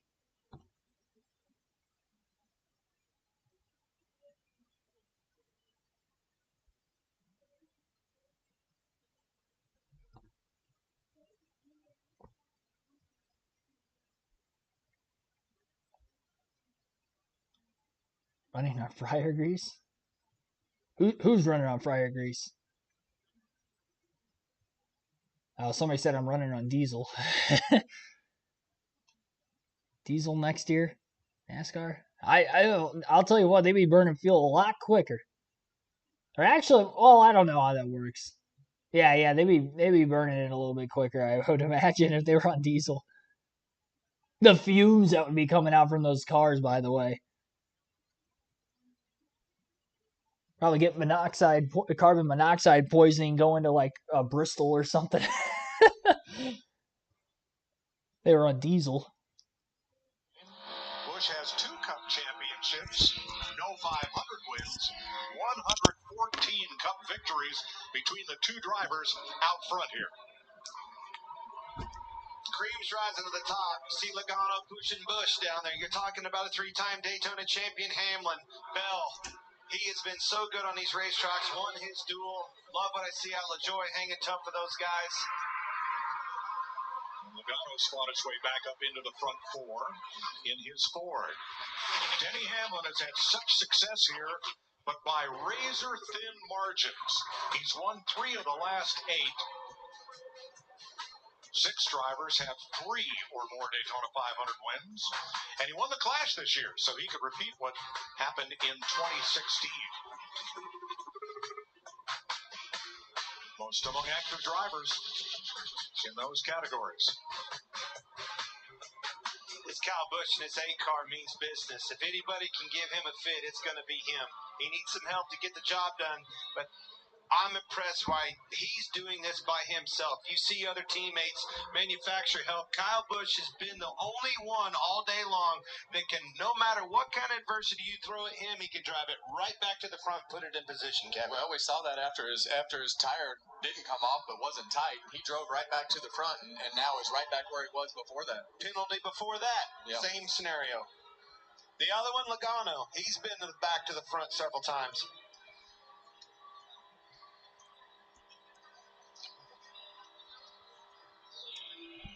Joey Logano's Hunt Brothers Pizza onboard cam.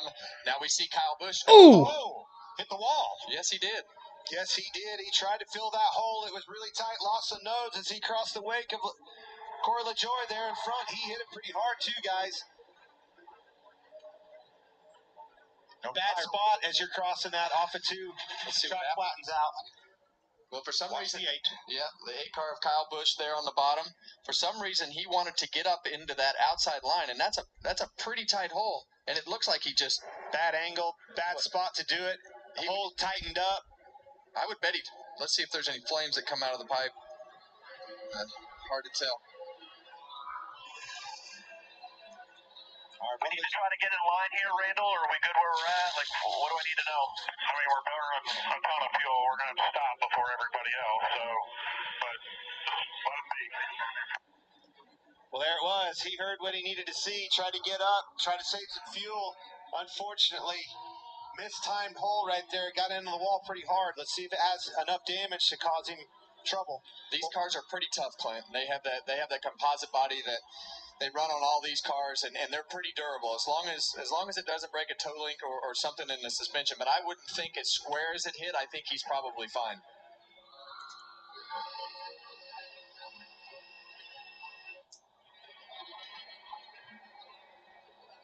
Now, Brad Keselowski had been hanging out at the tail end of the lead lap.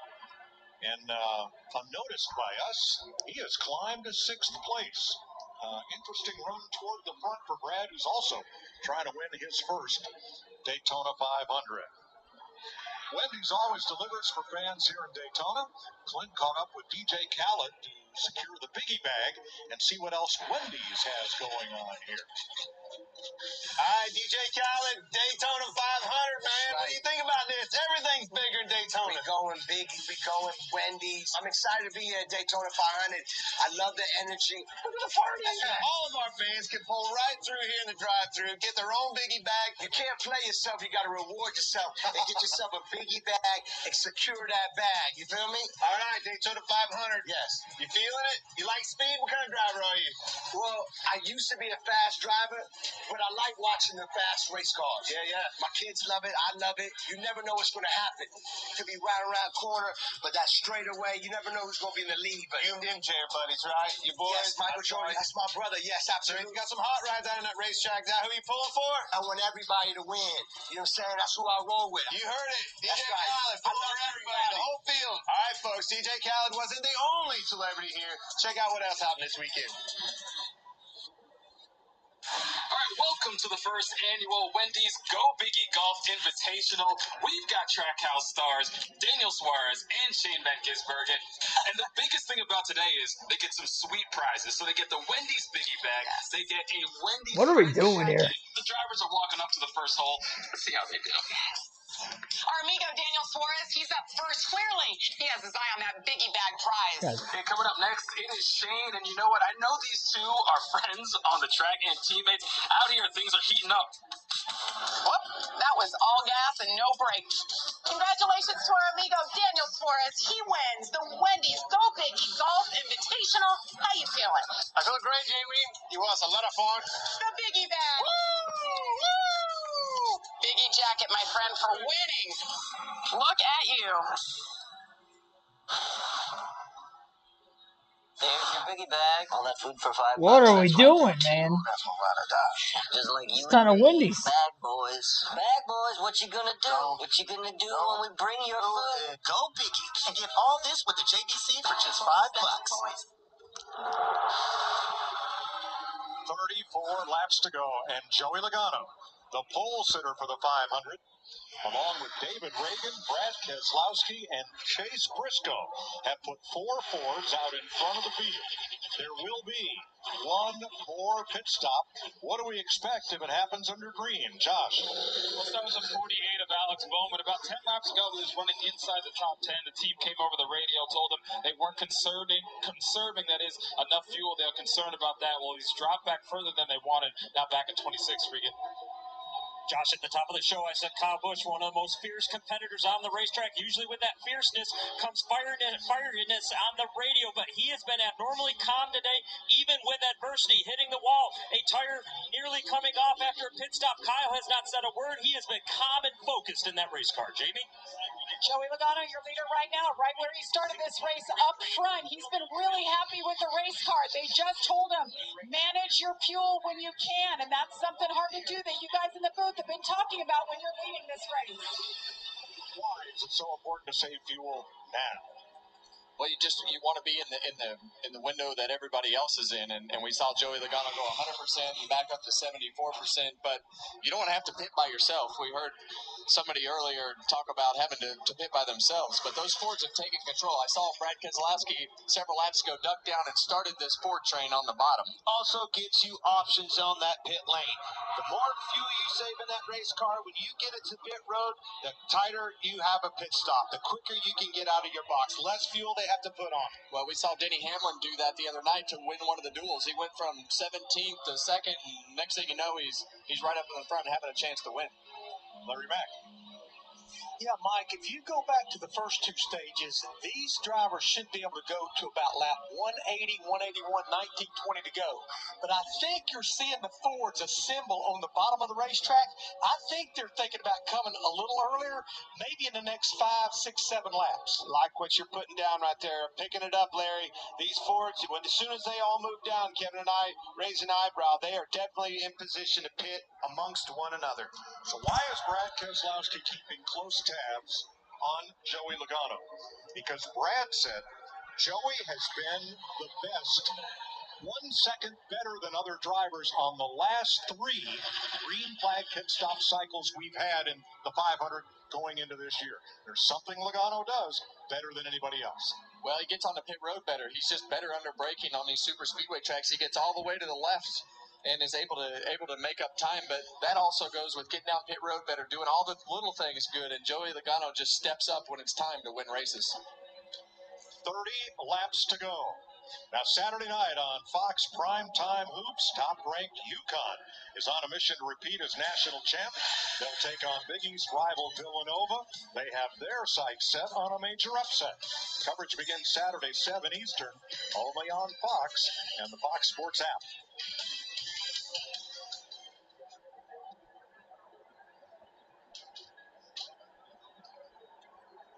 Logano trying to manage both lanes here.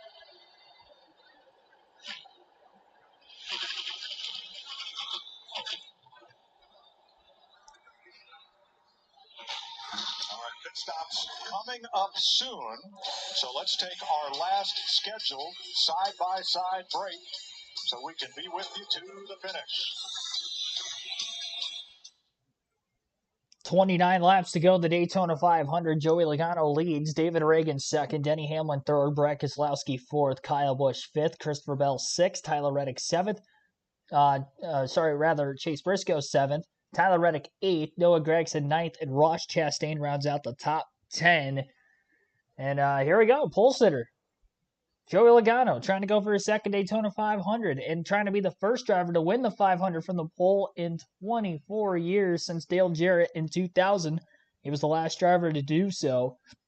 In a race that had a lot less lead changes than what we have seen so far today, Logano has found himself back to the front. He has led the most laps, 39 laps led and counting. He has led for a tied most amount of times, 5. Maybe if you're looking at somebody who can't control the pack, it could be Joey Logano. The Fords were doing a great job. Both him, David Reagan, and Brad Keselowski down to the bottom. There was a lap car in there as well of Ryan Preece. All four of them, the Fords were kind of pulling ahead from the Toyotas, the Chevys, but all of a sudden Kyle Busch finally was able to push Denny Hamlin up there and in contention for the race lead. Was able to get up alongside the second place position, David Reagan at the time. And Joey Logano obviously was able to block both lanes as he continues to do, just kind of lane controlling as of right now and making sure that his 22 Pennzoil Shell Pennzoil Ford is staying out in front. Well, they're taking their last ad break, so it might as well be a good time for me to take my last ad break of the race as well. 121 likes on the stream. Be sure to hit that like button if you guys have not done so yet. And subscribe for more NASCAR content. Trying to get to 5,000 subs here sooner rather than later. And also don't forget we have Xfinity Series coverage coming up tonight at 9 p.m. Eastern Time as well for the start of their season opener at Daytona that was rained out Saturday. That will be running after the Cup race on a separate stream here tonight as well.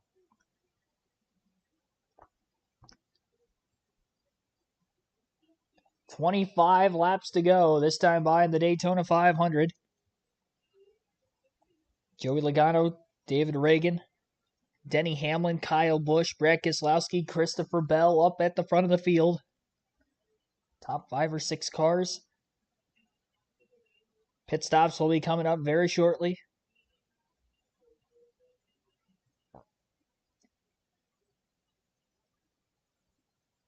Hamlin's faded just a little bit.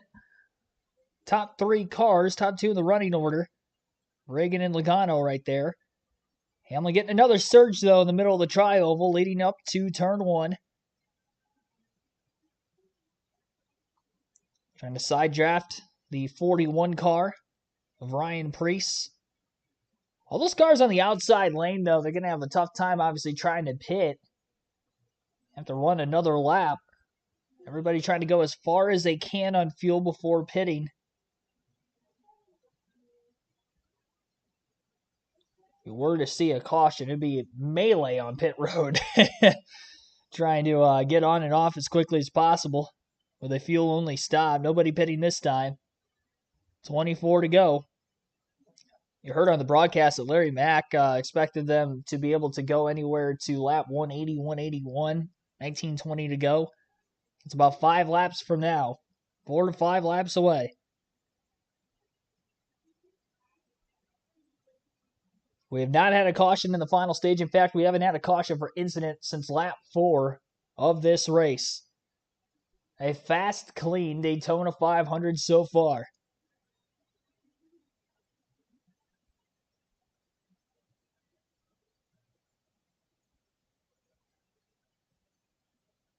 Logano leads the field off turn 4. Nobody coming into pit this time by. Denny Hamlin's been side by side with Brad Keselowski for a while. He doesn't fall back further behind the 6. But David Reagan doing a great job keeping Logano out in front of the field. Now, one time that the outside lane was able to make a charge up to the front, Logano was able to block successfully top and bottom, went back down to the bottom, and then more good bump drafting and organization really from these front 3 or 4 cars in the bottom lane. Kept the Fords out in front of the field. And I think that is telling that as we've gone through this race, I think the same as last year applies to this year. The Fords do look to control the pace of this race, as you're seeing it right now with the 4 of them at the very front. Couple cars pitting, tail end of this lead pack. But that seems to be about it. Riley Herbst, Daniel Hemrick, Corey LaJoie, AJ Allmendinger, Zane Smith. And 3 Chevrolets, kind of a mixed bag. Well, that's actually Riley Herbst there in the Monster Energy car. Yeah, it's Riley Herbst. I think you're going to see possibly these Fords stacked up on the bottom trying to make their move to the pits. This is time. Time for that magical stop. No mistakes. Do not get caught speeding. Cannot recover from it. And from a driver's standpoint, this is the most intense time when you know you have to get to pit road and get everything that you can get, but also not hit anybody. There is Ty Gibbs. Now, the cars that just pitted were not among the leaders at the front of the pack. Come the Toyotas. And they are from the back of the pack. 7 cars, 8 cars pitting here. No, Radek, Truex, it's on most of the Toyotas. Denny is not amongst them. Eric Jones, Bubba Wallace, there's Ty Gibbs in the 54, and Nemechek.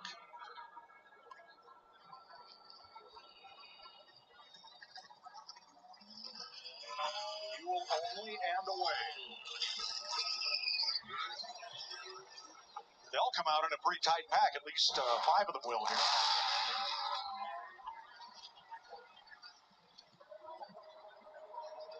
All right, how long do the Fords and Chevys stay out?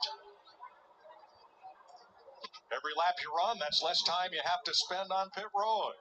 Another group, a small group of 3, peel off from the back.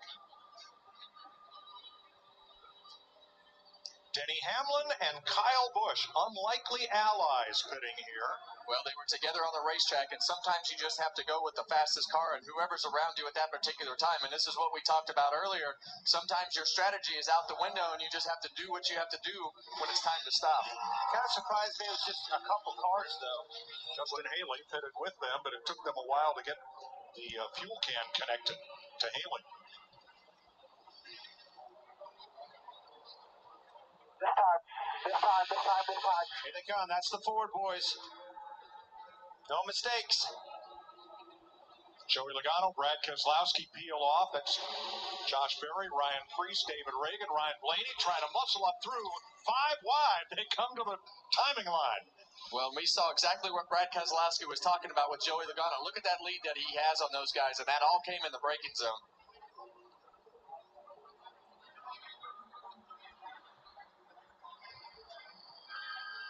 See Chastain still on racetrack, still leading the Chevrolet camp. Stenhouse in tow. Logano and Keselowski get out first with Reagan. And those 3 hooked up may be tough to beat if we stay green here. Well, the games are going to begin on the back straightaway. Here comes everybody else. Ross Chastain in front of Kyle Larson on the outside. Stenhouse and Suarez on the inside. William Byron, Alex Bowman, Chase Elliott, all the Hendrick cars. And Anthony Alfredo.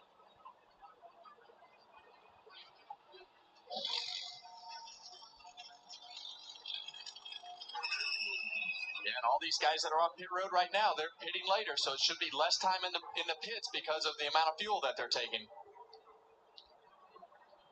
Big pack coming off turn number 4 as they leave and try to get back up to speed. You see the Ford camp right there in your screen, folks. Got a good chain going. Yep. Getting up through the... But there is a huge pack behind them coming. Logano, Keselowski, Reagan, Blaney, and more. If that outside lane stays open, they're just going to nail this whole field because they are. I don't know that they're going to be able to surpass all the Chevys down in the bottom lane. I would say Chastain's getting them up to speed pretty quickly. Ross Chastain, Ricky Stenhouse Jr., and Daniel Suarez are the three Chevys at the very front of this pack. Logano still leading the Fords on the outside. Larson going up to block the 22. Logano splits him down to the bottom. They're not all going to be able to follow, though. Only the 60 of David Reagan was able to. Logano splits back to the top. Stenhouse up to cover the 22 along with Chastain. Daniel Suarez down on the bottom, and the race is on with 17 laps to go in the Daytona 500. Ross Chastain, Joey Logano leading the field. Stenhouse pulled off the bottom. Logano is there. Brad Keselowski in the 6 is there with him as well. They're the only two Fords in line with one another. They kind of lost the other Fords when they were trying to split in and out of the other Chevys that were in the mix. And the group of Toyotas that was trailing behind the Fords, trying to run down the Chevys, are now in the back of this lead pack, and they're trying to surge their way forward. Ross Chastain leads the Daytona 500 with 16 to go. Joey Logano right there behind him in second. Was looking low. Chastain with a block. Chastain low in front of the 47 of Stenhouse. Now it's Chevy versus Ford. Chevy on the inside, Ford on the outside. Big push from Stenhouse to the back of Ross Chastain. I wouldn't say it's all Fords on the outside. Kyle Larson's the third car in line on the top, but pretty much the rest of them just behind him are all Fords. At least for the next few rows. Coming up on a lap car of Austin Dillon. He'll get out of the way. 3 wide, just outside the top 10. Chastain up the block. Logano, very close call. In the middle of the tri-oval. The entire outside lane got bottlenecked up, and that's going to allow this middle groove to charge forward and allow for Stenhouse to take the lead as he leapfrogs Ross Chastain. Everybody had to lift, getting bottlenecked up, and the defending Daytona 500 winner trying to go back-to-back. Can he do it? Stenhouse going to get split 3 wide now. He's in the middle. He tried to block the bottom. They went even lower. Suarez to the lead. Chastain on the outside, and Stenhouse leads the middle groove, and they're going backwards. Kyle Larson's in there with him. Reddick jumping out of the bottom lane into the middle groove now. It's getting tight. 14 to go, and Trackhouse Racing's Daniel Suarez leads the Daytona 500. With William Byron, Chase Elliott in that bottom groove right there with him. And the aggressors, Chastain and Logano, working their way forward. Suarez moves to the outside as he wants to be paired with his Trackhouse teammate, Ross Chastain. Elliott busts his way through the middle. He's not going with his teammate, William Byron. Elliott wants to lead this pack.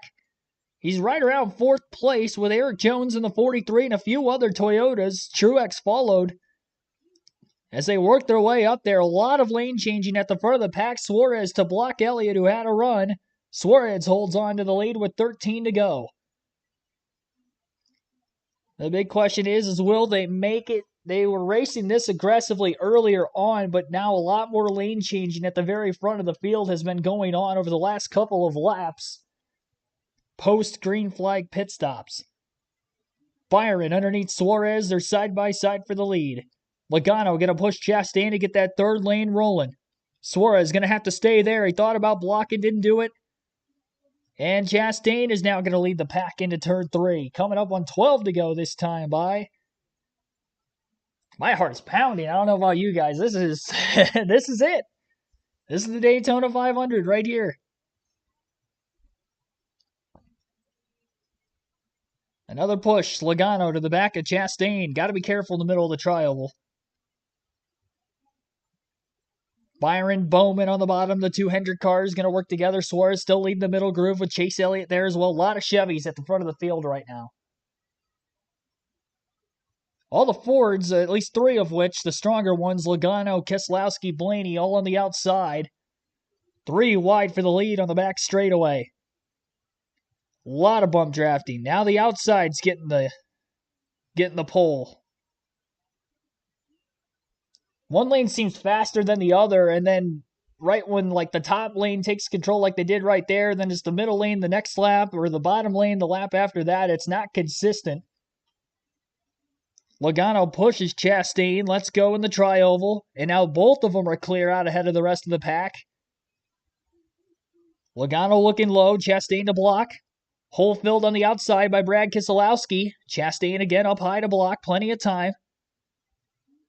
And now Keselowski and Logano are split apart. They're side by side. Blaney to push Keselowski on the back straightaway, but he couldn't go low enough with Suarez in the middle groove right there. So now Keselowski gets split from Blaney, and the 6 and the 22 are nose to tail again. Into turn 3. 10 to go this time by. Blaney on the outside in the third lane with Truex and Hamlin behind him. Haven't seen Hamlin up in the mix in a little bit now. He was leading a little bit earlier in the stage. He's the 3rd or 4th car on the outside. 5th now with Logano moving back up in front of Keselowski again. Byron pushes Chastain off into turn 1. They control the bottom 2 lanes, moving back and forth. Just wherever the momentum is where they're going to try to go. Try to time it out as best as they can. Chastain up to cover Logano again. Blaney pushing the 6 into the 22. Oh boy, gotta be center.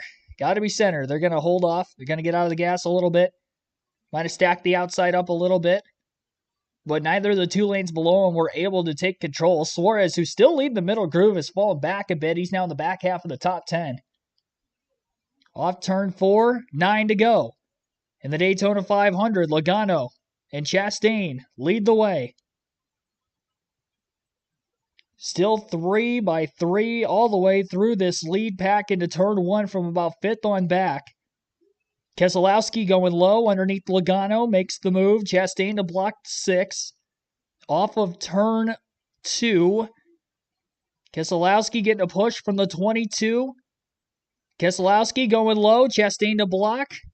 Chastain still blocking. The 24 gets hooked into the 6, and all the Penske cars in the wall. The big one is transpiring through turns 3 and 4.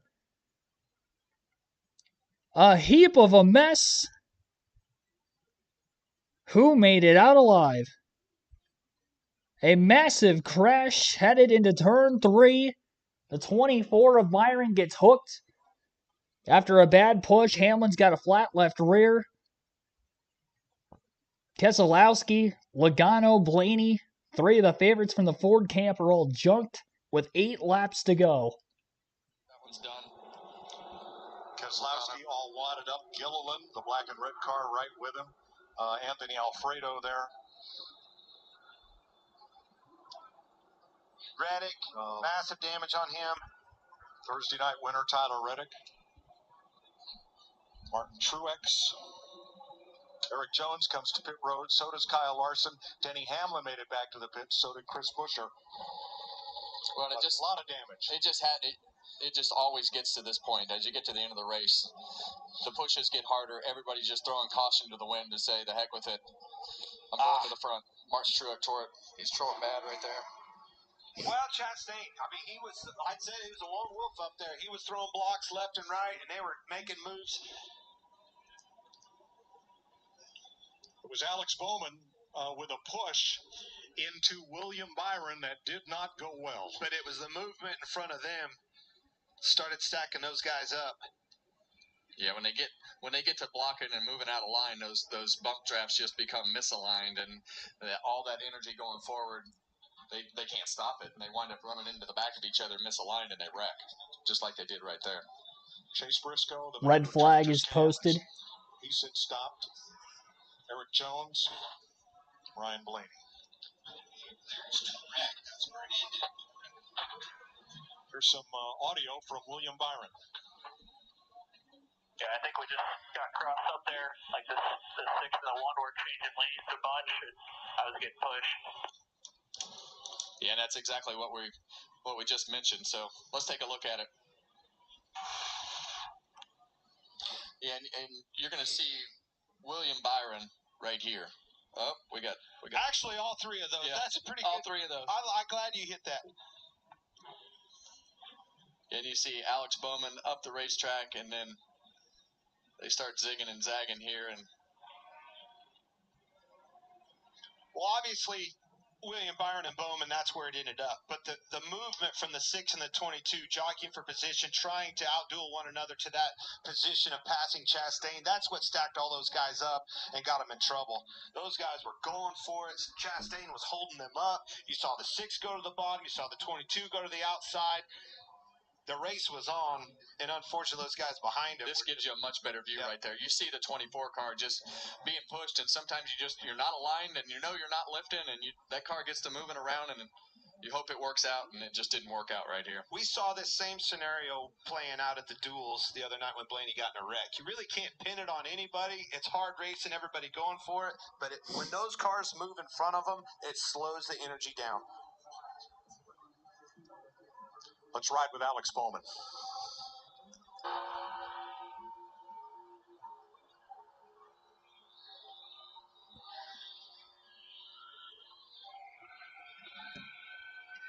was trying to stay off of him. And you heard him lifting out of the gas. Several times. This probably tells the other part of the story.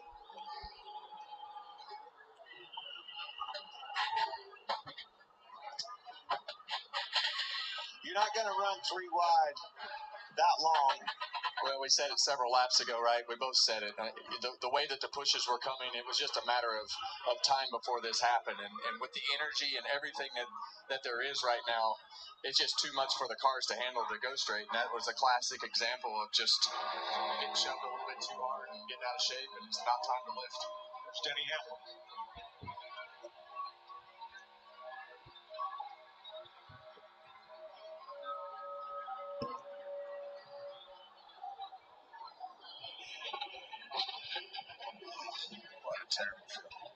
Nothing you can do. Long for the ride. Landed right in his lap.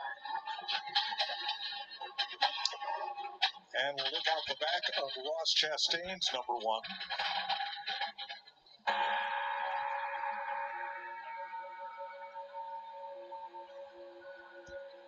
Oh.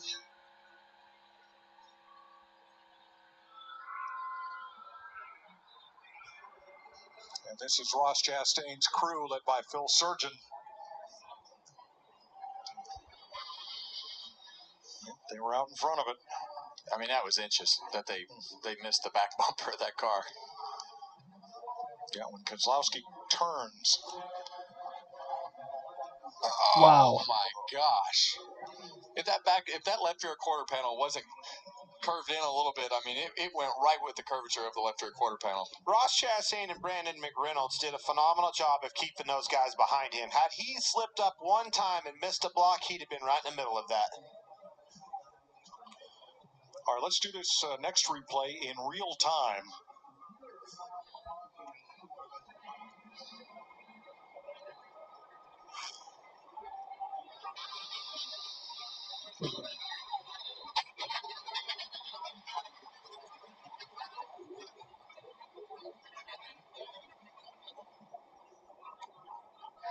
Chase Briscoe, the Mahindra tractor cam.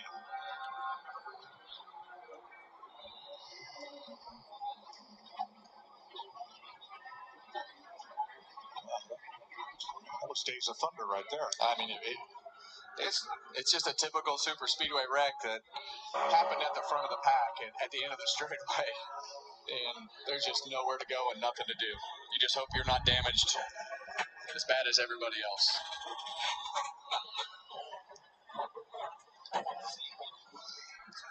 Now the driver's not just there along for the ride. Let's watch Daniel Suarez.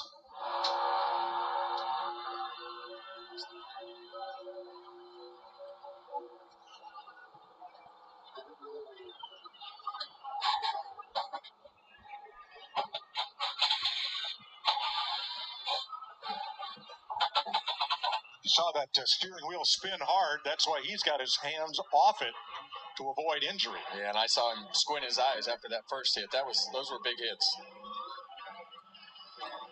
All right, Denny Hamlin next.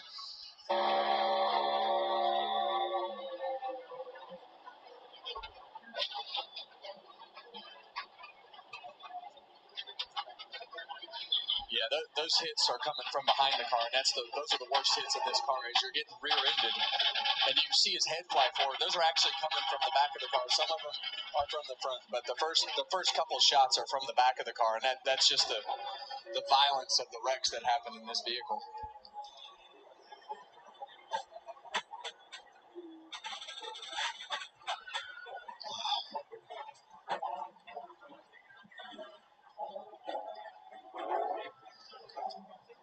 And here's Eric Jones.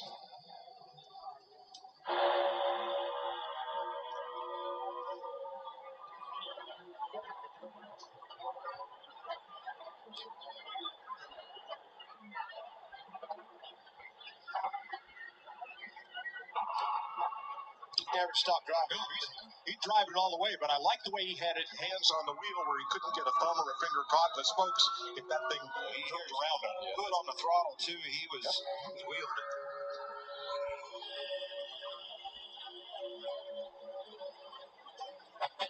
Oh. That one got his wrist. Yeah, that one got his wrist. Grabbed his hand. Yeah, a tough week for Ryan Blaney. Thursday night and Monday night. Joey Logano.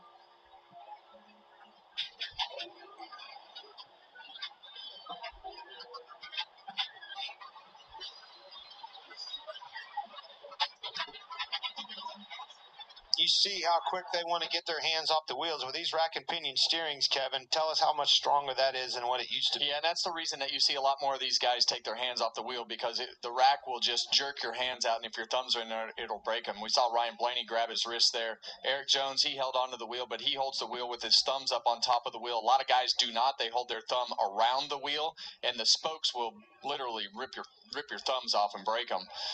Yeah, I think it was his wrist. It could have been his thumb. I mean, to your point, usually is. That's why it hooks your wrist.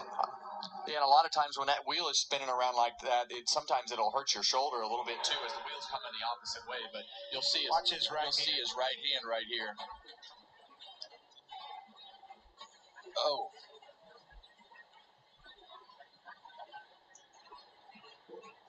Ryan's ready to get out of here. He's ready to go home.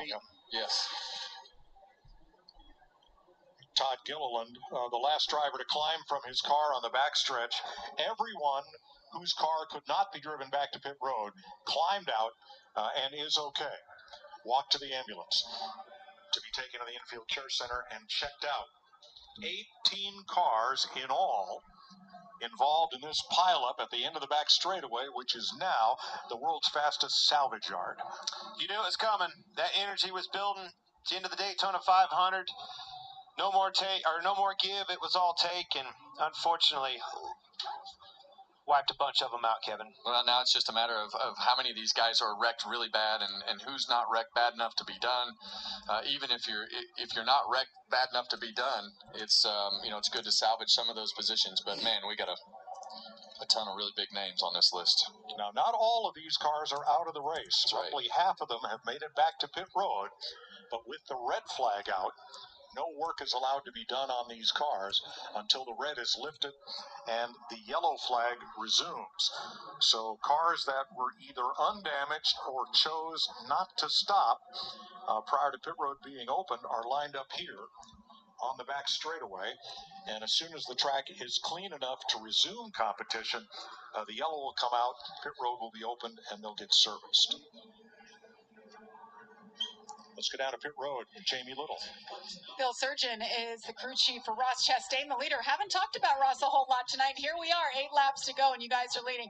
How good is the car, and do you think that it's good enough to win this? Yeah, car's been strong all night. First stage, played the strategy right, had some good help, finished third. Second stage was a little quieter. We had dropped back to try to avoid some of the melee and never had an opportunity to really get back up into it. Finished in the teens. Stage 3, we played the strategy right. We positioned ourselves well. Never can tell what's going to happen from here. I expect another caution. But the car's been strong. The guys have done a great job on pit road, and we're looking forward to it. Well, Pitbull is one of the owners of this team. How cool would it be for Pitbull to be holding that Daytona 500 trophy? We'll find out soon, Mike. Thanks, Jamie. Four Chevrolets in the top five right now. Austin Cindric, the only Ford, and the first Toyota is Christopher Bell in sixth. As we go through this scenario here and we see all these cars wrecked and now we see these cars sitting on pit road, Larry, can you explain to us the process that the DVP clock that they have to go through and everything that the rules require after you're wrecked? Yeah, Kevin, it's the damaged vehicle policy, and you basically have 7 minutes, and that minutes is accumulative, and it starts from the time you enter pit road to the time you exit pit road. And if you leave pit road and come back around, the clock doesn't reset. It continues to pick up and run. And at a super speedway, you have to have things like the rear bumper in place. You have to have the door panels in place, the deck lid, the rear spoiler. A lot of things that has to still be on that car and functional. All the flaps, hood flaps, roof flaps, all those things still have to be functional. And that has to all be done in a total time of 7 minutes, including entering and exiting pit road. Thanks, Larry. Let's go to the Advent Health Care Center and join Josh Sims. Yeah, Ryan Blaney checked and released from the care center. Ryan, we were here Thursday night, very frustrated after that. How does this wreck compare? How is the risk and the emotions? Well, I'm definitely not as frustrated after Thursday night. This was just, racing at the end of the 500, and this one didn't hurt nearly as bad, so that part's nice. But, yeah, it's a shame. I thought we had a shot at it. Up in the first, few rows, we would be kind of second in the road, depending on where the block was kind of thrown, and thought we were in a decent spot, especially if the six got to the inside of the one. I could kind of finally get behind Joey and try to get hooked up with him, but yeah, just unfortunate end with our Pete Menard's Ford Mustang, really fast. But yeah, I got turned. That was, yeah. And then the wheel snapped. I usually let go of the wheel, but I didn't think it had anything in it. So yeah, I'm okay. My wrist is good, and just one of those weird deals. But proud of the effort by the 12 boys. Shame we tore up a couple race cars, but going next week. Thanks. Glad you're okay, Ryan. Well, that's good to hear on his wrist, because the way he held it up right there, you never know. One tough cat right there. So there sit the cars that were not involved or were not damaged enough to go to pit road. We still got plenty of horses in this race. Chastain, Bowman, teammates, Byron behind him, Cindric, Chase Elliott, he is back. I like Busch back there. He ain't out yet. Josh. Down here with Brad Keselowski, checked and released from the care center. Brad, we know so close once again to having a shot to win the Great American Race. What did you see there from the in-car, and what happened in your perspective? Yeah, in-car, all I know is got hit from the back. So just one of those deals at this track, everybody pushes. That's how you race here. And we got caught up in it. Just glad to be competitive, glad to be running up front, glad to have a chance. We were making the pass for the lead to win the Daytona 500. That's about all you can ask for with 8 laps to go. And it just it didn't work out. Thanks, Brad.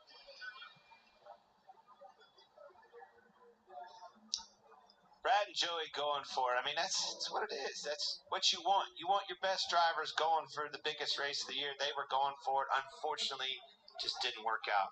And every one of them will be back behind the wheel and ready to try to win next Sunday in Atlanta. Regan? Well, Chase Elliott's crew chief Alan Gustin, you got your driver in position now. You've been up front today. You've been in the middle today. You've been all over the racetrack. A masterful job of getting through that wreck. Can you get it done now? Yeah, that was amazing. The seat's kind of boarded for us to make it through there. So, yeah, guys have done great. Chase has done great. The Napa Chevy's been strong all day. And, yeah, hopefully we don't have any left front tire damage that would necessitate a stop here. But I think it's good enough. We can let it roll. It's the Daytona 500, right? Got to give it a shot. So it's going to be hairy, but, we're in a good shot to go compete for it. So hopefully we can go get it for everybody at HMS. This race is for you. Good luck. Thanks, Alan. Josh? Joe Logano released from the care center. Joey, from your perspective, what happened there and what are the emotions you're feeling right now? I'm pissed off, if that's my emotions. I don't know. I was riding up against the top there, and I just know Brad got turned up into me. I don't know exactly what happened. So, the one was throwing hellacious blocks most of the time. I know that, but I don't know. I didn't see what started it there. So, just a bummer to show Penzo Mustang. It was so fast. I think it lead a line like you wouldn't believe. It had so much speed in it. It's just It's speedway racing. It's a lot of fun until it sucks, and I'm on this end of it today. Thanks, Joey. Joey Logano started from the pole, led 45 laps tonight, more than any other driver, and arguably had the best car here tonight. Well, he definitely led a bunch of laps and did everything he needed to do.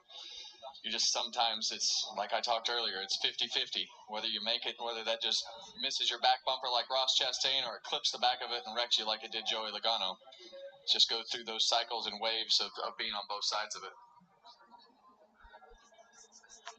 Might be my favorite quote ever. A lot of fun till it sucks. Yeah. The big one happens at Daytona. We are under the red flag with 8 laps. And the red flag has been lifted. We're now to a caution flag period here at Daytona. 8 laps remaining. Unaware of exactly how many laps we're going to have left in this race when we get back to green flag racing, but it won't be many. Ross Chastain currently leads the way. Alex Bowman is second. William Byron third. Austin Cindric's fourth. Chase Elliott fifth right now. He does have damage around the left rear tire. Hopefully that's all right. Christopher Bell in sixth. I know he got hit in there a couple different times. Chase Briscoe in seventh. Kyle Busch took a couple hits in that. It's hard to tell exactly what the running order is going to be heading to the restart, depending on how many of these cars that made it to the back straightaway have damage, because quite a few of them have at least some sort of damage. 18 cars were listed involved in the incident. We'll go through that list of drivers who at least got a piece of it. Some of those obviously still continuing on, like Austin Cindric, Kyle Larson, Chase Elliott. Others, we don't know exactly who is going to DNF from this incident, who isn't, other than at least the couple that you heard there outside the infield care center, like Brad Keselowski, Ryan Blaney, Joey Logano. Christopher Bell, as I mentioned, got a piece of it. Chris Buescher, Martin Truex Jr., William Byron. Byron's still going. 31, Daniel Hemrick, Todd Gilliland, Ryan Preece, Eric Jones. Jones still scored in the top 10. Not sure how much damage he has. Tyler Reddick took a big hit. I'm pretty sure he's done. Alex Bowman was in it, but he's still continuing on. Ty Gibbs had quite a bit of damage. Anthony Alfredo also involved. Noah Gragson, Denny Hamlin, and Chase Briscoe. Those were the 18. Time of the red flag, 15 minutes and 27 seconds. And this is our, fourth red flag so far, or third red flag so far of Speed Weeks. Had one in the second dual race after the big one with about 8 laps to go, oddly enough, in that race. We also had one in the Truck Series race, and here we are in the Daytona 500 with our first red flag period after just our second caution for incidents. How many of these cars are going to be able to make it to the finish? Who will win the Daytona 500? Obviously, still yet to be determined. Be sure to hit the like button, subscribe for more NASCAR content. Every NASCAR race weekend, be right here on the channel for live NASCAR Cup, Xfinity, and Truck Series live commentary streams. We still have the NASCAR Xfinity Series race coming up later tonight at approximately 9 p.m. Eastern Time. We were just shy of 8, so a little over an hour from the start of that race, depending on how long, of course, this race ends up going. But we will be live. We'll have flag-to-flag coverage for you guys. It'll be a late Monday night, kind of similar to Friday night, how it was late. It won't quite run that late, but it's going to be a late one, another doubleheader this week. We're at 130 likes on the stream so far, so again, hit that, and we'll try to see if we can get to 150 here before the end of this stream. In turn number 3, and the red flag has been lifted. 7 laps to go. Aerial coverage provided by Goodyear, powering the race from green to checkered flag and every mile in between. Goodyear, more driven. Well, after all that, Hendrick Motorsports has 3 cars in the top 5.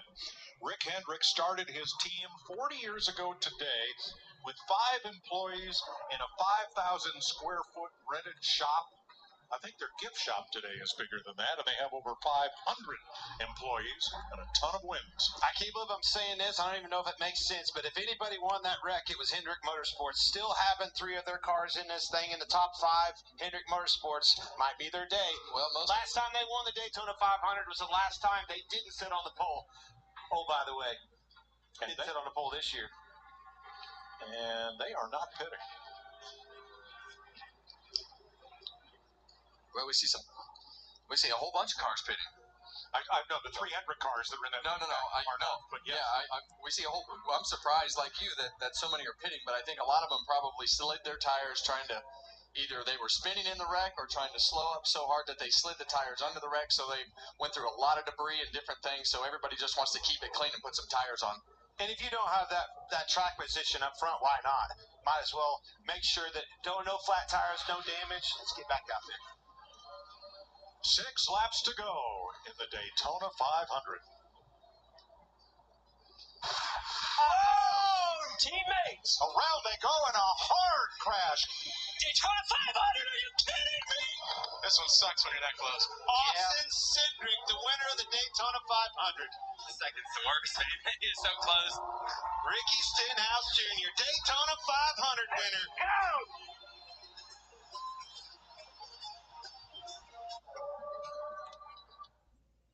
All right.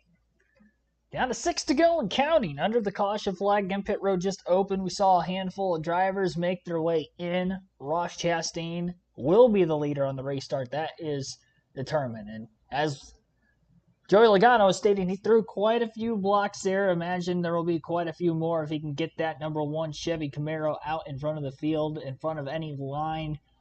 He's going to make that thing wide, trying to win his first career Daytona 500. Made the championship 4 and finished second overall in the standings in 2022 behind Joey Logano. Definitely the highlight of his career, I'd say, is the Hail Melon. I'm pretty sure anybody could say that right now. Well, Daytona 500 champion would go right up there with it. And he's doing a good job. Doing a good job right now. He's led 12 laps, most of them consecutively here. Joey Logano ended up leading 46 laps in this race today. He'll go down as the driver who led the most, and for the second consecutive year, the guy who leads the most laps in the Daytona 500 will not see the checkered flag. Last year, it was Brad Keselowski who led 42 laps. Oddly enough, Keselowski also collected in this incident. As of right now, we're still left with 22 cars on the lead lap. Ryan Preece's first car lap down in 23rd right now. I'm not sure who would have gotten the free pass, if anybody, depending on who may have been involved in that incident. It doesn't look like anybody gets the free pass with this caution. It is likely somebody who was the first car lap down was involved in it. Ryan Preece in the 41 car is the first car lap down right now, so I almost wonder if he would have been the free pass, but NASCAR had deemed that he was involved in the accident, so that's why he does not get to get his lap back. General Motors dream car conceived by Chief Stylist Harley Earl, and it tops the Harley Earl Trophy, the most coveted single-day prize in stock car racing. One of these drivers will win it in as few as 5 laps from now. The big one stays on display here. The small one goes to the winner. Ross Chastain chose the outside for this restart.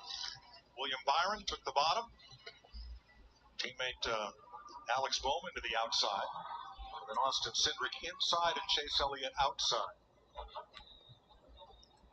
4 Chevys in the front 5, Cindric's Ford, and then Christopher Bell's Toyota, which has been hanging around the top half dozen all night. A lot of Chevys up front, 8 of the top 10. Justin Marks has Chastain in the lead and rookie Zane Smith in 9th. 2 drivers in the top 10. Kevin, you heard Logano in his interview talking about Chastain, the blocks that he was putting on. Can he keep that up? Well, he's not going to stop. I can promise you that. He's going to do everything he can do to try to win the Daytona 500, and he knows, all those guys know. They know the magnitude and the history and everything that comes with the Daytona 500, and this is just, like you talked, one of those races that you just do more than you would normally do. All right. 40th anniversary of these Hendrick boys, 3 of them up there. How do they work together and try to pounce on him? They take advantage of that. Well, they lined up a little. It's interesting the way that they lined up because you got William Byron on the bottom with Austin Cindric behind him, and then you have Ross Chastain and the 48 of Alex Bowman and the 9 of Elliott behind him. So it's just all going to come down. Here we go. 4 laps to go in the Great American Race. In the 66th running of the Daytona 500, Ross Chastain on the outside of row 1, William Byron down below. The choose of the outside there. It's going to split up the Hendrick cars, at least for now. We'll see if that'll stay the case throughout the rest of this race. Back to racing here in the 500. Byron leading the inside of row 1. Austin Cindric still in the mix. Chase Elliott pushing the 48 of Alex Bowman. And into the back of the 1 of Ross Chastain. Again, still 22 cars on the lead lap. Third lane forming at the very back of the pack. Not sure if they're going to be able to make much headway in a few laps. We'll see if more cars are going to pull out of line as they're still getting up to speed into turn 3. Now letting go of the push. Bowman, Cindric are the push cars. Bowman to the back of the 1 of Chastain. Cindric on the back of the 24 of Byron. 3 laps to go in the Daytona 500. And you have to wonder if you're Alex Bowman or Chase Elliott, do you potentially try to make a move and split around the 1 of Chastain? And if they try it, I would imagine Chastain may try to block. Also have to be careful to push in the corner. You don't want to do that. Same goes for in the center of the tri-oval. Cars are a lot lighter there off the transition of the banking. Once you get to the flat of the straightaway, that's where the push will be dictated. Chastain not quite clear the 24 of Byron. He was close, but the 2 of Cindric was all over the back of the 24. Gave him a good push. Chastain side drafts the 24 car, and Byron not yet clear. Off turn 4, it was close, but he's going to stay on the double yellow line. Kyle Busch on the outside of line number 3.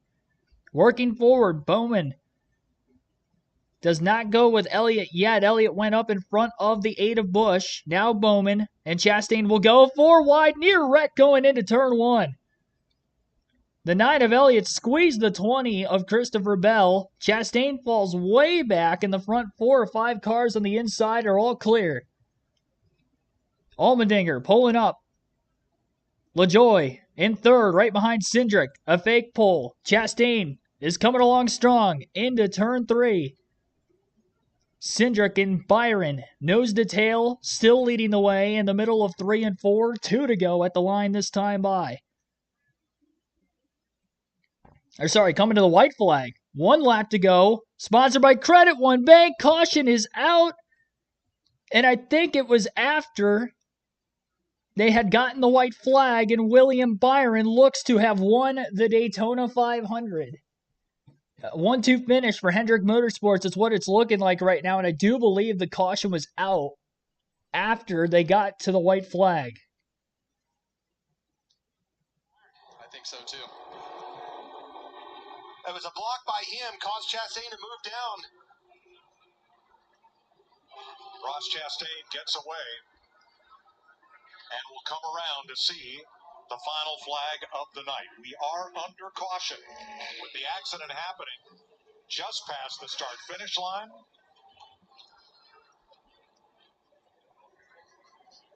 Austin Cindric going for a wild ride here, as did Ross Chastain. You see the light on, you see Bowman ahead of Byron right there, but you need to back it up and see this again.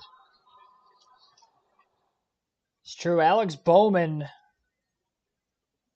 might be the winner of the Daytona 500. If it's not Bowman, it's Byron. Hendrick Motorsports has definitely won the Daytona 500. And we're going to have to watch this frame by frame as the wreck ended up taking place towards the front of the pack. And the Daytona 500 will be the 24. Need the 24 to the start-finish line. Goes to victory lane. William Byron. From Charlotte, North Carolina, Rudy Fugle, his crew chief. You won? Yes, we won. Unbelievable. 40 years to the day, Hendrick Motorsports goes 1-2 at the Daytona 500. Oh, yeah, boys. Oh. Byron's last win came in Texas in September. It's his 11th career win. There's so much sheet metal in the back straightaway everybody's hitting right now. Oh my goodness. Chastain blew a tire. Just trying to get back to pit road. Not be shocked if Byron's going to have a cut tire or many others coming back around this time by. William Byron wins the Daytona 500. A 1-2 finish for Hendrick Motorsports. Alex Bowman, second place right there with him. Unofficial results, obviously, to this race. Field was frozen at the time of caution. We'll go through the unofficial results to this race once we get the post-race interview here from your race winner, and 2024 Daytona 500 champion. Second career win for Byron at Daytona. He won the summer race in 2020 here. It was his first career win. He was the most winningest driver in the Cup Series last season, winning 6 races en route to a championship 4 appearance. And looking to pick up where he left off, and hopefully this year getting the championship. Well, today he gets a Daytona 500 championship as he slides into the grass backwards and keeps sliding in that wet grass. It's probably not going to stop. And congratulations to William Byron for winning the Daytona 500, his 3rd super speedway win. Fourth super speedway win, counting 2 Atlanta race wins on the newly reconfigured super speedway. Won the spring Atlanta race in 2022 and the summer race last season. Still spinning around in the grass right now, and I'm sure he'll make it to the front stretch and burn it down there too. So we'll get to hear again from William Byron. We will have coverage of the NASCAR Xfinity Series race on another stream at the top of the hour. 9 p.m. Eastern Time tonight, we will go live for the NASCAR Xfinity Series race at Daytona. Following the conclusion of our coverage of the Daytona 500, Byron is out of his car and celebrating on the front stretch.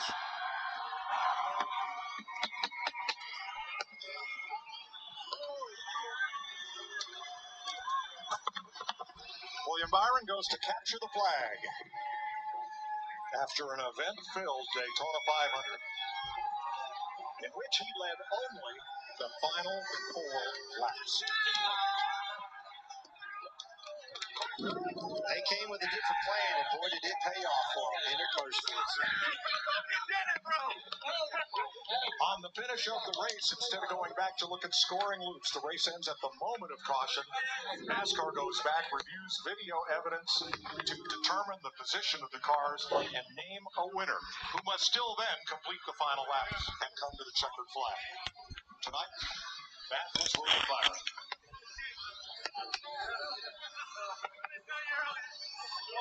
He becomes a record 6th different driver to win the 500 for Hendrick Motorsports. Jamie Little, trackside. And William Byron, at 26 years old, you worked so hard in such a short period of time. How does Daytona 500 champion sound to you right now? It sounds really damn good. It's this thing's an awesome crowd coming out. I have so many emotions. Obviously, hate what happened on the backstretch. I just got pushed and got sideways, but I'm so proud of this team. Whole Exalta team, 40th anniversary to the day on Monday. So just extremely blessed and thankful for all the opportunities, and yeah, we just want to keep it going. We have a lot to prove this year, and this is a good start, obviously. Daytona 500, it's freaking awesome. Let's go. William, you have not had a good track record here. Never even finished in the top 10. What was the difference here tonight in getting yourself positioned to be there at the end? I don't know, just really good strategy. We obviously laid back and tried to save fuel for most of the race, and we would get up there at the end of the stages and make some moves, and I see Boss Man coming up here, but yeah, just thankful for great power into the hood, all of our partners, Chevrolet, everybody that allows us to do this, and I'm just a kid from racing on computers and winning the Daytona 500. I can't believe it. I wish my dad was here. He's sick, but this is for him, man. We've been through so much, and we sat up in the grandstands together and watched the race. This is so freaking cool. Go see your boss right there, Mr. Hendrick, waiting for him.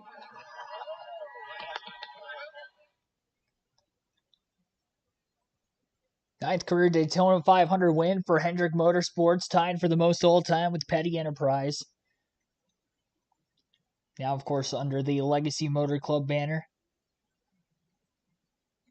And here is second place Alex Bowman with Regan Smith. Really close, Alex. How close was that from your perspective as you crossed the line?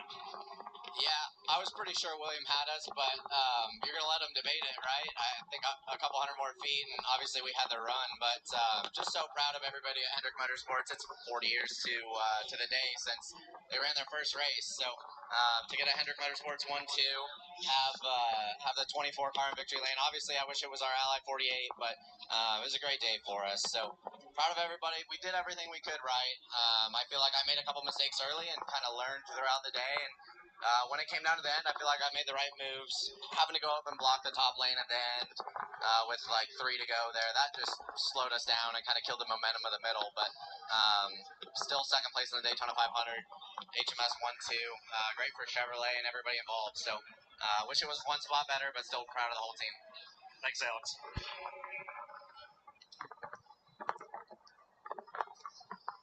Fireworks on the back straightaway at the Daytona International Speedway.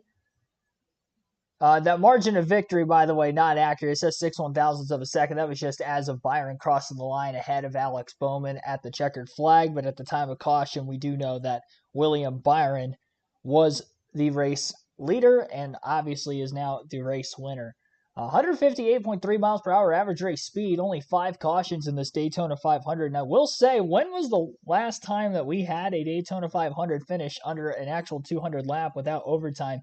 It's been a while. I couldn't even tell you off the top of my head when the last Daytona 500 was that didn't end at lap 200. So there it is. Congratulations. Lap 200 leader for William Byron. Gets the win of the Daytona 500, obviously, along with it. His fastest lap of the race, by the way. Get this, it was with 3 laps to go. It was the second to last green flag lap of the race at lap 198. Tied for obviously the latest, I should say, fastest lap of the race.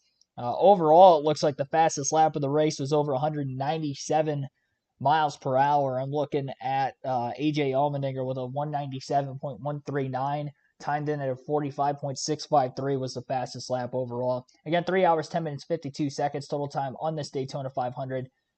Average race speed of 158.3 miles per hour. Most laps led was Joey Logano. He led 46 laps in this race. 5 different times. Chase Elliott won stage 1. He ended up going on to lead 13 laps. Ryan Blaney won stage 2, went on to lead 12 laps. And William Byron led just 1 time today, and it was the final 4 laps of this race. He led all the green flag laps post that final restart, including obviously the final lap, which ended under caution. Again, we ended up having just 5 cautions today, 3 for incident. The 2 stage race ends under yellow with Austin Cindric and Ross Chastain. They were the only 2, I guess, that were involved in that last caution of this race. Surprised there wasn't more, considering they were at the very front of the pack, or towards the front of it at least, on the inside lane when it had happened. Congratulations to William Byron and Hendrick Motorsports for getting a 1-2 finish in today's Daytona 500. We'll go through the full field finishing results here. Byron with the win. Again, Alex Bowman second. Christopher Bell, highest running Toyota, finishing third. Corey LaJoie fourth. AJ Allmendinger fifth. Bubba Wallace sixth. John Hunter Nemechek seventh. Chase Briscoe is the highest finishing Ford in 8th place. Eric Jones in 9th. And Noah Gregson rounds out the top 10. Kyle Larson in 11th. Kyle Busch in 12th. 13th place finish for Zane Smith. 14th place for Chase Elliott. Martin Truex Jr. 15th. Daniel Hemrick 16th, Ty Gibbs 17th, Chris Buescher in 18th, Denny Hamlin 19th, 20th for David Reagan, Ross Chastain 21st, Austin Cindric 22nd. They were the last 2 cars on the lead lap. So 22 cars finished on the lead lap in this one. Ryan Preece, first car lap down in 23rd, Riley Herbst 24th, Josh Berry 25th, Justin Haley 26th, Anthony Alfredo 27th, Jimmy Johnson 28th, 29th place finish for Tyler Reddick, Ryan Blaney 30th, Ricky Stenhouse Jr. 31st, Joey Logano 32nd, Brad Keselowski 33rd, Daniel Suarez 34th, 35th for Ty Gilliland, Michael McDowell 36th, Austin Dillon 37th, Kaz Grala 38th, Harrison Burton 39th, and Carson Hocevar rounded out the 40-car field. I'm going to count real quickly just who all DNF'd in this race today. It would have been Hocevar, Burton, Grala. McDowell ended up not finishing there late. Austin Dillon did finish just many laps down. Todd Gilliland, Daniel Suarez, Brad Keselowski, Joey Logano, Ricky Stenhouse Jr., Ryan Blaney, Tyler Reddick. So only 10 cars DNF'd in today's Daytona 500. 30 of them finished the race, but again, only 22 on the lead lap, despite 18 cars that were involved in that second to last incident, which brought out the 15-minute red flag period that we had, the only red flag of the race today. Tough to say how many lead changes exactly we were. If you stick around here for a couple seconds extra, I will try to count those in my head real quick. I'll wait for that to happen when they come back from the commercial break so you can listen to some of the air time and not air time That was bad. All right. Thank you, everybody, for tuning in, though, so far today. If you haven't hit the like button, be sure to do so. We're at 135 likes on the stream. And also subscribe for more great NASCAR live commentary content. Again, Xfinity race will be coming up later tonight, 9 p.m. Eastern time for that one. Appreciate everybody that tuned in. We got one race to go. It stinks that the Daytona 500 isn't the final race of the day. I mean, you would expect that to be the main event of the weekend. Technically, it is the main event of the weekend. Everybody goes to watch the Daytona 500. They don't go to watch the other races during the week. They just do that as a consolation leading up to the Daytona 500. It's part of the build-up, so it's weird seeing the Xfinity race go on last on the same day the 500 is ran, but that will be the case here today.